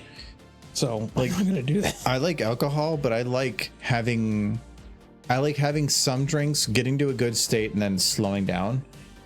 Hard liquor doesn't do that. I want to enjoy my evening. Yeah, and that's where like my first drunk. I like whiskey cokes, but I tend to make them kind of mid to light. Yeah, because I want to have more drinks, not less. I don't want to get trashed. If you get trashed, you have like 30 minutes of fun, and then you feel like shit, and you end up being an asshole for the most part. It's getting to like not quite like 2/3 or halfway towards drunk, and then stopping. Or slowing down to keep yourself there. Some of the best conventions I've had for like at BabsCon when they had the party floor and stuff was I got to that point and I basically locked myself there for like 6 hours. Like, so where I basically spent 6 or 7 hours literally half drunk. But you have to be like, yeah, I'm having a great time. Do you want another? No, I'm gonna give me like 45 minutes. Like literally knowing where you can sit there and not just like go lean into it because it's party time. Yeah, the very first convention me and you really hung out at, which was it was Cider Fest. Like I had met you before then, but it was the first one we really hung out at. I drank so much at that convention, but I was kind of only meeting you guys like, hey, let's meet up. Kind of thing. I wasn't like in the hotel room or anything at that point, but I was hiding how much of a headache I had throughout the majority of that convention and putting a very forced smile on my face because I was just so sick. But see, that's what's not fun. It wasn't fun. We had somebody at at BabsCon once that he smoked a ton of pot, got super trash drunk. And the problem with that is then you don't realize how drunk you are. So he drank even more. Mm-hmm. And he ended up getting so sick that he spent 2 days in the hotel room just laying in bed because he was so sick. So he had one fun night and then the rest of the con was dead. And he apologized to us afterwards and said, I'm sorry about that. I literally ruined my own vacation. He goes, I'm never doing that again. And like, and stuff. And so he was, for being an asshole at the beginning, that made up for it. You know, he made a mistake and he admitted to it. But it's stuff like that. It's because of stuff like that I'm like, no. I remember keeping myself together at that convention, but I had spent the entire night on the floor of the bathroom in the hotel I was in. I was glad we weren't sharing a room. Wasn't thinking that then, but looking back, no, I can't. I shouldn't have been doing that, and I can't do that ever again. It's just not worth it. You go there to have fun.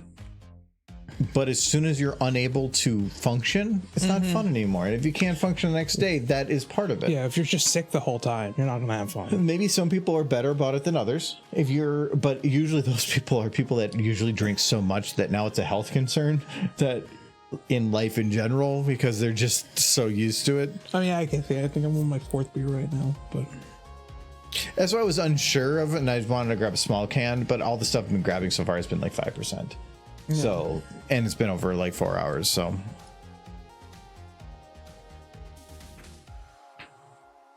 Well, and look, I got derping in the sandwich. Look, chewing is so good. You need to have one more shorter chew, like after like. No, I'm gonna have her chewing more right here. Okay. Can she chew like after she takes that bite, then she takes 2 more bites, and then she pauses to chew there before, like eating the last bite? No, I want to have her. The idea is that she takes a bite and she's like, this is pretty good. And then she's like, that's why I wanted the first bite to be pretty big. The idea is like, yeah. And the whole part right here is pretty A to B right now. That's I love gonna be little fixed hooves up. on her mouth. The what? Little hooves on her mouth. Like right after she takes the last bite. Like No, because she's like nom. Oh god. Sandwich. It's like the sandwich was too big. I just ate a whole sub sandwich. I'm pretty sure that thing was the size of my leg. I didn't actually chew those last bites. Did the audio get weird? Our audio? I don't know, audience. Did the audio get weird? Did our microphones get weird, or was it something else? Or were we just being weird? Because that's par for the course. Because there's no audio on disc or on Is there any audio in here? No, there's not. I would hear it. Okay, that's good. Sunset brought it up before. So far, I don't think we've had that weird audio glitch. Anytime I have restarted the certain software last, so I'm pretty well. We haven't done many games, but I don't think people have talked about it otherwise. I'm pretty sure that solution did solve the problem I was having. It's stupid because it came out of nowhere, and it maybe it's specific to Streamlabs and not OBS, but just a heads up on that, I guess. We were having audio issues where it was getting basically the 44,100 to 48,000 kind of megahertz crackle noise that you get when you have an issue with the hertz not matching up, even though like it would just randomly happen in the middle of things that were perfectly fine. And all I did was just start the stream software last in order, and it's been solved. So, guys, did I tell you that I helped him save like $5 by repairing a light bulb? It was pretty handy of me. Quite proud of myself. Because that's what normal people do, right? They repair light bulbs, not the light fixture, just the bulb with a saw. I am big on time. It didn't take very long. Time is valuable to me, and there are certain things that finding the information to do, all the things to do for a couple bucks is not worth it. If I can save an hour for the cost of $5, depending on the day, I will do it. Take me an hour. I took a handsaw onto the light bulb. No, he literally soldered part of another light bulb to try to fix it to run longer. It's not try.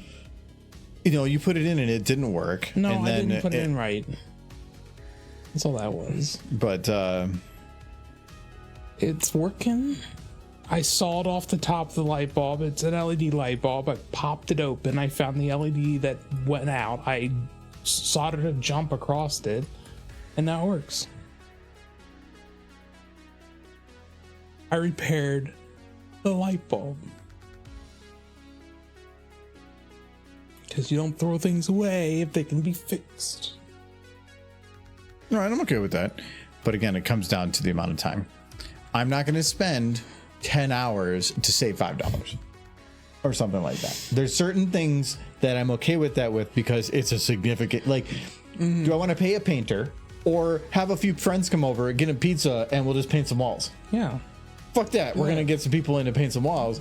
But if it comes down to putting up drywall, I could figure it out and save a lot of money. I'm surprised you let me repair the dryer the last 2 times. It's gone bonkers. Because I just didn't watch. Just look away. It's a little hard to look away when I had half of the dryer and the other like sparse between 2 rooms.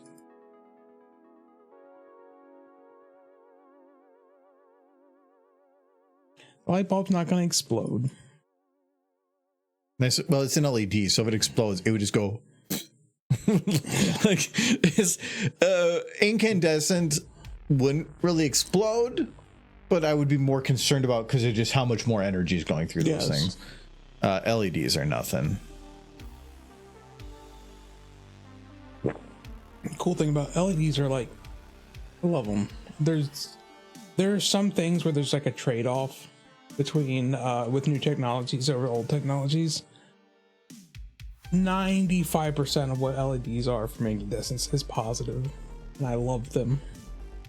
They're so much easier, so much more reliable, so much more energy efficient. I was even looking into like the LED strips for that thing, because they're RGBW, and they're talking about like how much, or how somebody's saying how many feet can I go daisy chaining before it's too long, and they're like, we need more info, because an LED isn't just a set amount of power. They're like, what are you doing with it? If you go red, you can go this distance. If you go red blue, now it's half that distance, because they're like, each one of these LEDs, the individual LED is 0.1 watt. Yeah. But if you do all blue and it's 300 LEDs, it's 30 watts. But the moment any other LED kicks in, it jumps up to 60. And if you have 3 of them for Fox White, where you literally just have the R, G, and the B on and not just the white, it's 0.3. If you turn on just the white LED, it goes back down to 0.1. So it was all this like numbers and stuff, and they're like, so here's the safe number, but if you're gonna literally turn on all 3, you can only go this far, but if you're only doing 1, you can go like 3 times further. And it was just like, because LEDs are weird like that, but also like the fact that a 0.1 watt can put out as much light as it does is crazy. It's just a diode. It's only gonna use about, you can turn on a standard LED with about 0.7 volts of electricity. That's all. And it'll turn on. Yeah, so those ones though, and be bright. One of them went out. I want to poke at that. Oh, that one. That one's out. I know. Yeah. I was poking at it because I put a little remote on the wall, so I can control them without having to go to my phone. I can just actually hit the buttons, and but yeah, those are 0.1 per, so that they're just super low. Oh, fiber cable. Yes, that's even more efficient. Oh, fiber lighting, where you just have one LED light and attached to a fiber cable that runs around the room. Oh yeah, because you're literally 100% efficiency Well, it's trapping it inside the cable mostly, but you can get like cool effects that way. Yeah, no, like I've seen a lot of that. I don't know. Look at that. I pulled the thing out. I must have had something pull out with it. And with internet, yeah, it is quickly becoming the new standard. Yeah, we have fiber. Actually, I think. Which you're very happy about. No, I think there he is, very yell at no, hold on, because we did a speed test before and there was a problem. I think that has been resolved, or it might be because I'm streaming that the latency is a bit higher. Nope. Yes. Okay, so it might be when I'm streaming it's not as good, but nope, we should still be able to hit a top end. Usually it's quicker. Hold on. It shows my location. Well, that's why. Who knows what Adam's doing? No, it shouldn't make it matter. Because it sends packets. It's not upload speed is what gets me. It's dropping. You know, actually no. This is hold on. I'm super exciting with this. No, I want to change server. Minneapolis. Where's? No, actually, this is the good one. We're on the good one. St. Cloud? No, this one. This is the one it goes to. It's in St. Paul. This one's the one that tends to be, I think, the best. I mean, it shouldn't make too much of a difference. Well, kind of, because if you're sending to a this is just sending to a location to check speed, but what websites you're talking with could vary. This could vary all over the place. If you showed me these internet speeds in 2000, I would have lost my freaking mind and thought you were messing with me. I want to see if okay, it's almost done. How old was I in 2000? I was 15. I would have lost my mind. Okay, yeah, so very much yeah, there's my speeds. We have gigabit, but we have fiber gigabit, so it's locked basically gigabit. We don't quite get the 1000 because of the security stuff that we have set up on the internet. Eats up like around 10%, which is like nothing for what it does, so it doesn't bug me. But when we had internet before, we had gigabit, but it would be a slow start and then it would kick up because Comcast says gigabit, but really all they're giving you is like 100 megabit, and then they kick it up if you need it. But their upload was also like 45, and I was paying twice as much. I'm paying half as much for 20 times my upload speed. I was trying to figure out what the next technology would be that would replace fiber optic. Because if I'm not streaming, the ping's a little better.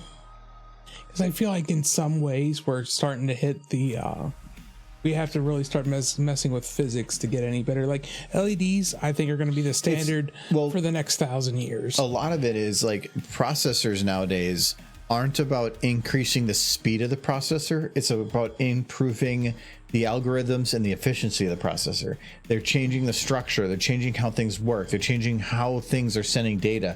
That's where most efficiencies come through. It's not just about make more clock speed. That was a thing for a while, but we are running into more of an issue with clock speed. So it's now, how can we make it run better? And that's where ARM is helping, because they're just making things more efficient by removing all these redundant things that are needed anymore. I'm playing my Sierra games. So, but you can emulate those because they don't need natively running.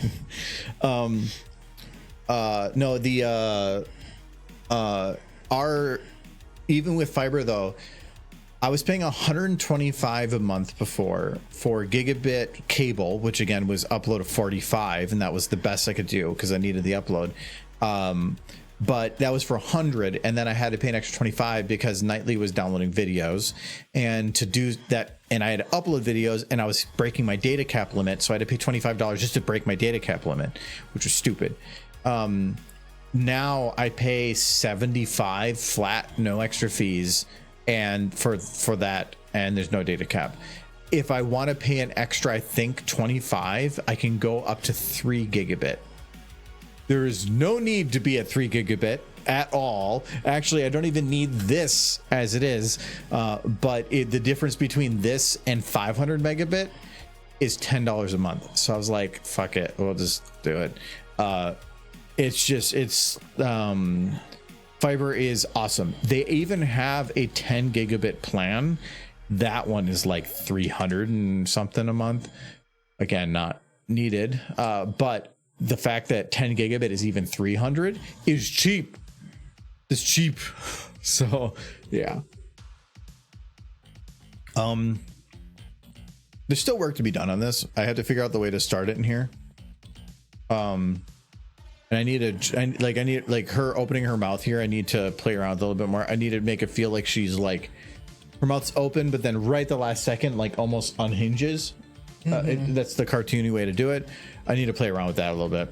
And then I need her to not look like she just suddenly has a stroke. Just sits here. It's weird, but it's a little depressing to me that I can't see anything better than fiber optic, because how do you move past the speed of light? It's more of finding ways. Well, you start getting into quantum mechanics at that point to find anything better. Well, no, it's the same thing. How do they keep making wireless transmission of phone data speeds faster? Well, they just free up more bandwidth. There's more bandwidth. No, they're finding more ways to chop up the bandwidth. Yeah. So it's more of, before you can say like, well, when the wave goes up, it's a 1. And when it goes down, it's a 0. But then they started saying, well, we can modulate it and say like, well, maybe if it like has this inverse wave included in that wave, we can now put twice the density in that same wave. So now they're getting to the point of figuring out multiple bits on each upstroke and multiple bits on the downstroke by using these other modulations technology. It's more of they're not changing the speed of light. They're just finding new ways to algorithmically subdivide what exists. Quantum, if they can find a way to more consistently have more than a 0 and 1, maybe, but then that would be a complete restructuring of everything. Yeah. Quantum computing is that, but quantum computing isn't good at all computing Yet. Quantum computing is amazing at certain things and horrible at a lot of others.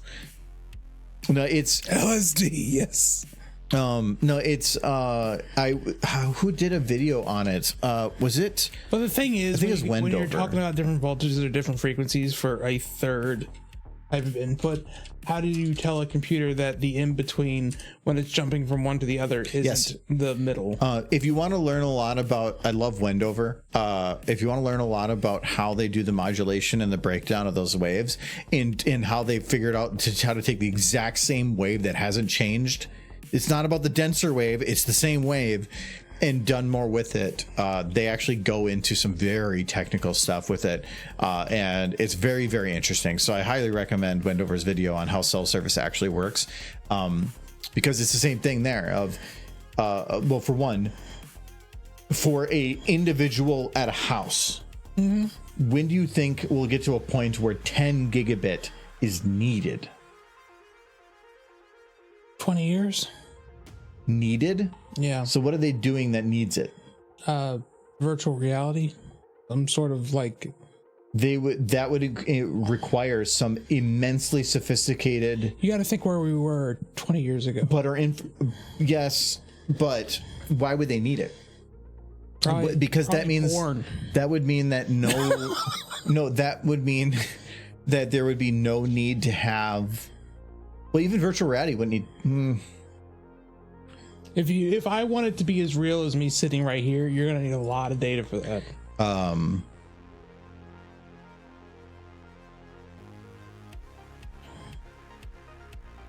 Yeah. Okay. So currently, if you want to do 4K 60, it is 48 gigabit.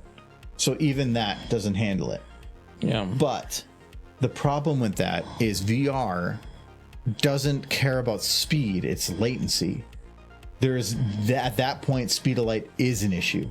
You can't send video signal to a VR headset from a foreign location, then do an input, send it to them, and have it come back to you without feeling it. There's literally zero way, No. because you are at a speed of light of issues. So that would have to be processed locally. So VR wouldn't work.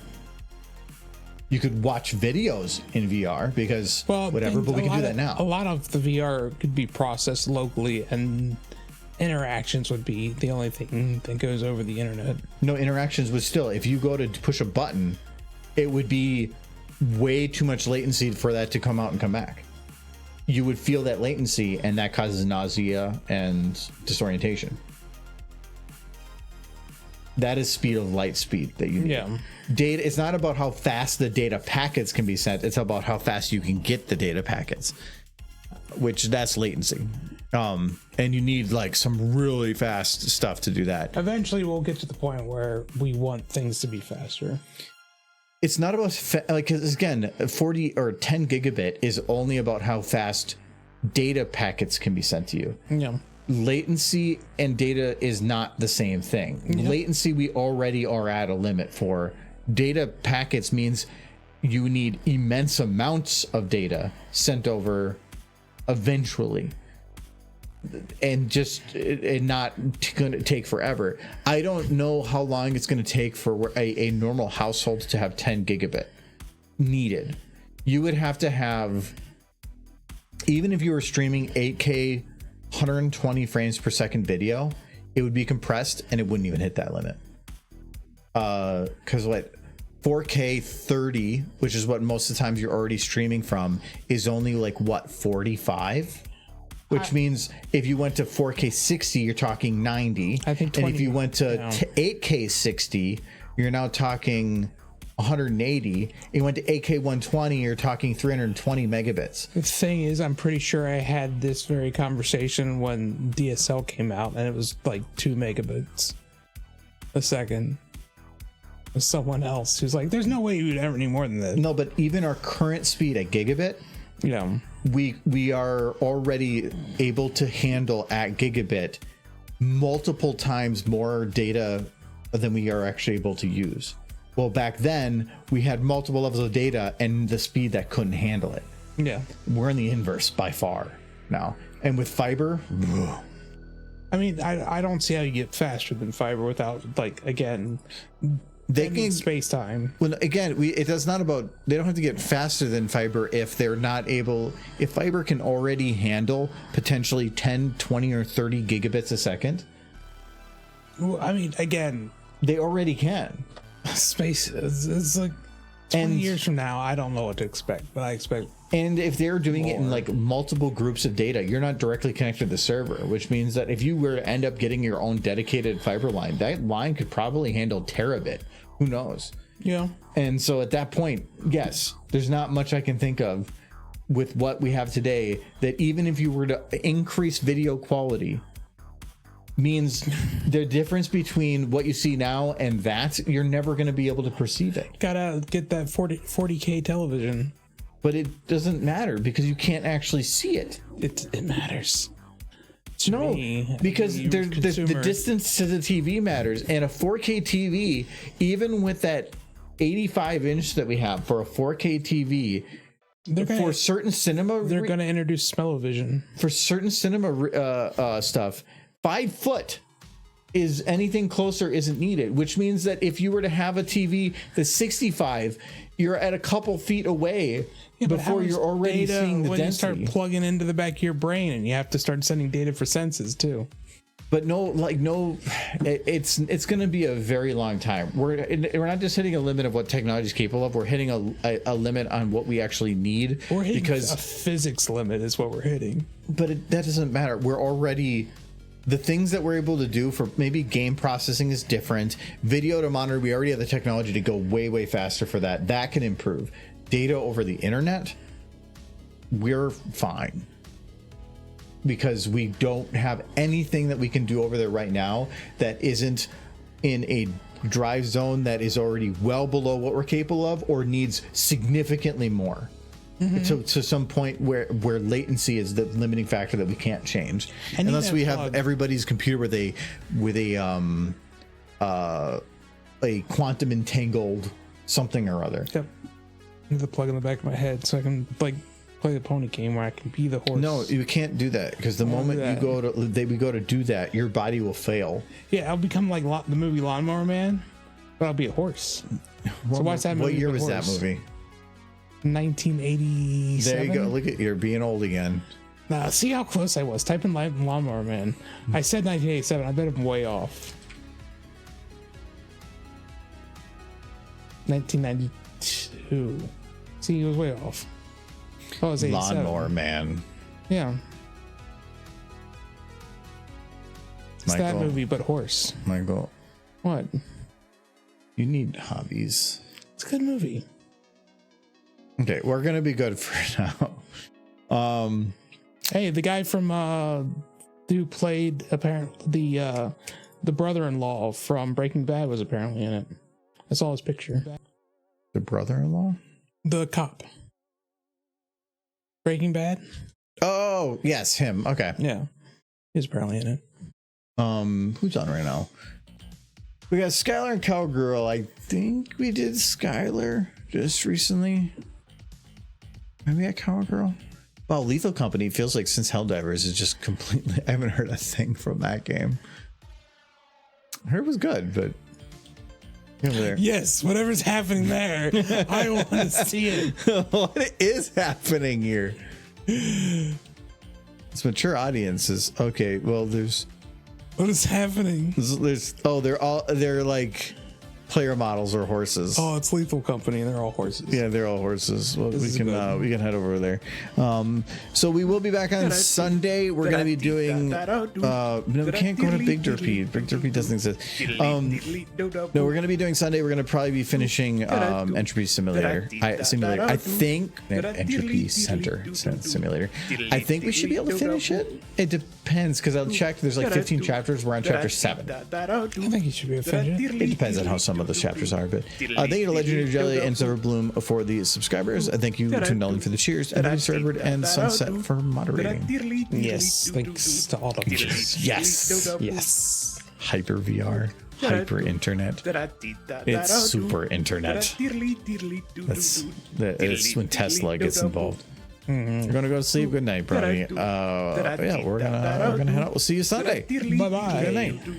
Go watch them be horses. Boo boo. Horses. Boo. Horses. Boo